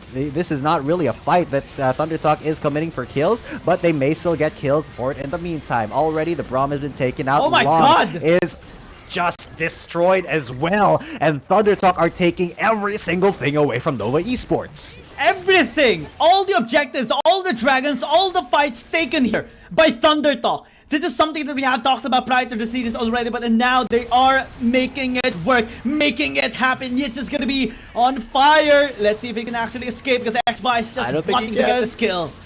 Oh, he actually maybe will be able to kill XBI. He won't, though. Not enough cooldowns to take the bug down. XBI with the isolation damage just wrecking him. And Thunder Talk, they get free objective after free objective after free objective. It is now 8-16. They're 8 kills up. Free Dragon, free Baron. This teleport is not going to matter. Do you really want to risk this, Yami? Because he's going to get jumped on Grand Challenge. There's the package as well. And the stasis. And SMY is going to just live still. Long is now on the chopping block. XBI try to isolate people, and that is all the members of Nova taken to the grave. Thunder Talk now, they want to end this game. And they will end this game after a clean ace. Victory for Thunder Talk. Oh my god. To do this against a team that is dominating the stage right now with a 7-0 win streak. It's the desperation Hail Mary play. He will pay for it with his life against Snow in the fountain. And he is the last casualty before the Nexus falls. Thunder Talk 2-0 Nova Esports. Upset completed in a dominating way as ThunderTalk wreaks havoc into the stage and cements their victory against Nova Esports, ending their 7-series win streak. And now ThunderTalk is on their way now with a 4-game win streak of their own. After getting this win against Nova Esports, definitely cementing their spot better now in the CN Confidence standings. It feels, really feels like something has changed fundamentally for ThunderTalk Gaming here. They were looking not the best, you know, coming into the start of the league. I mean, losses against Woohoo, KBG, Jingdong Gaming as well. And then they lost against OMG, but against Nova Esports, they pulled out what I would say is their best performance of the league so far. Absolutely bodied and dominated Nova Esports, really not giving them anywhere to turn, even when Nova Esports was in a favorable position, even when they were trying to be the ones to be proactive in this match. ThunderTalk were just not having it. They just had the perfect answer for every single clash, every single situation. And it does seem like their team fighting has vastly improved from what we saw in the first few weeks of the league. And it was a really good punish actually by ThunderTalk. They invested so much into the early game, really good counters as well, and really good utilizing of the composition specifically to take down the members of Nova Esports. Soil popped off at the very end as well, with the Corki being able to re-hit so much into the fight as X-By looks to get those execution as well. And really good synergy by ThunderTalk. This team is now being online in this game, and Nova Esports couldn't handle them. I can't believe I'm saying this, but Nova Esports, the team that is sitting third place right now, or third spot in the CN Confidence standing, will be having a big downside right now, a big loss against ThunderTalk from the 8th spot. Man, that was an absolutely insane game. I have to say, an insane match. Just nothing was going Nova Esports' way. I mean, I love that they tried to be proactive. I love that they tried to, you know, try to get their win condition going. But overall, I think they played a lot more cautiously than they usually do. A bit too cautiously, especially in the early phases of both games. And I mean, of course, in game 1, they were just out-drafted. But in game 2, they got outplayed, out-macroed. And that's a 0-2 Aatrox that was picked up by Nova Esports. So really, ThunderTalk seems like they're very proficient with shutting down that that rampaging champion. Yeah, they know that they can just burst it out, and Z had really good angles in proccing that grand challenge against the Aatrox, fully utilizing, maximizing the potential of bursting out that Aatrox, and it was really well executed as well. SMY had really good body stamps into flashes, into cast as well to isolate the members of Nova Esports. Everyone followed up, everyone was in sync, as if they have some sort of an Emperor's Eye hack on their side, and Nova Esports just couldn't handle all of it. Nobody was able to withstand their prowess, their power in that particular game. Not even Remake on the Ziggs couldn't handle and clear up the waves and clear up the members of ThunderTalk. There were some signs of light coming in from Nova Esports. Everything was dimmed out after that ace by ThunderTalk at the very end. Yeah, and man, ThunderTalk looking really strong. I cannot emphasize this enough. They're, number 8 in the standings, but X-By 8-1-9 on the Kha'Zix. This is his 5th MVP, and well-deserved win here. Absolutely dominated the jungle, Kha'Zix both times, and it does seem like the Ecathian bug is something that has to be respected and maybe banned out here for this man. And just like that, ThunderTalk, they move up a rank in the standings, and Nova Esports, well, they're still number 3, but who knows for how long they will be with the rest of the Chinese league stepping up like this. Yeah, ThunderTalk gonna be sitting at 7th spot after this overthrow or dethroning, going above EDG. After this amazing performance, we can't help but feel so proud and happy here for Thunderdog. But for Nova Esports, we are going to be questioning them a little bit. Their seven series win streak is now over. Yeah, and with that being said, the win streak of Thunder Talk, it goes on. And such an intense game to watch, but we have one more to go, ladies and gentlemen. It will be a banger in and of itself. It is OMG versus Invade Esports, our APAC versus Chinese conference smash. So I hope you're ready for that. I'm G10 coming at you. With me is Giyang, and we'll be right back after this break with match number 3. Dear Summoners, Wild Rift League Asia is about to begin.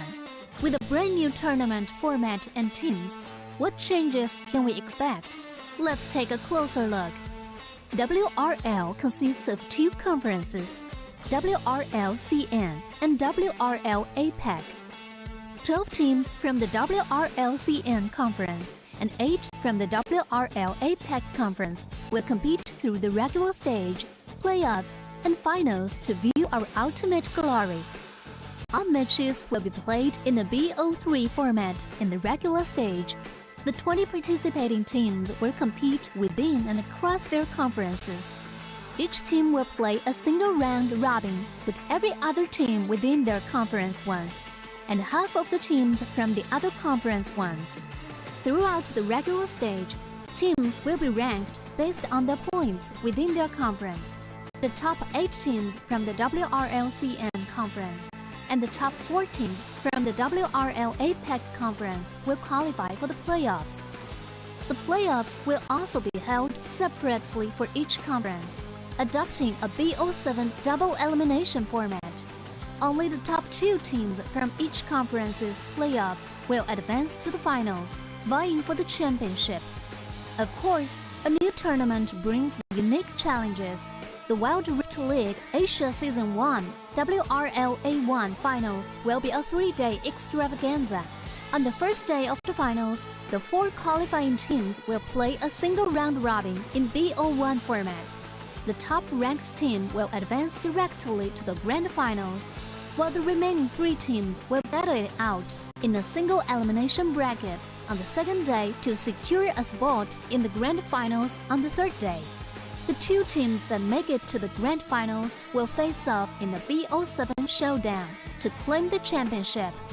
Additionally, in both the WRL A1 regular stage and finals, teams will participate in the Fight for Side FFS match before the official games commence. The FFS match will be played in a 1v1 solo mode. Each team will send 1 player to compete. They will ban 2 champions each from the official weekly rotating champions pool, and then select 1 champion each for 1v1 competition. The winning team of the FFS match will earn the right to choose their side first. Wild Rift League Asia Season 1 regular stage will officially kick off on April 8th, with 20 top-tier teams assembled and ready for action. Who will climb to the summit and seize the crown? Let's wait and see.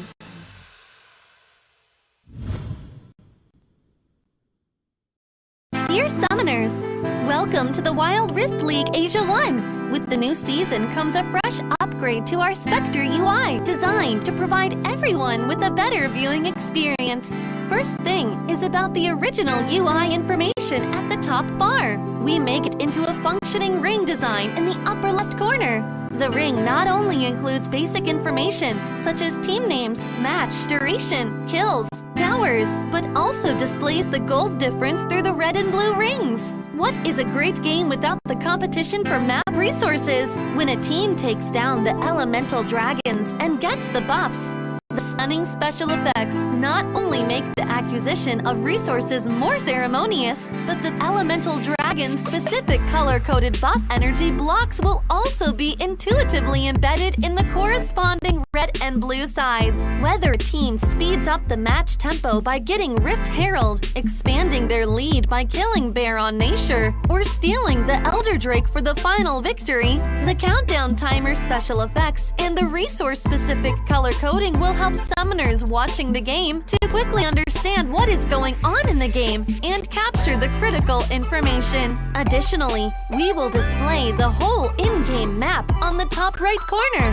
When the elemental dragons, Rift Herald or Baron Nashor is about to spawn, the corresponding resources exclusive countdown will appear in the top left corner of the map in real time, providing clearer information on team tactics and map resources. The new UI will introduce 4 panel modes: the landing phase mode, pre-team flight mode, team fight mode, and post-team fight mode. A combination of 4 refined panel modes to ensure that the most important real-time data in the game is presented more intuitively and comprehensively than ever before. In the landing phase mode, in addition to the real-time images of the players, champion selections, summoner spells, and champion experience, we will also supplement real-time gold, KDA, and items during the landing phase. Meanwhile, team stats history will also be displayed based on the progress of the game, allowing summoners watching the game to stay informed of the comprehensive information in real time. In pre-team fight mode, we refine and integrate the information on the gold difference between the matchup to help summoners keep track of the player's items builds in real time through the items column. This makes the state of both teams clearer before the team fight. In the highly anticipated team fight mode, we visualize the damage dealt comparison. The real-time dynamic display of champions' avatars can be more intuitively express the damage dealt of each player during the team fight. The closer to the red-blue intersection, the damage is higher. We maximize the screen space for exciting team fights and gameplays. After the fierce team fight, we integrate the damage comparison of each champion to help summoners quickly understand the damage difference between the champions in each matchup during the team fight. Depending on the different game situations, there are more diverse UI combinations waiting for summoners to unlock. Our comprehensive, intuitive, and comfortable UI design aims to provide summoners with a better, more informative, and higher quality viewing experience. The exciting first season of Wild Rift League Asia is waiting for you. Summoners, we'll see you in the Rift. Dear Summoners, Wild Rift League Asia is about to begin. With a brand new tournament format and teams, what changes can we expect? Let's take a closer look. WRL consists of 2 conferences, WRL CN and WRL APAC. 12 teams from the WRL CN conference and 8 from the WRL APAC conference will compete through the regular stage, playoffs, and finals to view our ultimate glory. All matches will be played in the BO3 format in the regular stage. The 20 participating teams will compete within and across their conferences. Each team will play a single round robin with every other team within their conference once, and half of the teams from the other conference once. Throughout the regular stage, teams will be ranked based on their points within their conference. The top 8 teams from the WRLCN conference and the top 4 teams from the WRL APAC conference will qualify for the playoffs. The playoffs will also be held separately for each conference, adopting a BO7 double elimination format. Only the top 2 teams from each conference's playoffs will advance to the finals, vying for the championship. Of course, a new tournament brings unique challenges. The Wild Rift League Asia Season 1 WRL A1 Finals will be a 3-day extravaganza. On the first day of the finals, the 4 qualifying teams will play a single round robin in BO1 format. The top-ranked team will advance directly to the grand finals, while the remaining 3 teams will battle it out in a single elimination bracket on the second day to secure a spot in the grand finals on the third day. The 2 teams that make it to the grand finals will face off in a BO7 showdown to claim the championship. Additionally, in both the WRL A1 regular stage and finals, teams will participate in the Fight for Side FFS match before the official games commence. The FFS match will be played in a 1v1 solo mode. Each team will send 1 player to compete. They will ban 2 champions each from the official weekly rotating champions pool, and then select 1 champion each for 1v1 competition. The winning team of the FFS match will earn the right to choose their side first. Wild Rift League Asia Season 1 regular stage will officially kick off on April 8th, with 20 top-tier teams assembled and ready for action. Who will climb to the summit and seize the crown? Let's wait and see.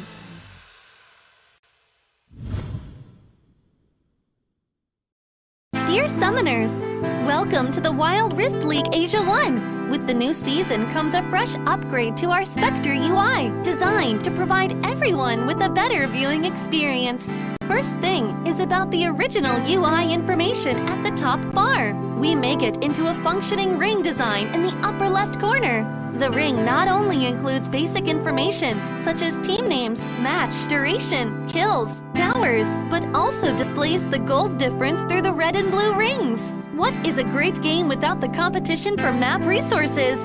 When a team takes down the elemental dragons and gets the buffs, the stunning special effects not only make the acquisition of resources more ceremonious, but the elemental dragon's specific color-coded buff energy blocks will also be intuitively embedded in corresponding red and blue sides. Whether a team speeds up the match tempo by getting Rift Herald, expanding their lead by killing Baron Nashor, or stealing the Elder Drake for the final victory, the countdown timer special effects and the resource-specific color coding will help summoners watching the game to quickly understand what is going on in the game and capture the critical information. Additionally, we will display the whole in-game map on the top right corner. When the elemental dragons, Rift Herald, or Baron Nashor is about to spawn, the corresponding resources exclusive countdown will appear in the top left corner of the map in real time, providing clearer information on team tactics and map resources.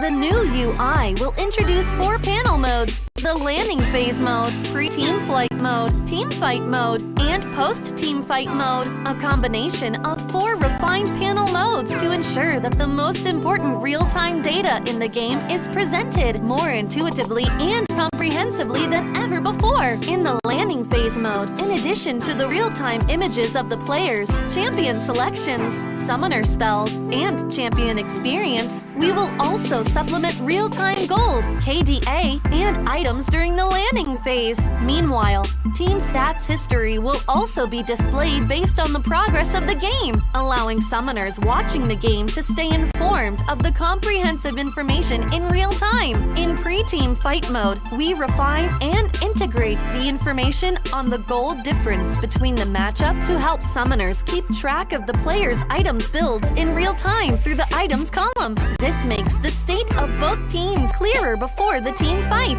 In the highly anticipated team fight mode, we visualize the damage dealt comparison. The real-time dynamic display of champions' avatars can be more intuitively express the damage dealt of each player during the team fight. The closer to the red-blue intersection, the damage is higher. We maximize the screen space for exciting team fights and gameplay. After the fierce team fight, we integrate the damage comparison of each champion to help summoners quickly understand the damage difference between the champions in each matchup during the team fight. Depending on the different game situations, there are more diverse UI combinations waiting for summoners to unlock. Our comprehensive, intuitive, and comfortable UI design aims to provide summoners with a better, more informative, and higher quality viewing experience. The exciting first season of Wild Rift League Asia is waiting for you. Summoners, we'll see you in the Rift. Dear Summoners, Wild Rift League Asia is about to begin. With a brand new tournament format and teams, what changes can we expect? Let's take a closer look. WRL consists of 2 conferences, WRL CN and WRL APEC. 12 teams from the WRL CN conference and 8 from the WRL APEC conference will compete through the regular stage, playoffs, and finals to view our ultimate glory. All matches will be played in the BO3. Welcome back, ladies and gentlemen. You're still watching the Wild Rift League Asia 2023 Week 8, Day number 1. We are now in our last match of the day. It's Oh My God versus Blue Ribbon. My name is G10 coming out. Sorry, Invade Esports, not Burrito. Yes, it's yes. Invade Esports. Sorry about that. My name is G10 coming at you. With me is Giyang. Will be your shoutcasters for today, and we've seen a couple of very spicy matches, a couple of upsets here, both 2-0s, one going to Team Flash and the other going to Thunder Talk. Will this be the same story here for Invade Esports? Because this matchup right now is all about redemption. OMG is coming off a lose streak, 2-game lose streak against Fennel and Weibo Gaming just last Saturday, and this is the team that can be experimental at times and just generally trying to redeem their performance as they decide whether to let one-on-one play in the Dragon Lane or 15. And Invade Esports, they're also on a lose streak, 5-game lose streak after losing to Nova Esports just last Thursday, and they're also deciding whether to let Cat-Type play or Astriel, and generally they just want to qualify for the 4th place. So there are a lot of changes that is happening right now, and both of these teams just want to get on their full form, just like how we're seeing on other teams right now, on Thunder Talk and on Team Flash. Yeah, and I mean, Thunder Talk and Team Flash, they have had, some momentum coming into the rest of, coming into this day, into this week. But for the side of, Invade Esports and OMG, they kind of don't have the same thing going for them. They are both coming off of some kind of loss streak. Invade, their only win in this league was against Team Flash in the the second week, that is, of the tournament. And from then on, they've had, not the best results. They've a 1, 2, 3, 4, 5 loss streak here for Invade Esports, while OMG, they do have a 2-game loss streak, one against Fennel and the other against Weibo Gaming. So it's not really a big momentum shift for either team, but hopefully this match can kind of shift one of them coming into the following weeks.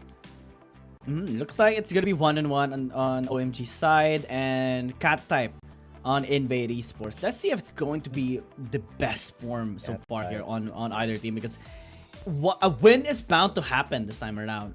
We are just deciding, or we're just trying to know whether it's going to be on OMG side or Invade Esports side. Both teams are just trying to get their groove back into the series, trying to manage to reach towards the qualifying spot for the playoffs. It's going to be tough here for OMG because they have to climb up the ladder at least 3 standings up, and that will require them to go over and perform better than Woohoo Gaming, Fun Plus Phoenix, and Edward Gaming after Thunder Talks landed a win earlier against Nova Esports. And looking at the stats, they do have the stats to back things up, but in terms of First Herald and First Tower, it looks like they are tied on it.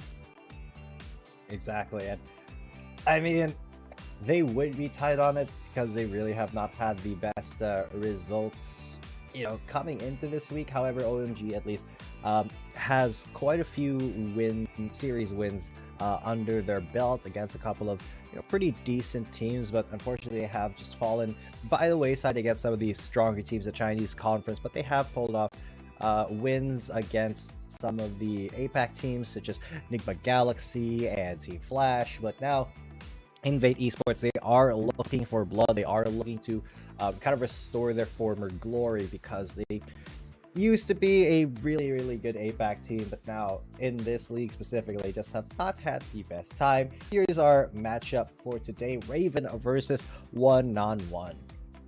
1-on-1 generally has been, really stable on the side here of OMG, and having to face now Raven, which is, a stable player as well on the side of Invade Esports. It's going to be an interesting thing to actually have here in this particular game, because both are relatively aggressive but can be punished at times. Raven can, adjust accordingly towards what is meta right now in terms of champions for the Dragon Lane as well. But 1-on-1 likes to really fully utilize champions like the Varus and the Zoe. So maybe that can be the path here for OMG. We have our host once again to introduce our OMG 战队 teams. 对阵曼谷 INV 战队，即将再度对阵 APEC 赛区的 OMG 战队能否及时调整转换思路呢？而曼谷 INV 战队同样面对来自于积分的压力，他们能否在今天迎来新的突破？让我们一起来期待一下。Hello everyone, welcome back to 2023 World of League Asia 1. Here's Michelle. We are coming back for Oh My God versus Bangkok INV Esports. Oh My God gonna face against the teams from World of League APEC again. Can they make the adjustment for a change? And the INV Esports is still under the deep pressure from the board. Can they make the breakthrough? Let's check it out in the rift. 那么接下来呢，就让我们有请两支战队登场。Now let's give up to Oh My God in Bangkok INV Esports. I know that there are a lot of teams that think we are good, and today we'll prove that we are tough nut to crack.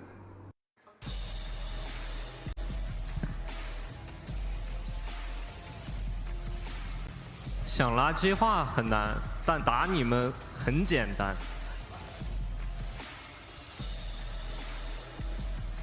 I don't know what they said, but I guess it's an answer towards the hard nut to crack. Maybe they're saying like, well, we are gonna be cracking. Yeah. All right, here's a better response. Hard nut to crack. Well, this team is a nutcracker, baby. We are about to ballet all over this riff and kick you right in the nuts. So hopefully Invade are a little bit more of a walnut rather than a peanut. And that's just off the top of my head. I can make nut puns all day. But some of them may not be too safe for the broadcast. Yeah, it's like we'll talk about that a little bit later. But yeah, it is going to be the OMG versus Invade Esports match. Some strong words coming in from both teams. But of course, OMG, as a Chinese team, we do have to say that they are more favored in this matchup just historically, because the Chinese conference teams have been so consistently good against APAC teams, other than just last week where a few of them suffered, devastating losses against some of our APAC representatives. I just want to comment in Yan on that walk and pose a while ago, going for the model pose a while ago. 下面有请射手选手 swag and in the Duelian 晚安 brush off. Maybe a gesture here towards Invade Esports, like they won't be felt in this entire game. But again, OMG is a team that is very formidable. They have had their wins, they have had their losses as well. They're not perfect, as like the other Chinese teams that is performing right now in this tournament. They have suffered a loss against an APAC team already during day number 29 against再次欢迎 OMG 战队，有请进入对战席进行准备。接下来让我们有请曼谷 INV 战队亮相。首先欢迎单人路选手 in the solo lane cat tap。 Invade Esports won against Team Flash. 下面有请打野选手 in the jungle Merlin。 Panel won against OMG, so there is a possibility. Yeah, and I'm gonna go the opposite way, alright? Because OMG, they hang on, let me think about it. Let's think about this as for a little Come on, man. Hop on the hope train with me. Let's hop on the hope train, because Team Flash, they did get their first win, but unfortunately they did lose against both of these teams. But as well, throwing ourselves back to the last match, right? Thunder Talk beat Nova Esports. Nova Esports beat KBG. Does that mean that Thunder Talk can possibly beat KBG? Yes, because anything can happen in the Wild Rift League Asia. But does that mean that there is a bigger chance for Thunder Talk to actually take the W against KBG if they next meet? So I don't think so. So I think we will be having to rely on, historical data here rather than just, matchups that have been won by either team, because the data does show that OMG are just that much better than Invade Esports. If we're just looking at total wins, OMG has 3 wins under their belt, while Invade only has the 1 win, and that 1 win was back in the earliest weeks of the competition. So Invade has almost negative momentum coming in here. They have lost against pretty much everybody they've gone against, except for the first game that they had, or the first match they had against Team Flash, and all of those games have been 0-2s for Invade Esports. OMG, on the other hand, even if they lose, they still manage to get at least one game against their opponents sometimes. Notably against J Team and Fennel Esports earlier on. But now we're going to be moving on over to the fight for side here. This 1v1 on the Howling Abyss for you guys. And if you guys don't know what the purpose of the fight for side is, it is to determine which team has the priority of side selection for the entire match. So there's quite a lot riding on here, especially in regards to the strategy of the picks and bans. I've been looking forward to see the Lulu pop up in this one. Because one, this is a champion that has, a really irritating skill, which is a polymorph. And two, you can go with AP or AD on this one, or you go with it on hit. And it looks like the Rich is actually going to be picking this champion up, and that just excites me. One of the builds that I actually had so much fun back in the day playing the original League of Legends PC was on hit Lulu. Now, granted, they have nerfed Lulu quite a bit to kind of deny her this build path, and she's not really that viable with it in Wild Rift. But in a 1v1 situation, I think AP Lulu can definitely score some big hits against this this Gwen that's going to be showing up here for the side of Nova. So it remains to be seen. Or sorry, not Nova, OMG. It remains to be seen. My mind is still in the last match because it was such a mind-blowing one. But yeah, I think this Lulu does have the advantage. I mean, in terms of range, the utility, the plus attack speed, the damage from picks, the polymorph as well. And if things get dicey, she can always wild growth. And the more AP you have, the more HP the wild growth restores. So quite a lot of things can go in the way of Lulu as long as she survives the burst from the Gwen. And I remember back in the day as well, picking this champion up, using it even in the mid lane, building AP, and just helping me work around on Master rank in the PC version of this game. I tried it out on Wild Rift, but it isn't really as effective as it initially were, especially that the runes were very different back then.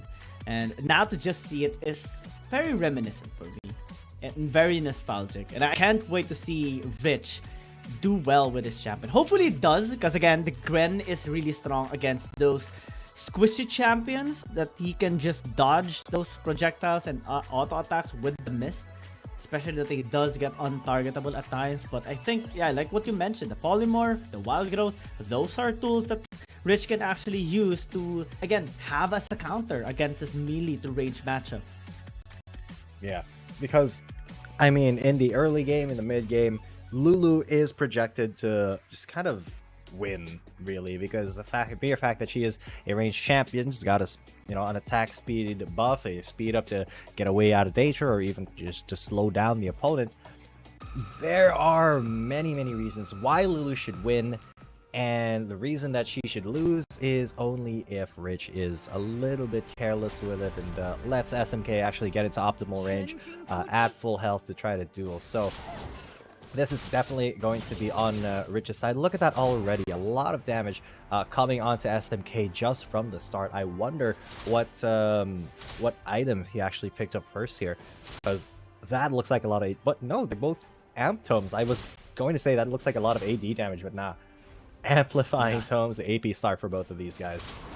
It's just the Pixie doing a bit of damage here onto SMK. Again, the pokes are going to be coming in from this range to melee matchup, and SMK has to be very safe in the early parts of the game. As long as Rich does, keep his distance, it should be fine here for him. Because when SMK finds the mist, or when he gets to level 3, he will be able to at least get some leverage in terms of closing the distance. Maybe add some damage as well and dodge some of the auto attacks here of Rich. Yeah, and not even just the auto attacks. I mean, picks just annoying SMK and keeping him under tower for the longest time. I mean, the barrier was used the first few seconds of this matchup, so Rich has so much just harass potential with SMK not really able to do anything about it other than stay under tower, hopefully, and hope that he doesn't get too harassed and is able to actually protect this tower from going down, because Rich is just going to continuously do this, continuously poke him out. And if SMK does not commit to one all-in, he could just lose this from, like, off of getting harassed and getting forced to back away, and Rich taking the tower. I want to see a Nashor too, for some reason. But I think the Ludens is a proper item for this Lulu.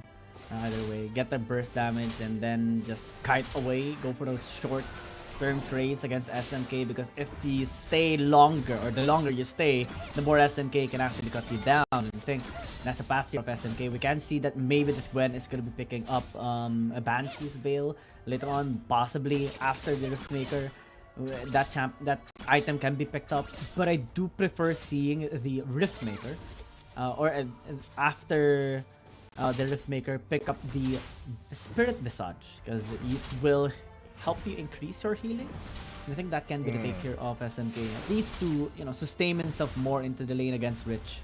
I don't know. The thing is, you actually have to hit your scales to be able to heal up here for SMK, and a Spirit Visage, while it may help with the healing aspect, it really won't help with the damage aspect, and that, I think, is where SMK needs to focus on. He needs to focus on aggressing onto Rich in these 1v1s, and yes, it's very effective when he can actually get that damage in.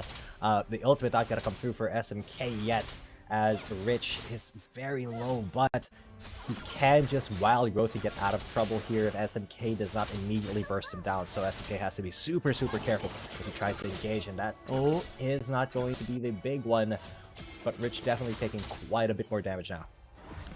Because Rich, this champion of Rich isn't really the champion that has a lot of range to work around with. So as long as SMK times his attacks or his dashes in correctly, he should be able to deal at least a bit of damage here towards Rich. Luden's gonna be picked up. Looks like the burst is gonna be online now, and the poke's gonna be coming in from Rich, and SMK just needs to be prepared with that. Maybe try to dodge some of the abilities that Rich is gonna be throwing at him. Also, the polymorph is a big problem for sure, but with the mist, he will be able to dodge a few of those attacks.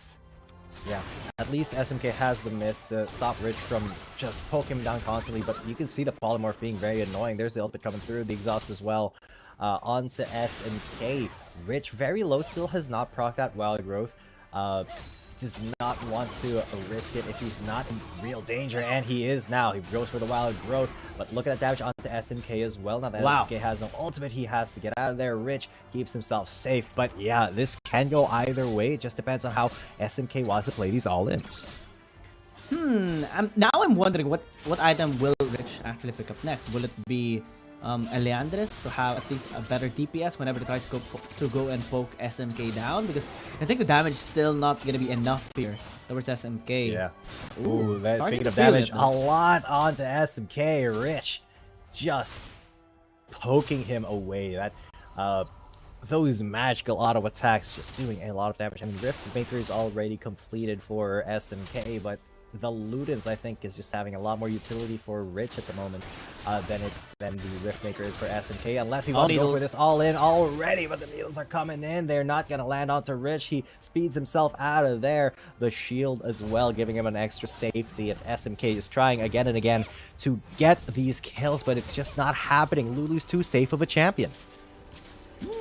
Looks like Morellonomical is on the way here for Rich, and that is a good item to actually pick up, since SMK is banking on sustain. Oh, looks like the Spirit Visage is going to be coming towards SMK's way.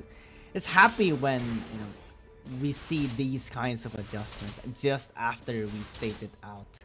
After a fight for side, because during our series #1, right, we have, or series #2, we have seen Gwen actually pick up the Banshees, and we all know how that went. Well, Visage is going to be much better.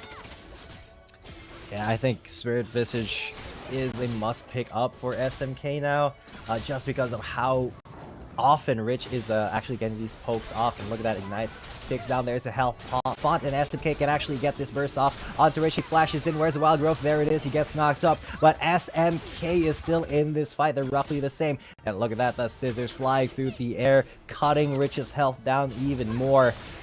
Will Rich stay and risk getting dove by SMK, or will he just try to clear this wave, try to avoid all the damage that SMK wants to wants to do onto him, because SMK definitely wanted to dive, is not going to be able to do so now. At level 8 though, these guys should be preparing for this back or the next back to be the final back at the time, because yeah, Spirit Visage picked up not quite the full item here yet for Rich, so that might mean that SMK has an advantage in this next clash, but I mean, the circle will be closing soon. Oh yeah, SMK having Merc Threads and even the Spirit Visage is a good buy. A big boost here for SMK again. Additional tenacity means the polymorph is not going to be that much effective anymore onto him, and has enough movement speed to actually close the distance against the Rich this time around. But additional AP on Rich will allow him to clear the wave much faster and poke him down faster as well. So again, everything is balanced depending on how you actually take it, depending on what angle you are looking at it into this particular game. Because the circle, like what you said, is going to be closing in after a few more seconds. But SMK, I think, should have the advantage in that scenario. Ooh, as SMK jumps onto Rich, the Wild Growth comes out and Rich really isn't able to trade back. Look at that, less than half health now, and he decides to come back in. SMK dash and gets a little bit more damage. Now Rich at level 9 is able to actually avoid dying to that all-in.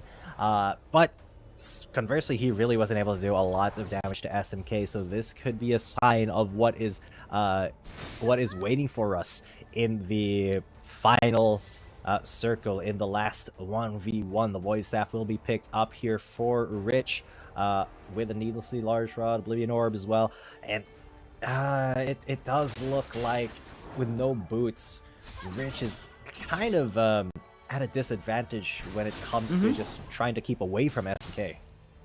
Easy closing the distance here for SMK when the circle actually gets near towards them. But again, he has taken a bit of damage from the folks from Rich and has to be very, very careful, because he cannot go back into the base anymore. At most, he are just going to be relying on the healing marks here across the map. Looks like he is still going to be able to back at least one more time. Has to run though. Oh yeah, because the circle is just starting to close now. There's no more backs available for either of these guys. So SMK with the last back of the game. Rich, though, is a little bit of a level ahead. That will be negated soon, though, when this circle closes into sudden death. SMK, he's going to go on to Rich. That is it, the big engage, and Rich is going to Wild Growth, trying to negate that, but SMK, sticky as ever. He's going to snip that Lulu for the only kill of the game and the win in this fight for Sai. That's going to be OMG. Oh yeah, that was already expected the moment we saw Rich being too forward in that particular matchup, and SMK having the boots does have the leverage in terms of closing the distance, and now OMG can pick up the side they actually want to be in this particular game. And given their standings on both blue and red, looks like blue side is the way to go, and it does make a lot of sense as well, given that the red side is usually the side that needs to ban the Aatrox and the Camille, and OMG should be picking up blue side, if ever. Yeah. Oh, alright. So, right now though, we have no news on which team is going to be going for which side, but yeah, OMG with the win there, they should be able to force their intention here against Invade Esports. Maybe go for the blue side, because that is the one where I feel like they've had more success. And I don't know, with Invade it's kind of hard to tell, because they really haven't had a lot of success like at all, but they have, you know, one win on the blue side, one win on the red side. That's kind of all it. And well, the rest of their games have just been 0-2s. So yeah, OMG, they can go anything. They will go red side though. Yeah, interesting enough though, OMG actually picks up red side in this first game, and that kinda shows that they are confident against Invade Esports. But again, one team just did it a while ago, and that's Nova Esports, picking red side on both sides, and then we all know how that went. You should never underestimate your opponent, but let's see if OMG can make this work this time around. Yeah, because OMG, I mean, they definitely have at least a little bit of momentum coming into this game or into this match, because they were at least competitive against the other Chinese teams, against the APAC teams.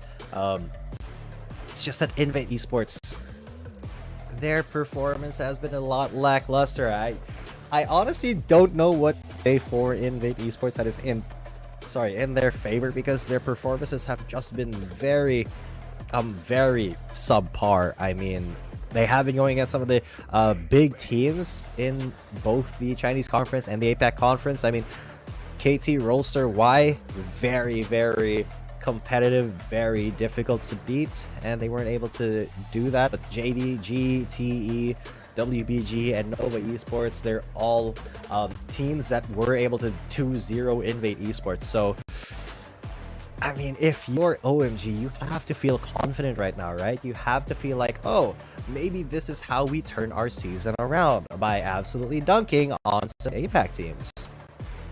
That hasn't been the goal of the Chinese teams. I mean, last week we have seen a lot of redemption stories, a lot of comebacks, a lot of improvements and upsets demonstrated by our APAC teams. Fennel versus OMG, now Esports against FPX, BRU against Rare Atom, and now OMG wants to get back on an APAC team. This time around, the Invade Esports has to be very, very careful, because this is a team, OMG, that really wants to get their revenge. And we have talked about our Dragon laners a while ago. Top lane is something that we need to discuss as well, because Whitecat, a really strong and a high outplay potential player of OMG, is going to be going up against Cat Type, the new member here, or the one that subbed in against Azriel for Invade Esports. Yeah. Oh man, this is going to be a difficult one for Invade Esports, and I think that is a bit of an understatement. But they're going to try their best. They're going to ban out the two ninjas as well as the Jace, while OMG, of course, the standard bans on Red Side, Camille, Aatrox, and yes. Alright, so a lot of respect given onto Raven then, that they picked him to kind of respect ban here. So all that being said, Invade Esports, there are many things that they can pick up first, and that's going to be the Yone. Yone first pick here. That does kind of telegraph a few things here for Invade Esports that maybe OMG can pick up. Aggression, aggression, aggression. Late game sailing as well is very much present here with the Yone pick, and it is a relatively good sign since the Varus has been taken away here by OMG. Maybe they can pick up the Gragas along the way as well, since OMG does put priority on the Nautilus and then the Zoe. So now having to take both champions, I think it's going to be a good sign for OMG, but since Ziggs is available, doesn't it make more sense to take this champion up? Good sign for OMG. It does seem like a good sign for OMG, because that bot lane has just been a very scary bot lane that allows a lot of flexibility for the team picking it up. But Invade Esports, they're looking to get some more picks here. The Zoe has been honestly very, very dominant here in the WRL. Even with the nerfs, she has been a really good champion to just choose if you want to ensure some or threaten some pickoffs in the late game with that Sleepy Trouble bubble. But OMG now gonna fire back with the Kha'Zix in response to that Renekton. Cat type going to be on the Crocodilio, while OMG is still looking for that answer to that. They can there are quite a few options, but they're banning out junglers now. Maybe they don't trust that Merly's gonna be on the Yone. Maybe they're trying to force Bluff X to pick something because they want Merly to be on that Yone. It's only time will tell, but there are many options here for Invade Esports to ban out, the Jax being one of them. Gragas gonna be removed as well here by OMG after seeing that, okay, Rich hasn't really picked up a champion just yet. Let's remove one of the most impactful champion that we actually have seen Monster pop up really well. One of the things that is surprising me right now, because I've known him as a really, really strong Gragas player, but now he is transitioning towards the Nautilus. So maybe he wants to enable Whitecat this time around, help him out in the laning phase, and then cement a really good momentum for OMG alongside with it. Wukong though is going to be a nice touch for OMG. Now you have the double Cyclone. Now you have the team fighting capability. What is going to be the finishing touches here? Because they haven't really picked up their mid laner. A Corki in the mid lane. That could be good, but it can also be counter. No way. Absolutely not. Absolutely not a Blitzcrank. No. Whoa! Oh, wait. How is there a 1% pick on Blitzcrank with 100% Yeah.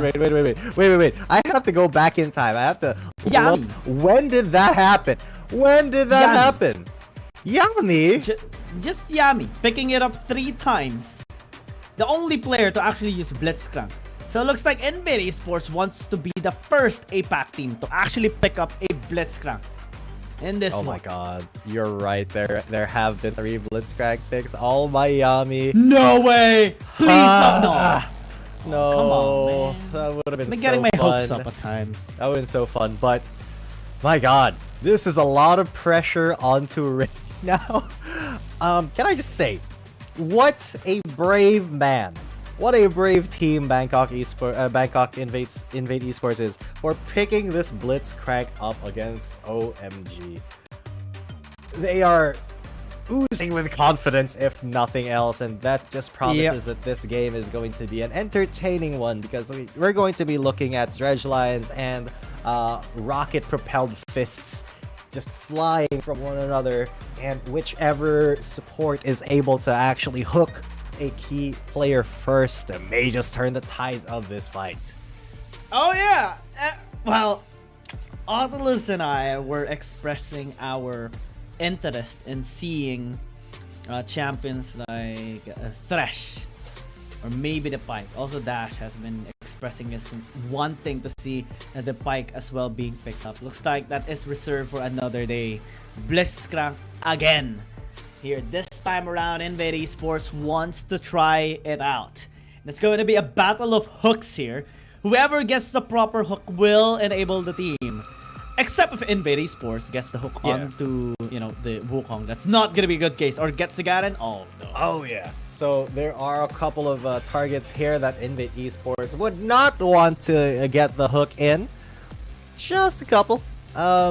Unfortunately, with the Blitzcrank, if you're just throwing out your hook every chance that you get, it's more likely than not you'll get one of the frontliners of OMG at this point. So, man, I'm kind of excited for this match now. You're right. Yami is the only person who has picked up Blitzcrank, but conversely, 100% win rate. Will Rich contribute to this 100% win rate statistic, or will he bring it down to 75? Because OMG, they are not one to fall for these tricks.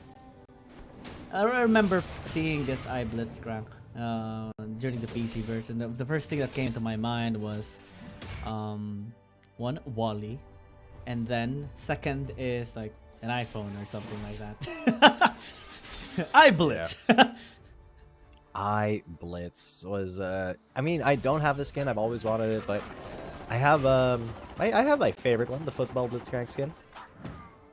Goalkeeper Blitz, because the thing about this skin is that it's so hard to actually see the whole. Oh, okay. Oh yeah. It's different here. Yeah. There is actually a claw at the end, because in the PC version, there's no claw at the end, or at least it's not really that much seen. That's what makes it so irritating to be against that. Yeah, definitely kind of a pay-to-win skin in the PC version, but here they have made it a little bit clearer.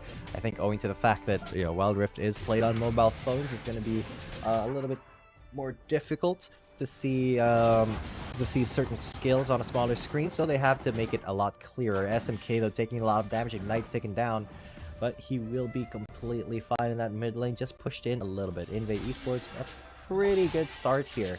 And definitely in the early game, they can threaten a lot more with this Blitzcrank roaming than the Nautilus.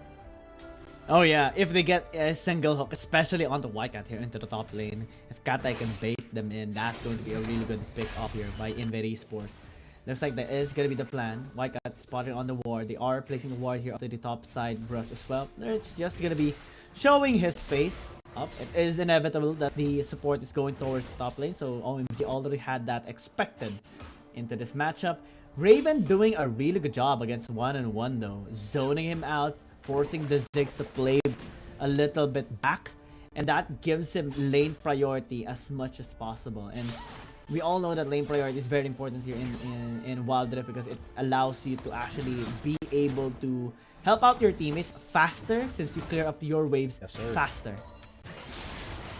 Yes, sir, because lane priority, I mean, even in the PC version, oh god, cat type though taking a lot of damage. But yeah, even in the PC version, it's just such an important thing to consider. And right now, OMG is the one that really does need a little bit of help with lane priority. Rich now coming up here to help cat type out, because he is kind of losing that match. Wukong, one of the few champions in the game that can actually take Renekton on in the early game in a 1v1 in the top lane. So, you know, cat type does have to be super mindful of that. He does have Dominus available, so if there's a big play, he can just hulk out and get bigger, get stronger, get more health. But, you know, going under tower and getting CC'd before you can pop that Dominus is a threat that Invade can do, or sorry, that OMG can do. Yeah, specifically because of the golden staff, the additional healing just provides so much safety in the laning phase and relatively good trading power. Hook not gonna be connecting here on the SMK, that gives him, you know, a bit of a safe time here into the mid lane, as Monster in the top lane might actually want to engage. He's very careful.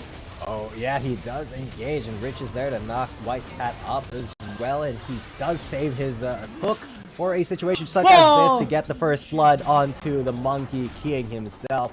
And that is Invade Esports with the first kill of the game here.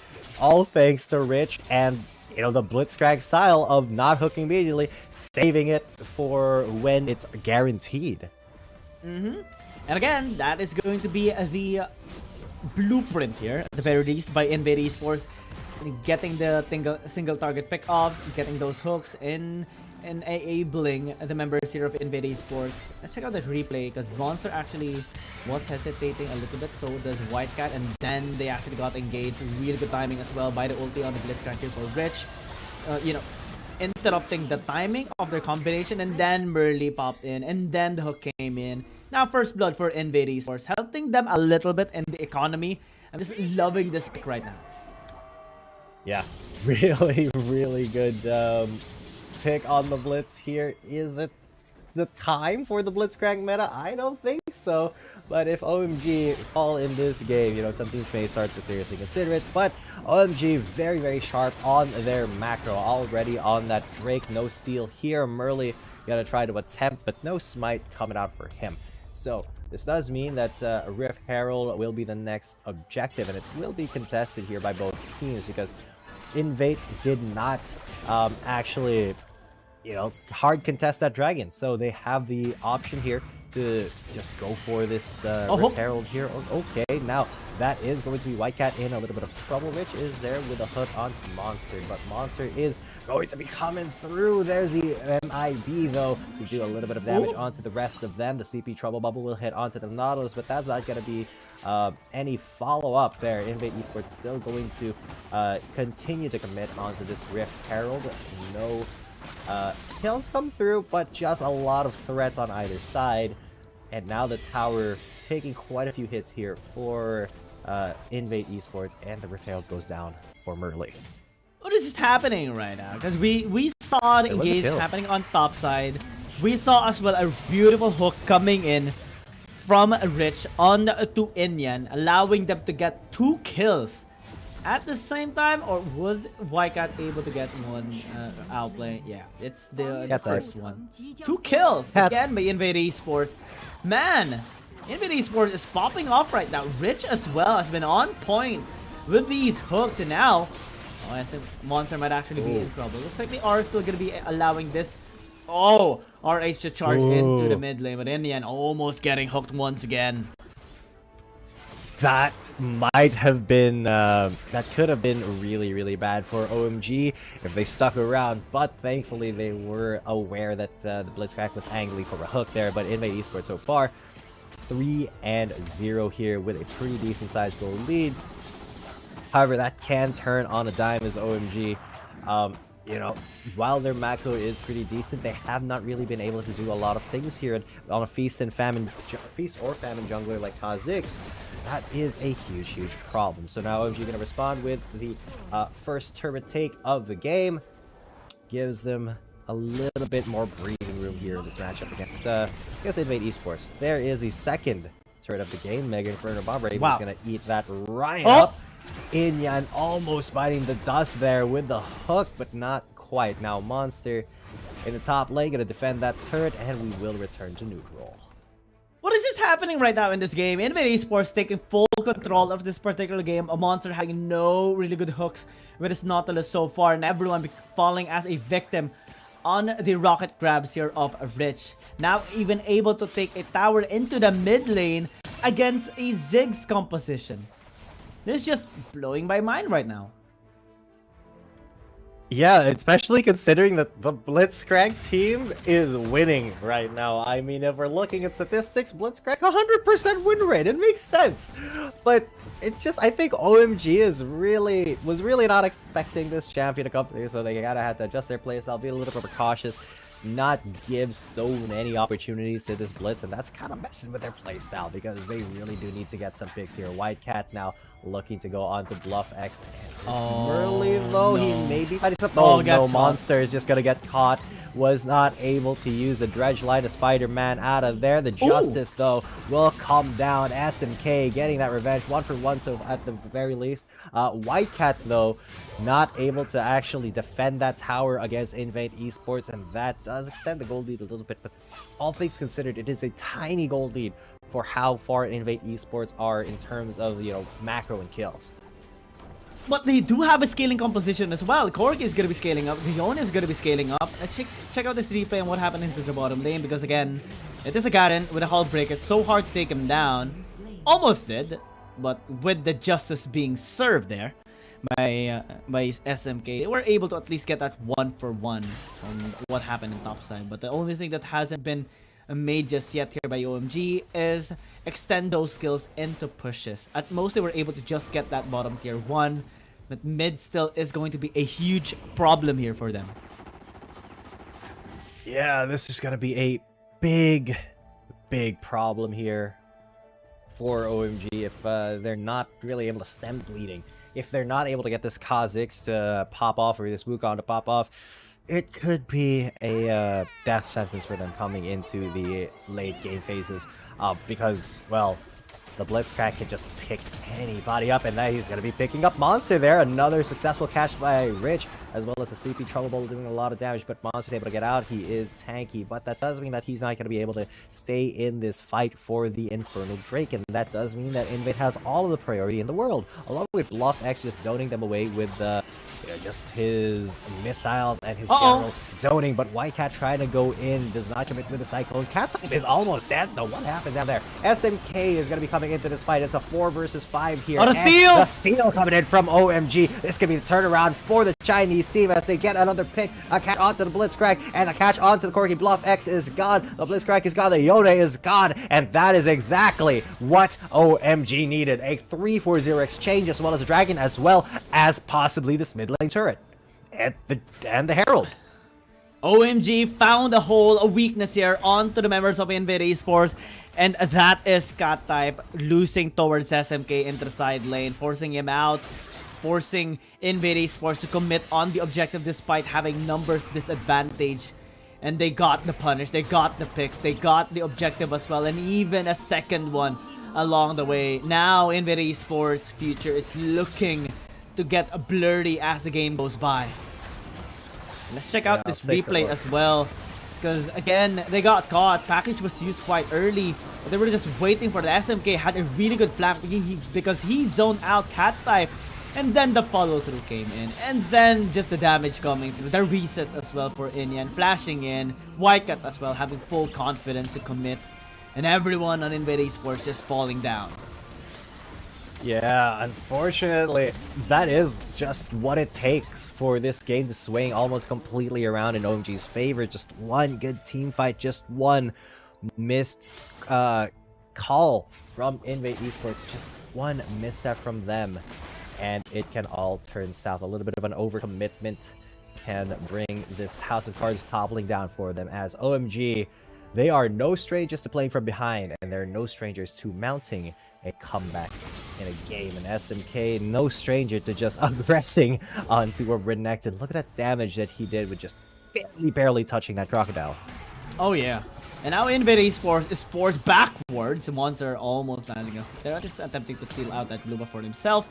But again, everything is good here for OMG. They have taken full control of this game. Even Rich could not get a really good angle onto them anymore, especially with the lead that they have gotten. 2,000. And a while ago, they were down 2,000 against Invade Esports. And now, everything in control by OMG. They have had the RH used to get some towers along the way as well. And now, it's just such a challenging position now for Invade Esports. I don't think they can hook anyone right now. Or if they do try to hook Inyan or 1-on-1, yeah, it's going to be good, but everyone is going to be following up. Yeah, there are just very, very few safe hook opportunities here for Rich. Yeah, if you manage somebody at 1-on-1, but Monster flashes in and goes for the red line. There's the MIB hitting 3. What in the middle of everybody is Rich. He's gonna stasis. He's gonna go down. And that is OMG now leading the charge, jumping in. There's a Justice taking away the Yone. 2-4-0. And that means OMG are going to go for the Baron. Oh, easy takedown onto the Baron. Nobody's gonna be there to steal things out. They have no entry point. They have no access towards this Baron anymore. Kata is going, but I don't think it's gonna be a good idea. Yeah, but they're trying to go for it, but this may just be the final nail in the Invade Esports coffin, because the Baron will not be stolen away. Cat-type will be stolen away, his life, I mean, as Raven tries to run from Inyan. He is successful in getting out of there, but not successful in saving this game for his team. Bluff X trying to get anything he can, any sort of damage he can onto OMG. This is just trying to prevent SMK from backing, but look at how the lead has shifted. Let's take a look at that again. Really good engage by Monster, following up by Whitecap's Cyclone, and then the cleanup crew engaging. Just so they... Oh. Okay. Oh. He's just a bit bit of a speed run there. Speed run, yeah. Yeah, well, very cool. Very cool indeed.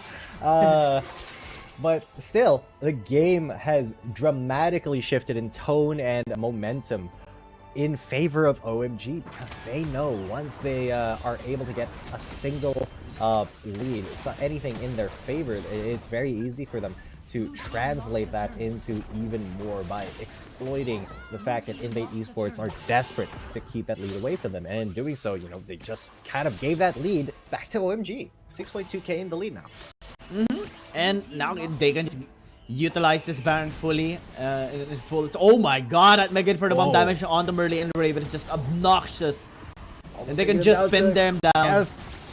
Oh, that Justice almost took Bluff X down, but SPK's gonna get grabbed for it. Will he pay for it with his life? Not quite yet. He's still, you know, running, and he will live. But who won't live is the in-him turrets on the side of Invade Esports. Everything is gone except for the Nexus. There's the Drake as well from Inyan. They're trying to speedrun this game, and well, OMG have just absolutely decimated Invade Esports here. Okay, here's the only way that Invade Esports can win this game, and that is OMG throwing. Literally getting ace for some reason, and then allowing Invade Esports to get maybe the Elder Dragon and the Baron at the same time. Something with a push into the mid lane with them complete. That big. Oh yeah. That is a very scary SMK. Look at that MIB as well into the Justice. The Renekton has evaporated from the map. Merly now next on the chopping block. He has his son up trying to use the Fate Seal to get out of there. But Rich also also on the back foot, trying to get away, trying to knock people up, but no, White Cat gets got a Cyclone. There's a Stasis coming in front of the Blitzcrank, but it will not be a kill. Not anything substantial here, as only Raven and Murley are left alive, trying to defend the honor of Invade Esports, trying to keep them in the game. But look at the members of OMG. They are just doing a lot of damage there. Just dancing in and out of Nexus turret range. Murley and Raven, they're trying to get heals, but no, this Nexus is gonna go down along with the last two members of Invade Esports. Nope, the Zoe will live, but the Nexus will not. OMG take game number 1. In an incredible manner as well. Early game, we have seen some, exciting, explosive starts coming in for Invade Esports, but again, OMG is on a different level. They are very confident. They even had a fantastic performance in this particular game, despite the early mishap that happened towards them. And now we are going to be seeing the first loss of a Blitzcrank as well, just because of how OMG was able to stabilize themselves, especially in the mid parts of that game. And after just one engage, Monster definitely took things into his control. After that engage into the mid lane a while ago, into the mid game, and then everyone just followed up, helping them cement those objective takedowns, especially onto the Dragon, RH as well. Even, the Baron just being, an absolute tool here for OMG in general. And Invade Esports, I guess it's back to the drawing board once again. This Blitzcrank lineup, the single target pickoff lineup, doesn't work against OMG. Yep, unfortunately, OMG were very ready to counter the Blitzcrank, and, they made sure that if you try to hook anybody, it's going to be a bad time for you, and that, I think, is how you deal with a Blitzcrank pick. So, with that being said, look at how much macro control OMG had, even when they were on the losing end. And my god, SMK 5-0-2, this Garen, there is a very good reason people ban this champion, and you can see exactly why. Raven did not die at all that game, but he wasn't really effective pretty much at all too. 0-0-1 compared to at least 1-1, 2-0-8. And pretty much every single objective except for just the first Herald went to the side of OMG. So I mean, it was looking really good for Invade in the early phases, but then when the turnaround happened, they just were not able to bounce back. Yeah, it was a little bit sad because we weren't really able to see a lot of good hooks along the way in the mid game and towards the late game. It's more so of a dominant performance by OMG, and it makes a lot of sense. This composition is specifically designed to just be stable from early game to mid game to late game, and they definitely know how to slow the game pace down towards what is required. SMK as well winning against Cat type was huge in the side lane, because it allowed them to actually have a good contestation towards Invade Esports in that second Dragon. And we all know how that went as well. It was an incredible team fighting performance by OMG, and it deleted all the early leads that Invade Esports had in game number 1. Yeah, and we will have our Garen MVP here. SMK 5-0-2 taking that big spot for his team. And look at the just bot damage basically on that Garen. I mean, tanky damage, sure, but damage still. And that's his first MVP, actually. So big congrats to SMK for picking that up. Yeah, and they are going to be going for game number 2 as well. I mean, this is a team that when they do get the momentum rolling, it's so hard to take away from them. Invade Esports has to really prepare so much this time for game number 2. Back into the drawing board fully. They have another plan in mind. Yeah, hopefully Invade Esports can bounce back from this, surprise OMG with something from their draft, or, just out team fight them, which is the more difficult way. But we'll see in game number 2 if they're going to be able to bring us to that fabled third game. My name is G10, coming at you. With me is Giyang, and we'll see you here for possibly the last game of the day. Dear Summoners, Wild Rift League Asia is about to begin. With a brand new tournament format and teams, what changes can we expect? Let's take a closer look. WRL consists of 2 conferences, WRL CN and WRL APAC. 12 teams from the WRL CN conference and 8 from the WRL APAC conference will compete through the regular stage, playoffs, and finals to view our ultimate glory. All matches will be played in the BO3 format in the regular stage. The 20 participating teams will compete within and across their conferences. Each team will play a single round robin with every other team within their conference once, and half of the teams from the other conference once. Throughout the regular stage, teams will be ranked based on their points within their conference. The top 8 teams from the WRL CN conference and the top 4 teams from the WRL APEC conference will qualify for the playoffs. The playoffs will also be held separately for each conference, adopting a BO7 double elimination format. Only the top 2 teams from each conference's playoffs will advance to the finals, vying for the championship. Of course, a new tournament brings unique challenges. The Wild Rift League Asia Season 1 WRL A1 Finals will be a 3-day extravaganza. On the first day of the finals, the 4 qualifying teams will play a single round robin in BO1 format. The top-ranked team will advance directly to the grand finals, while the remaining 3 teams will battle it out in a single elimination bracket on the second day to secure a spot in the grand finals on the third day. The 2 teams that make it to the grand finals will face off in the BO7 showdown to claim the championship. Additionally, in both the WRL A1 regular stage and finals, teams will participate in the Fight for Side FFS match before the official games commence. The FFS match will be played in a 1v1 solo mode. Each team will send 1 player to compete. They will ban 2 champions each from the official weekly rotating champions pool, and then select 1 champion each for 1v1 competition. The winning team of the FFS match will earn the right to choose their side first. Wild Rift League Asia Season 1 regular stage will officially kick off on April 8th, with 20 top-tier teams assembled and ready for action. Who will climb to the summit and seize the crown? Let's wait and see.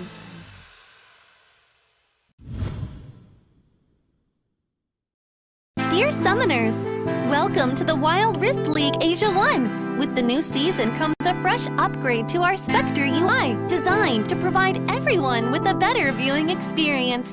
First thing is about the original UI information at the top bar. We make it into a functioning ring design in the upper left corner. The ring not only includes basic information such as team names, match duration, kills, towers, but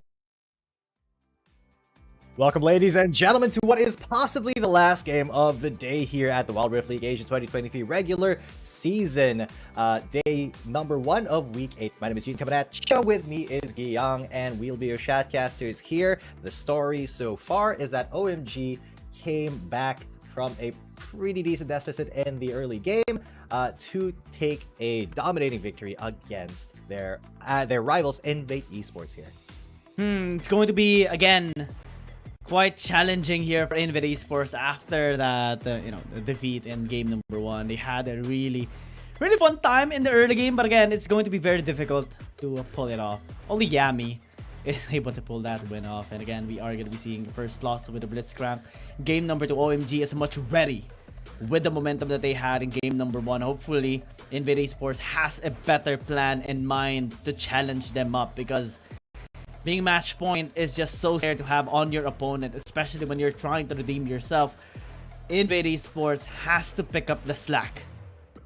Yes, they really do, because I mean, the Blitzcrank pick was very bold, but it just was not the right pick for that situation, especially when OMG drafted a composition where whoever you pulled, you're just putting yourself in danger. So Rips kind of was useless towards the mid to the late game. So hopefully this time Invade Esports can try to get back into this. I wonder what is going to be the strategy here this time around, because Invade Esports is going to be on red side, and it's actually going to be a little bit troublesome for me, because you're going to be forced to ban away the Camille, the Aatrox, possibly the Shen as well. In OMG, they will have a lot more options. Yeah. I mean, speaking of options, with the Blitzcrank pick, there are a couple of niche picks that are kind of effective, but I mean, when you do have niche picks, you have to kind of back it up with some really good plays, some really solid concepts for your team composition. Unfortunately, Invade, they just had the one thing. They just had the Blitzcrank, and that was kind of the surprise factor. They were not able to really pair it with a lot of more effective things. However, in their own composition, and just the performance was kind of lacking. So OMG, this time, they are gonna be on the blue side. Hopefully, Invade with that 2-champion priority can find something that is a little bit more stable in the situation.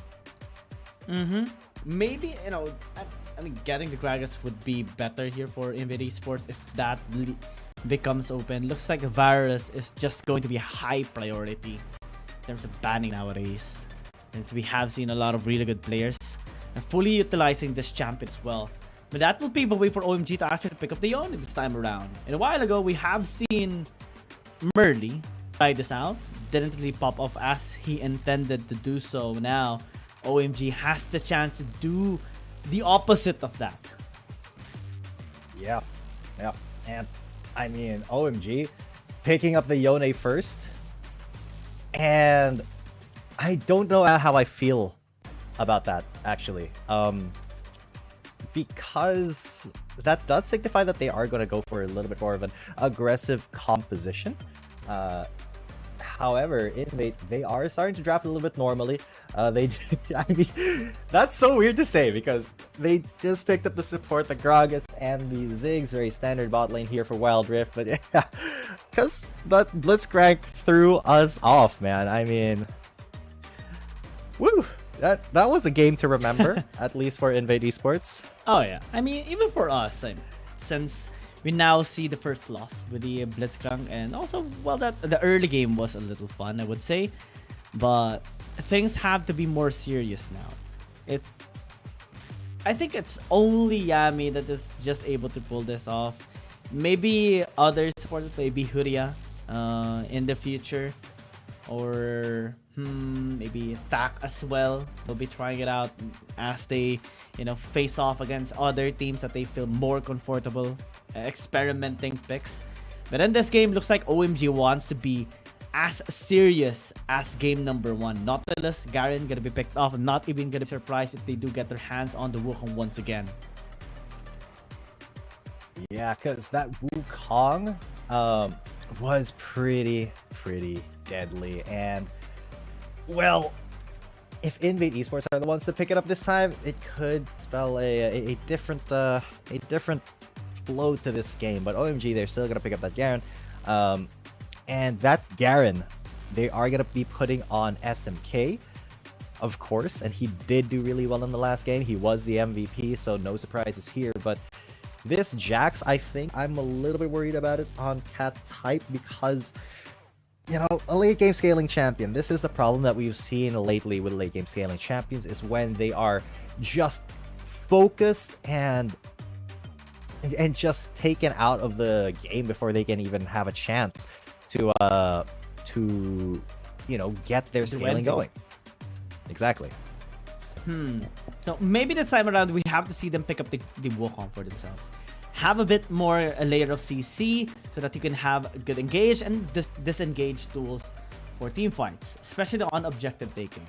You can utilize it in the jungle, you can utilize it into the mid lane possibly, but looks like not the recently. We haven't really seen that much success even during the match here of Fennel versus Team Flash. We have seen a lot more reliability on crowd control. And this single target cease and desist might actually just work here for Invade Esports in trying to make Cat type buffed up even more. Yeah, because Cat type definitely needs all the help he can get here. The Vi is a good step towards that because Merle does need to be a lot more proactive, especially if he's going up against possibly a Yone. The Senna now gonna get picked up here for OMG possibly. I think that's a really good choice here, especially when you have a Jace, a Yone, and a Garen to heal and buff up. So, you know, this, not a Corgi, but a Lucian for Invade Esports, that could be a little bit risky if he's going up against the Jace, but, well, we'll see, because Bluff X does have a pretty beastly Lucian, he just has not had the best success with it.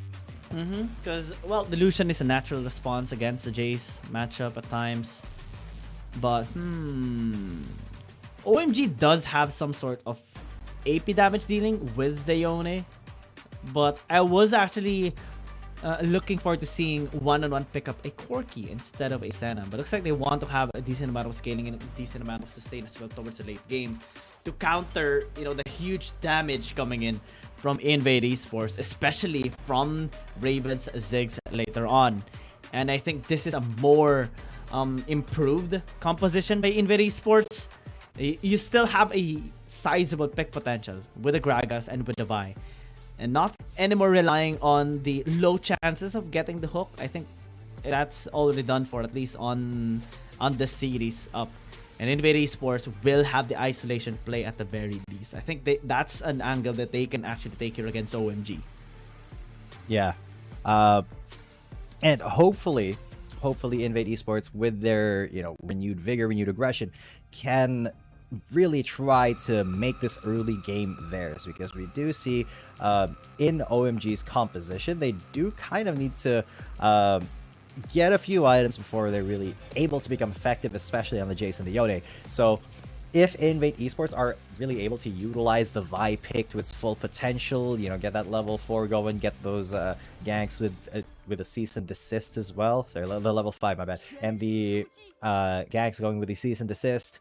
Sorry, it always sticks in my mind. I want to say the old name, but cease and desist is the proper name for Vi ult. Hold that thought, because there is a level 1 scuffle going in. There's exhaust onto SMK. He gets stunned up, but Bluff X and Cat Type just gonna help each other out here in the mid lane. OMG, a really good start here with one-on-one being the support Senna, already bullying her husband in the lane.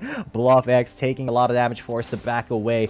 I don't think he can even stay for that honeydew or honey fruit, because he does need to back after that or else risk a dive. So great start in the early game for OMG. Yeah. Hopefully Invade can you know, counter with a little bit. A devastating start here for Bluffix. I mean, it's not really a kill, but having to lose pressure early into the game as Illusion is not a good sign here for Invade Esports. Bouncing Bomb was the thing from game number 1. One-on-one dealt a lot of damage actually. 1,617 per minute in that particular match. OMG still having, you know, a really good performance overall as a team, despite the struggle that they had against other teams. Looks like they are picking up the stack this time around against Invade Esports. Yeah, because I mean the pace has been picked up here. Invade Esports, they do need to be very careful now, because if this continues, if OMG is going to keep getting this aggressive with their calculated, you know, aggression, there really is no other word for it, but with their calculated aggression, then it will be difficult for them to even get a word in edgewise when it comes to the ganks. So, with all that, looking at the map right aggression. now, exactly, the controlled aggression. The control, though, will be coming from the junglers. It is a lot on the shoulders of Merle, but I think that, you know, Invade can manage this. Yeah, for sure. I mean, Invade Esports does have a lot of tools for early game as well, and as long as they get a single target pickups later on, especially onto one-on-one, that's going to be looking good here for OMG. But I think they have to work around mid lane as well. Cat Type. Ouch. Quite a lot of damage going on there, and the snare onto Cat Type. The Ignite goes down as well. However, Rich will just ensure the disengage there and keep his buddy safe. No kills so far, but that not for lack of trying here. Merly looking for something in the mid lane maybe, but you know, it just didn't materialize. SMK didn't step forward enough, and Merly has been seen as well. So they're just gonna get out of there. INV Esports are doing... Actually, is okay for them to not be that aggressive into the early game, since they are banking on the late game scaling of Bluffx and Jax of cat type along the way. So as long as, again, they get the pickups at the most important time, that's going to be looking good. But again, if they do have buy on Merly, I think they should try to zone out or shut down Inyan, because this Yone is just going to be very difficult to take down later on, especially with the lineup here of OMG. They have 3 front lines in total here, and even SMK can serve as a bit of a front line if he does pick up something like a Hull Breaker later on. And if we do compare our champions or our lineup here on both sides, there are 2 people that can actually pick up a Hull Breaker here on the side of OMG, and that will be problematic for INV Esports if ever, because there's nothing that Bluffx can actually do on a side lane against a Jace when the Jace picks up a Hull Breaker. Yes, sir. That Hull Breaker is going to be a big problem for INV Esports to have to deal with when he does get that. However, right now they are kind of safe. Right now, 4 minutes in, a minute until the objective spawn. No real big risks taken by either team.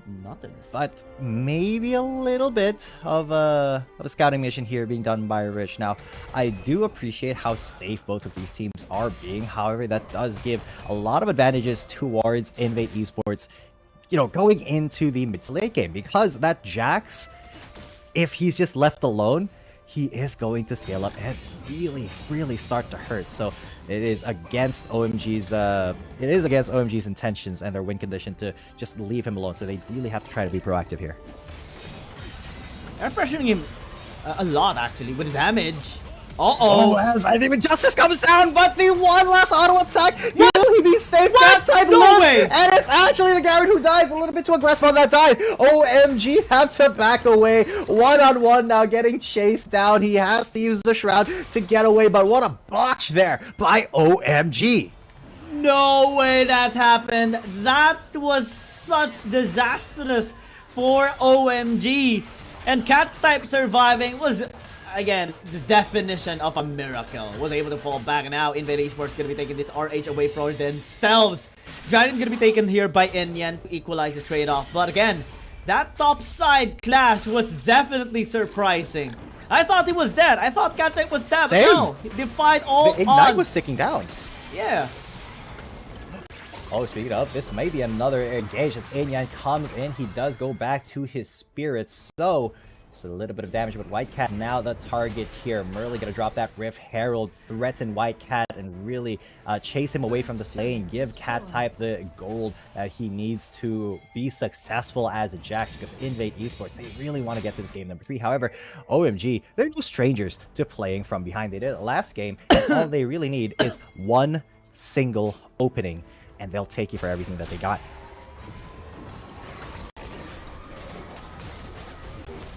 Oh, Monster gonna get engaged on. There's the explosive cast and the seize, and this is right at the tower bag. Inferno bomb. The punch will secure it, and another kill for INV Esports. Yes, they are being aggressive in the early game. White Cat though, responding with a kill of his own in the top lane. 1-for-1, the Jax got shut down. Now SMK looking for more onto Bluffx. Will he be able to secure it? Yes, he will. The turret will not shoot him again, and OMG get 2 kills for the price of 1. Merly now looking to make SMK pay for that. However, this tower and the punch of Vault Breaker will just secure that kill for him. Unfortunately, the tower did not do enough damage to take Merly down, but yeah, a great at least follow-up there for the Vi. We have seen a lot of fights here and there. Battle of Cats again in the top lane. One more.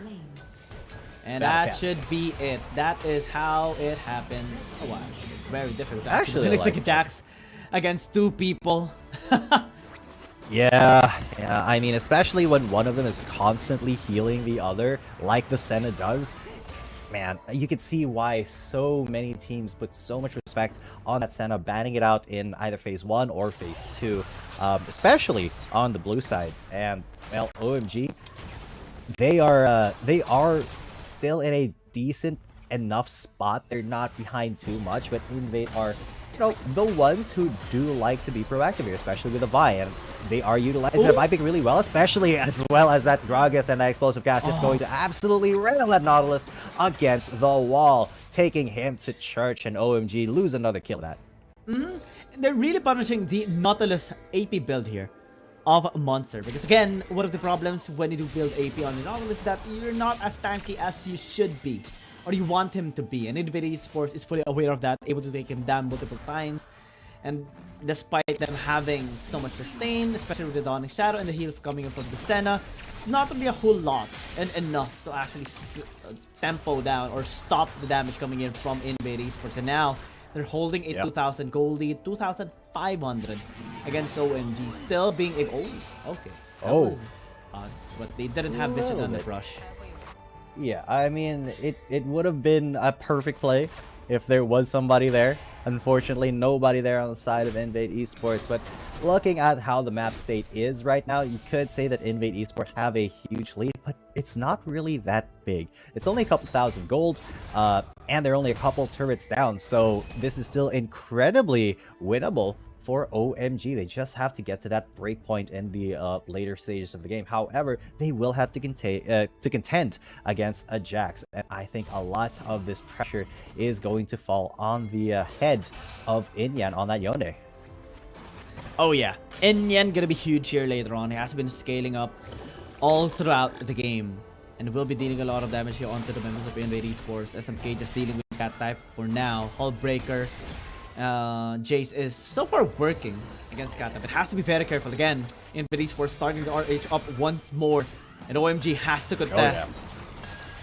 Yeah, OMG really have no choice but to go in here, but they are just getting zoned out. Look at how the Gragas, just his presence, his barrels, is making it nearly impossible for OMG to even get an angle into that fight, so they're just gonna back away, give that Rift Herald to Invade Esports, and the lead extends by a little bit, but OMG definitely have a plan going to the mid to late game. It's just whether or not Invade allow them to actually execute that plan. That's where it all depends on whether or not OMG is actually able to come back. That was a dredged line and a half, almost landing onto Rich, but just a tiny bit more to the right, and he would have been in a world of hurt. Now, we see Invade Esports having a really good priority towards the second dragon of the game. If they do take this, that's going to be huge here against OMG. OMG actually have the priority, and they're the ones who are starting it right now. Merly is very far from this dragon. He's not even able to actually contest. They just take it for completely free. The culling tickles a couple of the members of OMG, but Cat type at the same time just doing Jax things, going to take that turret down in the top lane, and Invade preventing anybody from really responding to that and putting that Jax in danger. So SMK going to chase him away from the jungle too, and well, Dragon for tower and another tower. I think Invade really comes out clean on top of that. Look at this lead slowly building up for them, 4,000 and counting. The only thing they have to do right now, or later on, is deny the third dragon away from OMG, because 2 dragon stack is already quite scary here for OMG. If they get the third, that is a lot of sustain, that is a lot of healing and durability on OMG's side, and Invade Esports wants none of that. They are already having a 5,000 gold lead along the way, and just generally allowing Cat type to do his very job. I think he is going to be pushing bot side this time around, given that an outer turret is still there. And looking at the goal, Merlin Cat type sitting at the very top is a good sign here for Invade Esports. OMG just needs one team fight to turn the tides around. And we saw a while ago how strong that they can be when they are grouped up, and that's something that Invade Esports has to really be careful of. Yeah, they really have to respect the team fighting potential of OMG. However, we have been talking quite a bit about how OMG are really strong at team fighting. They just need that one opening and that one mistake to really capitalize and bring this game back around. But so far, Invade Esports have not been really making these kinds of mistakes. So, it is getting increasingly difficult for OMG to look for that one opening as the game goes on. However, there are many cases in the WRLA over weeks where a team has been losing right up until the moment that they won. So that could still be the avenue here for OMG. Oh yeah, OMG Bloodthirster up here for Inyan. So additional crit to maximize his DPS into a team fight, also helping him with a sustain as well. But in the Esports, Merly is having a really good angle here. If they catch out Inyan, that could be huge for them. It's like White Cat's Yes, gonna be they the have caught White Cat, but will it be enough? Oh, he gets absolutely shot. There's a Fate Seal onto 3, actually taking down the 6, and now they have lost a significant chunk of their damage. Stasis onto the support. Cat type running for his life. They will take the Gragas down. Now Merly in the sights of SMK, but no chase committed here by OMG. Actually flashes onto Lucian, gets the knockdown. There's the stun of the stare. Merly tries to go for it. The hook lands, and actually the kill onto the mid laner of Invade Esports. That's the one mistake that OMG needed, and they go straight towards Baron. Merly's still alive, but can he make this miracle steal? This is the point that we have been fearing for so long, and OMG, after a long time, they found that opportunity. They found that angle. Inyan hesitating. Not at all. Getting that Fate Sealed onto 3 members, getting the kill onto Raven as well, that allowed them to get finally the comeback fight that they needed. And even the Baron. Let's check out the replay how it actually happened, because White Cat was so low, but everything was laid out. The follow-up was perfect coming in from OMG. And Invade Esports trying to escape. SMK cut down the path. OMG gets a couple of kills, and BluffX, despite him dealing some bit of damage against SMK in the last part, one-on-one and monster synergy. Ass embrace into the hook, cementing that team fight win. Now with the Baron buff, no gold lead is enough to take down OMG now. Yes, because after all that's said and done, Invade still have a gold lead. Maybe not after this tower goes down. It will give OMG just that extra boost. Look at how much they've chopped down this gold lead to basically nothing. Look at how many things they've taken through the macro. But look at SMK as well, facing 3 members basically. The Dawning Shadow is not going to save him. So Merly and BluffX with a good catch, but you know, still him split pushing there actually gives them this actual mid lane, and Raven not safe at all. He's burning down but will not die. There's a Mega Inferno Bomb doing a lot of damage onto one-on-one, but he's able to get out safe. Monster though may not be as lucky. A couple of picks for Invade Esports may be able to get them back into this game as Monster falls to BluffX. And now, man, OMG, they kind of overextended their lead there. Yeah. Actually, that is a big pick that Invade Esports actually got in there against OMG. 12 seconds before the J spawns up, 30 seconds before Monster spawns up, and that is going to be able to allow Invade Esports to get this third drag, or at least attempt to get it. Clock is ticking. OMG wants to contest. They want to take for themselves. Indian has a good position. White Cat's in front, but Cat type has a flag. Ayan's in there, but he gets cease and desist, but that brings him all the way over to the other side of the jungle. One-on-one is there. Dawning Shadow, and that Cat type is in the midst. There's a Fate Seal onto nobody. The Dragon will go down for Invade Esports, and they all get out scot-free, unless they get a catch here onto Rich, who tries to flash away. Now OMG still on the chase, but they haven't gotten anything for themselves yet. And that is just it, a Dragon and zoning done by Invade Esports. Really important not to give OMG that third Dragon.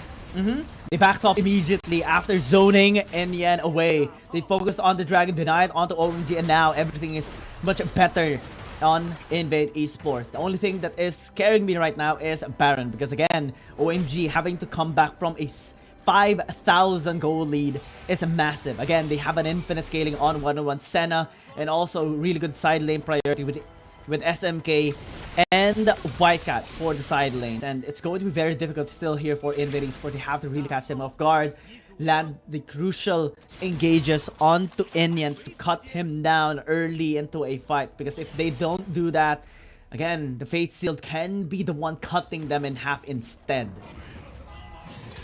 Yeah, and speaking of cutting them in half, there is still a distinct possibility of OMG just absolutely doing that to Invade Esports if they get the right engage here with Inyan. He has to land these Fate Seals onto key members. Look at him, he's already max level, but he hasn't been super effective in the last fight.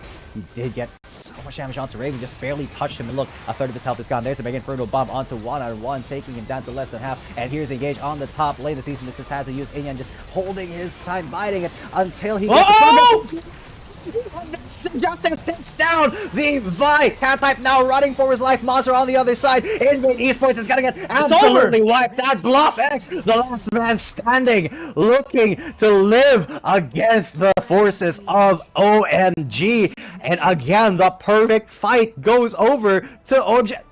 Wait, how did they get the last skill off Illusion too? I don't know, man. It's just everything now. They only need one engage, one angle to take this game around, and they did it. Only needed one more to close this game out in their favor, and they've gotten it. No lead matters when OMG gets the angle, when they get the pick off. It's gonna be a clean sweep 2-0 against Invade Esports. And I was just saying there are teams that are losing until they win. OMG just proved that they are one of those teams, holding on for dear life until they get the perfect opportunity, at which point they go absolutely all out and just take everything from their opponent. So well done to OMG, well played to Invade Esports, but they'll be sent home with another loss. Oh man, Invade Esports, that was a close one in game number 2.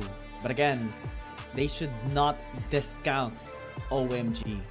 Even if they lost, even if they are experiencing a bit of a lose streak at times, this is still a team that can turn the tides around, can come back when they do find the angle. And they did find that twice.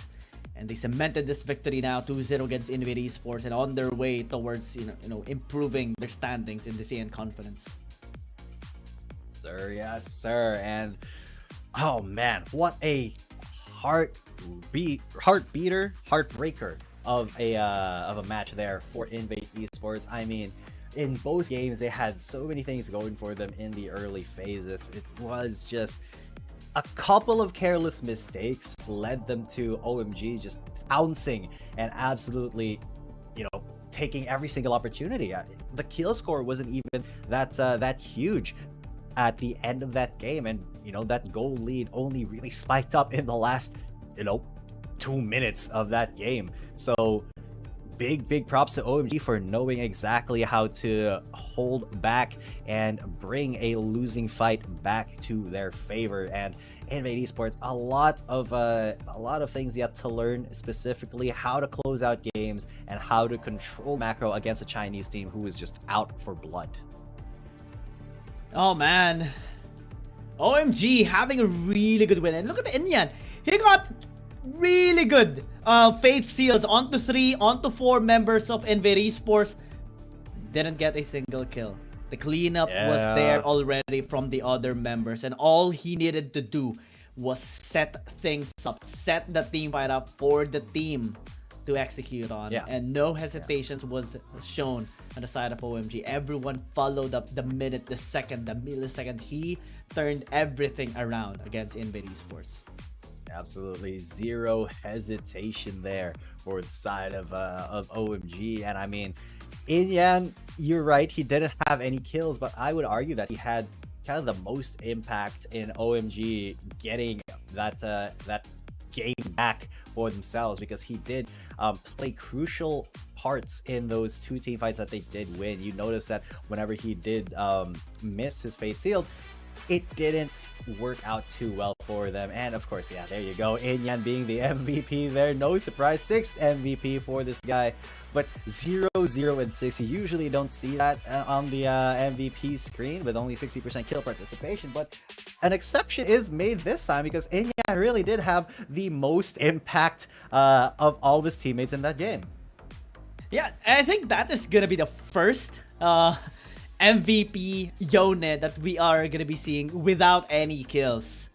And it's all just because of the setups, team fight setups that he laid out for the team of OMG, the Fate Sealed.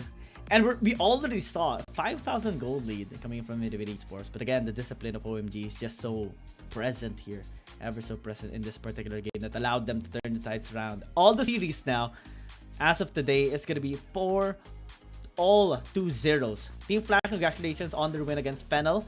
Thunder Talk as well with their upset victory against Nova Esports. And OMG maintaining their standing, maintaining their ground, able to finally shut down the 2 series lose streak they had against Fennel and Weibo Gaming with a win against Invade Esports.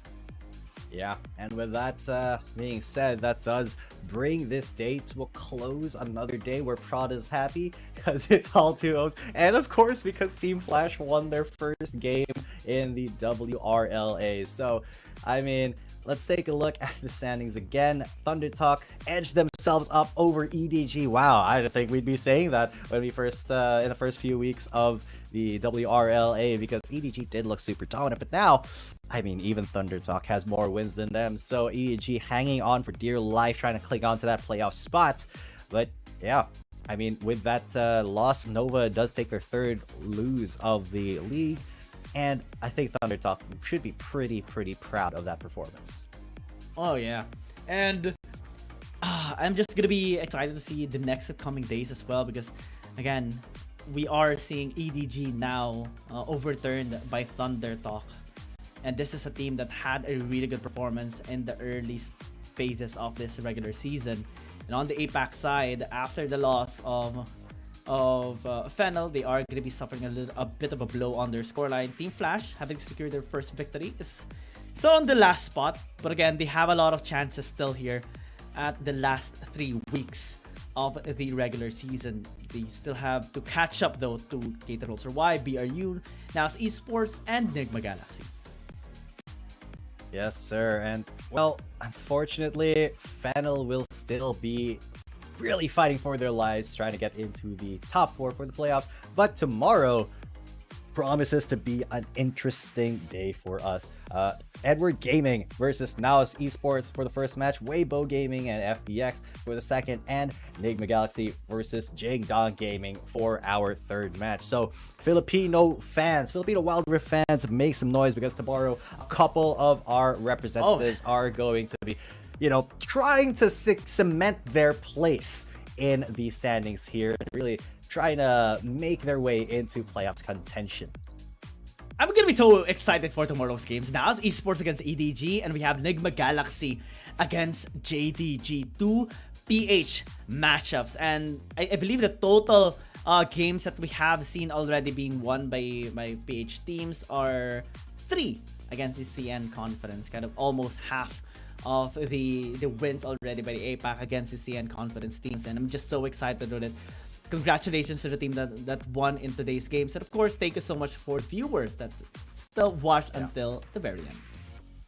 Yes, sir. We wouldn't be here if you guys weren't here as well. So from the bottom of our hearts, very much thank you for sticking around. I'm G10 coming at you. With me is Guillaume. We'll be back tomorrow, and I hope our Filipino viewers are gonna rise up tomorrow, support Naos and Enigma Galaxy, and we will be seeing you for the next day of the WRLA. See you tomorrow.